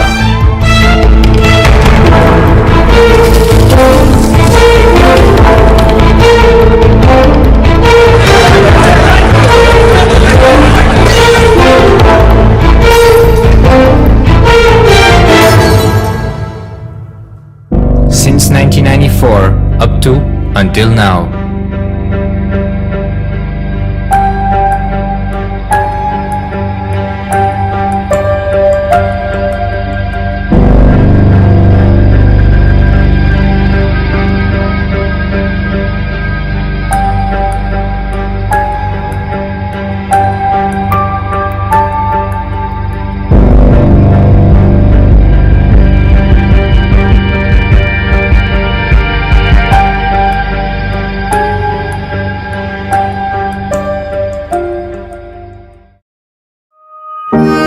Building a nation is not a project accomplished overnight or by virtue of hope.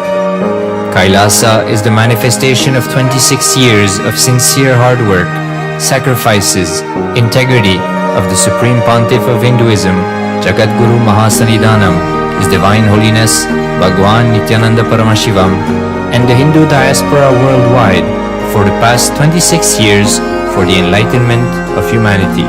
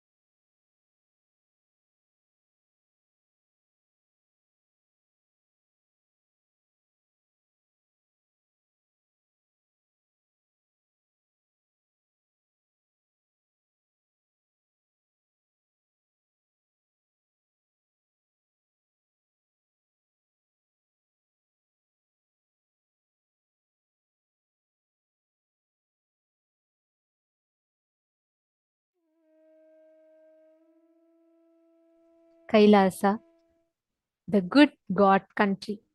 KAILASA is established by the Supreme Pontiff of Hinduism with this mission, with this vision, to be able to gift humanity the science of superconscious breakthrough.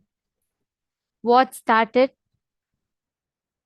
for as the vision, the commitment of a young 3-year-old boy, today is standing as the world's only Hindu nation, the first nation for Hindus, KAILASA.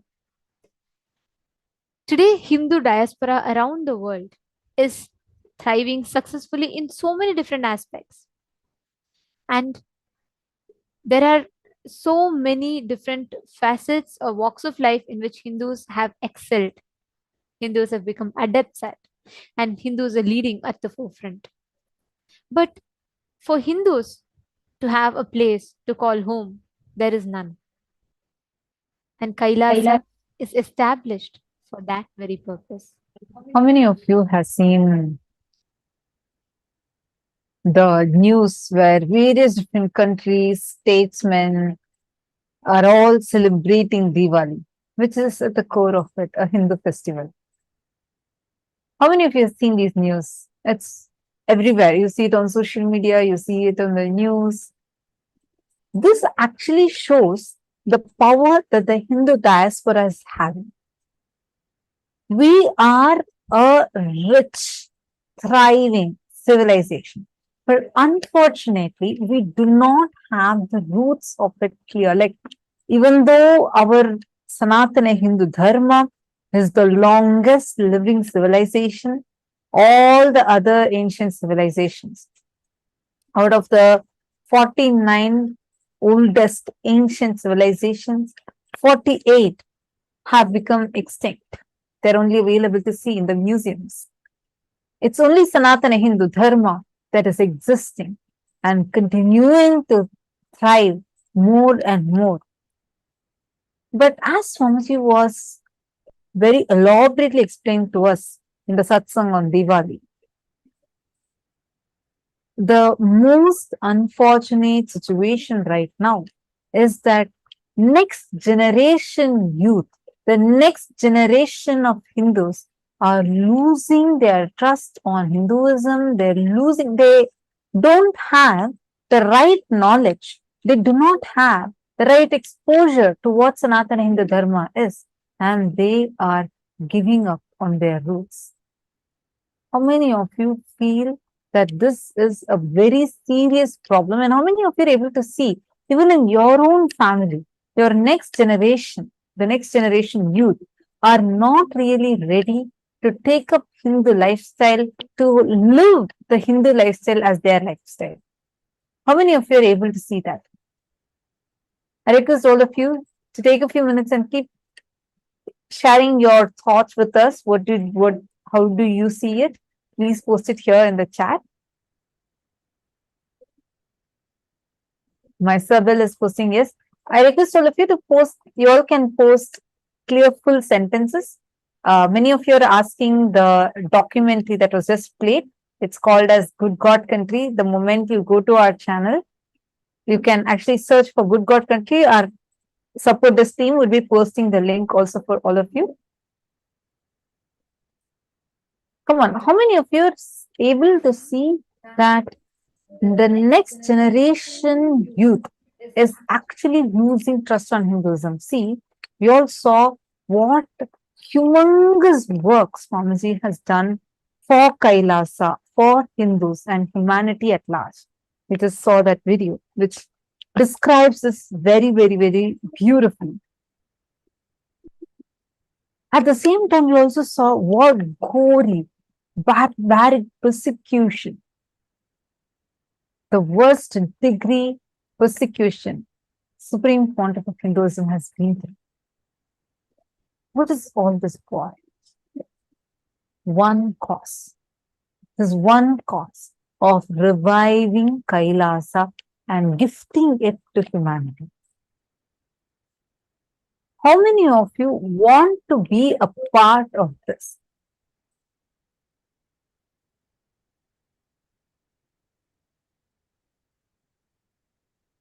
Ma Samantha has posted, in my family, my children want to live Hindu lifestyle and keep learning with me more and more how to do this and keep growing into better people.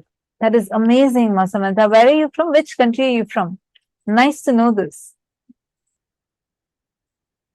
Which country are you from?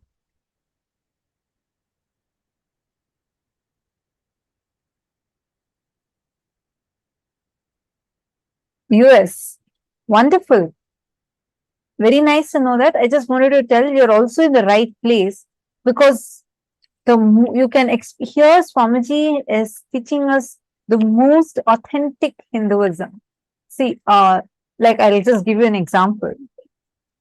I really appreciate your participation and I really appreciate what you have shared, because it's very important that the next generation Hindus are wanting to learn Hinduism, and we have to take responsibility to create that ecosystem, right? Unfortunately, now if someone has a question as to why should I do this? Why should I do that? Why should I be wearing a sari? Why should I be putting a kumkum? Why should I be worshipping certain deity? Why these rituals? The whys of Hinduism, the major why, all the questions of Hinduism, where would people go to? Google, Quora. We go to such sites and we try to study about it. But are these the right sources? Today, just to give an example, there's one science, yoga, which is from Sanatana Hindu Dharma, is taught in numerous ways. I was so shocked to see there's things like bear yoga, goat yoga, horse yoga, all kinds of things. But all these are sometimes really damaging to the body. It is only Swamiji, the Supreme Pontiff of Hinduism, who has revived yoga in its most authentic form. Just taking an example of yoga. You'll usually hear yoga with asanas, pranayama. But did you know there are 12 components in yoga? And it is only Swamiji who has revived it, made it into a book, and made it completely available for free, where you can do 108 asanas in 1 hour, which is Pratama Vinyasa Krama, or 308 asanas in one hour, and that is Dvitiya Vinyasa Krama. Like this, Swamiji has very clearly given this whole science, reviving it, giving the pramanas for it. Shastra Pramana. These are the scriptural references where everything you learn, you get a scriptural reference. Which part of the Vedic text, like Agama, where exactly is this mentioned? If you're supposed to sit in Padmasana in certain posture, how do you know what you're learning as Padmasana is authentic? I'm just taking this one example of yoga. You can map it to all aspects of Hinduism, because for every teaching, Swamiji gives these 4 authentication tools. Shastra Pramana. The Shastra Pramana is the scriptural reference of whatever you're learning. Where is it mentioned exactly in the scripture, making it a completely foolproof science. Second is Apta Pramana. Apta Pramana is the references from various aptas, enlightened masters, great seers, who have lived these sciences. That's why you hear how when Swamiji explains any science, take Navakanda Yoga Samadhi or in Science of Completion, you will always hear these references. Swamiji clearly give us, okay, these are the rishis, these are the people who have manifested this as their experience. Simple science. The first session in all our programs, usually the first day, you will learn the science of Kalpataru. How to literally 3D print your reality. Clearly, Swamiji will give what is the Shastra Pramana for it, what's the Apta Pramana, how Pusalar Nayanar literally manifested like an entire temple from his inner space, And and Atma Pramana, how Swamiji is living these sciences, how he's testing it on himself, manifesting it, and then verifying it with modern day science, which is called as the Pratyaksha Pramana, and giving it to all of us as Sakshi Pramanas. So all of us can live and radiate these sciences. So now this is the best way we can really teach the next generation youth Sanatana Hindu Dharma in the best, most authenticate way. And of these, whether the initiations, the experience, the powerful cognitions. Today, Swamiji taught all of us about collapsing the concept of time through consciousness. Swamiji revealed to us about how time is a matter that can easily be manipulated, that can easily be changed as per our will. All these truths, all these ultimate satyas, the Parama Satyas, these are all not just transmitted to us as knowledge, but Swamiji transmits that as an experience to us through the initiation. How many of you want to gift this science to your near and dear ones? I have a question to ask you all for this. How many of you have your cousins, friends, or your children who are going to office, having to manage 9 to 5 job, having to manage a family. How many of you have people who really have a lot of stress to deal with in life? They find time crunch as an issue. The moment I say time crunch, who comes into your memory? Can each of you post in the chat? The moment we tell the word time crunch, who comes into each of your memory? Whom do you remember? And whom do you feel like, oh God, this is a person and this is what I'm remembering the moment I say time crunch?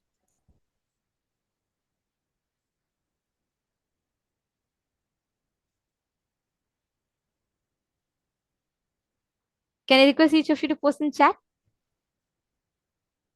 You can put the people that come into your memory. The moment we talk about time and stress related to time.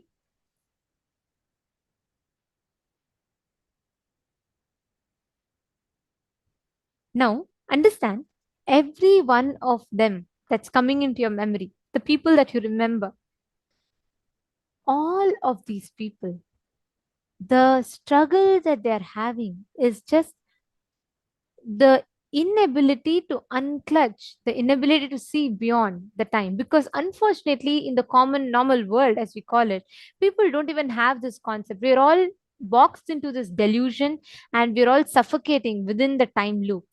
Today, we have this very special initiation where you will be breaking free from time loop, where time will not be a every moment that your skin touches the skin of the cosmos, which is time, it will not have friction. It will be smooth. Every one of you, whoever has posted the people that came into your memory, I request each of you to just take 2 minutes, quickly give them a call and inform them that today, this initiation where we are breaking free from time loop will be the best initiation, that best experience that they can gift themselves. I request each of you to take a few minutes. Please reach out to your friends and to your family members and invite them for this program. And now, all the participants, as we were discussing, as you all can take a few minutes and invite your family and friends. Now, we were learning about how this, like Sanatana Hindu Dharma, if we want to teach this to our next generation youth, you need a place where they can learn this in the most authentic way. KAILASA.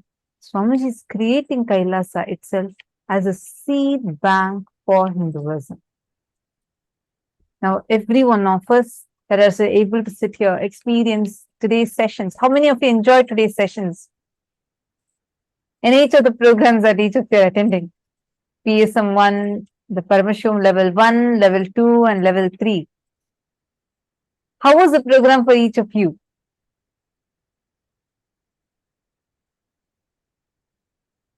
You all can post it in the chat. Sorry, we have multiple Zoom rooms. See some of you waving, smiling. I request you all to post it in the chat.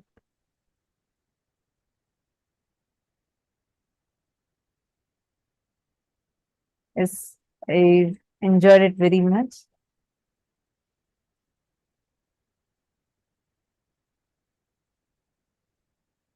Okay, great. Now, all these that we are getting as gifts as Paramashivoham, these programs that each of you are receiving, understand these are directly taken from Sanatana Hindu Dharma and made it as a practical knowledge for us to apply.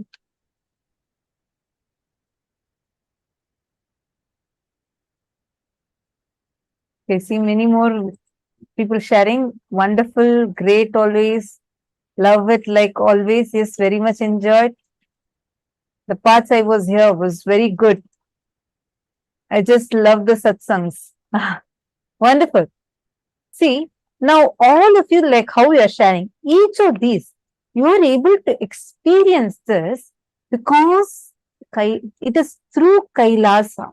Swamiji is giving it to all of us, making KAILASA as a seed bank for Hinduism. This is humongous work. It is actually really surprising to see within just 23 years of Swamiji's public life, Already Swamiji has created the nation. So much of hard work has gone behind this. How many of you want to be a part of this? How many of you really feel like I want to be a part of this cause? I want to, in some way, I want to contribute for this cause.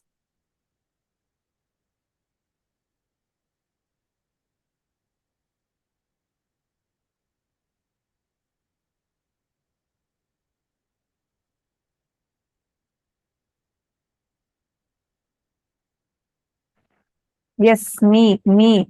I enjoy all. Okay. I see many of you saying me with a smile. Okay, great. Now, all those that are resonating with this cause, if you feel you want to keep this alive for your next generation, your children, your own extensions, your near and dear ones, to be able to enjoy this, and if you want them to have a safe place to live in, understand, it is only Hindus we don't have a concept called conversion at all. We do not convert. We don't do terrorism. If humanity has to be saved, this greater science called Sanatana Hindu Dharma, this is not a religion. You can't define Sanatana Hindu Dharma as a religion as we understand. The greater science called Sanatana Hindu Dharma has to be made available to the whole of humanity. And importantly, for this cause, it is only the people who have enjoyed the benefit of it can take up to even share the information. For a person who's never seen, let's say, if a person has never seen light in their life, how much ever you describe the significance of it, they are not going to understand it unless you go take them to a place with light and show them that, hey, this is possible. All of us are the people who are blessed to have Paramashiva as a guru in our lives and who are blessed to experience these truths. And when you share this with the world, you are going to make a significant impact in their life. It is literally like a person who's never seen light. You going and giving them the experience of light to make them understand it, the significance of it. Today, all of us are having the darshan of Veerabhadramurti, Jalandhara Vadamurti, and Aghorastra Murti, forms of Paramashiva, and Dakshayajnahara Murti, and Jalandhara Vadhamurti, Kamadahana Murti, and Kankhala Murti, forms of Paramashiva. In today's darshan, every one of you that have the intention saying, yes, I want to do something about it. I want to do something for it. I want to be a part of it. When you make the declaration in front of these forms of Paramashiva, they are the most ferocious manifestations of Paramashiva, which means they make it happen. The moment you decide, that ferociousness will manifest inside of you to bring breakthrough in any aspect of your life. And that is the initiation we're receiving today as well. We're receiving the initiation to break free from the time loop that we all get stuck in, which means we are literally being empowered to experience the highest space where even time cannot bind you. So if you make an intention today, even time will not be able to bind you. If you decide today, I want to be a part, I may have tried till now, it might have not happened, or I may have never even taken a step till now, but today I am deciding to be a part of this cause called Kailasa. For every one of you that posted, yes, I want to be a part, for every one of you that have posted, yes, I would like to be a part of this great mission and vision called Kailasa. If you make an intention today, the darshan and all the truths that we learned about breaking free beyond the time loop, in front of Veerabhadra Murti, when Swamiji is manifesting as Veerabhadra today, when you make the declaration, you will see simply he will flow through you, break you from the time loop. For example, you might have tried to manifest the funds for you to become part of Sarvajna Pite Yajaman. till now you might have tried and somehow there is some obstruction, you're waiting for money to come from somewhere and it's not happening. When you declare today, you will see just through this one initiation where Swamiji is going to be taking us all beyond the time loop. Swamiji will literally make us manifest where all the patterns of bondages of time will lose its power over you simply just like that. So I request all the participants here, every one of you that are having that posted that you have an intention to become a part, you want to do something to become a part of Kailasa.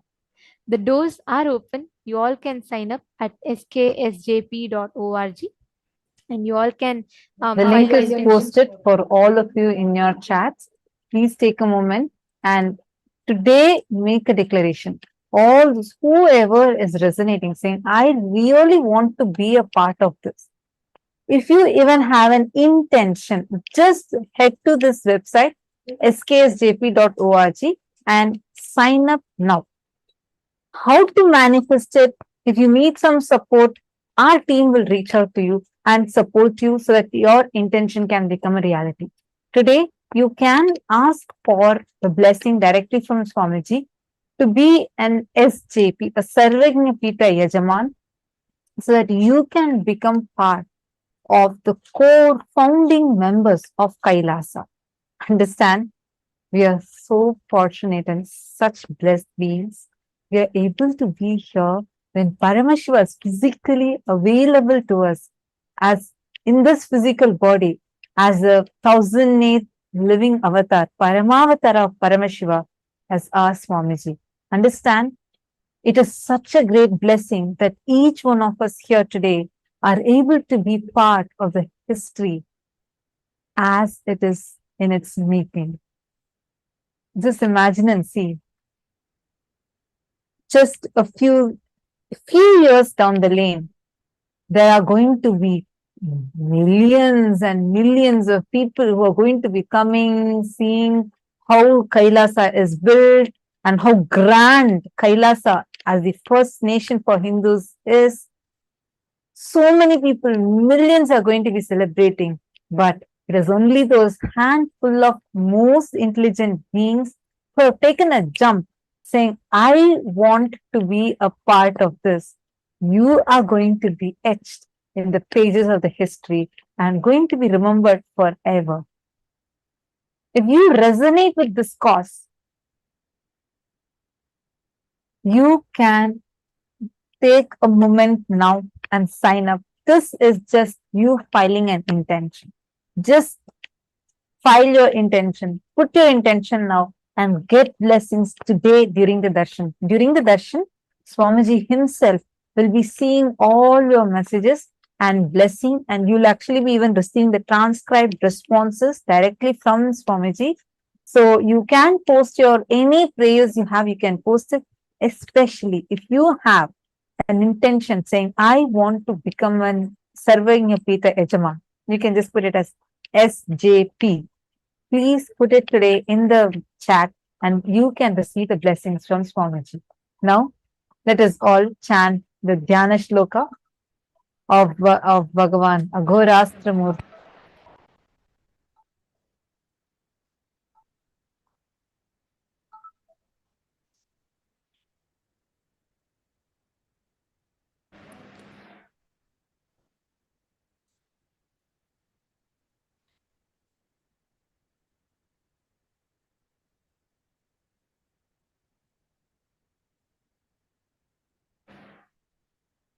तेष्वघोरानुरत्यन्त दोषघ्न कृष्णवर्णभाक् व्यालबद्धजटाजूट कपालदलमण्डितः सुरपिग्नेक्षी पाशप्रासगदाकरः दंष्ट्रे द्वे कीलनिर्यन्ते वक्त्राग्रे भीषणे सिते स्वसेनारक्षको नित्यं परसेना भयङ्करः vary प्रयुक्तकर्मघ्र सर्वव्याधिनिवारकः सर्वदोषविनाशो तु समर्थो भक्तवत्सलः. The deity of the mantra is black in color. His head is with the locks. and matted hair tied up with snakes. He is adorned with a garland of skulls. His eyes are with mixed color of yellow and reddish brown. His face appears with whitish large teeth protruding on two sides of the mouth.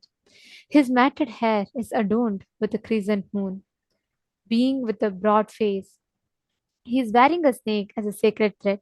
He is having a huge body and large Damstra fang-like teeth. He is adorned with a waist ornament furnished with tinkling bells. He is holding a trident, the tips of which have pierced into the body of a great demon, Asura, killed by him. He is holding in his hands the weapons such as sword, shield, bow, arrow, severed head, the Kala Shakti, boon giving, and the fear dispelling mudras, skull, snake, noose, barbed missile, and mace. The two sharp and long fangs, which are white and dreadful, appear like protruding nails at the front of his mouth. He always remains as the protector of his own troops and as the one who inflicts terror and fear upon the troops of the alien forces. He is a destroyer of magic spells and heinous contrivances imposed by the enemies.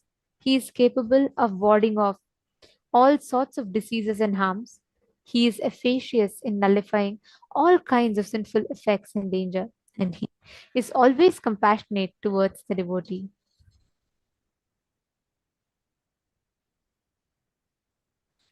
It is this very form of Paramashiva, along with the other forms of Veerabhadramurti, Daksha Yajna Haramurti, Jalandhara Vadamurti, Kamadahana Murti, and Kankhala Murti forms of Paramashiva that all of us are going to be having a darshan of. Today, any boons you ask pertaining to time, manifesting more time in something, making time move faster in something, anything related to time, all of you can request that as a boon and blessing. Today, we all learned about how we can collapse time through consciousness. Right? So, I'm just saying about how time is the skin of the cosmos, and every moment that our skin touches the skin of the cosmos, it is going to be filled with friction if we have something called incompletions in between. And Swamiji revealed the beautiful technique of unclutching. Now, all of us are going to be receiving this powerful initiation today. Please sit straight with your head, neck, and spine in a straight line. Chant Mahavakya. Om Nityananda Paramashivo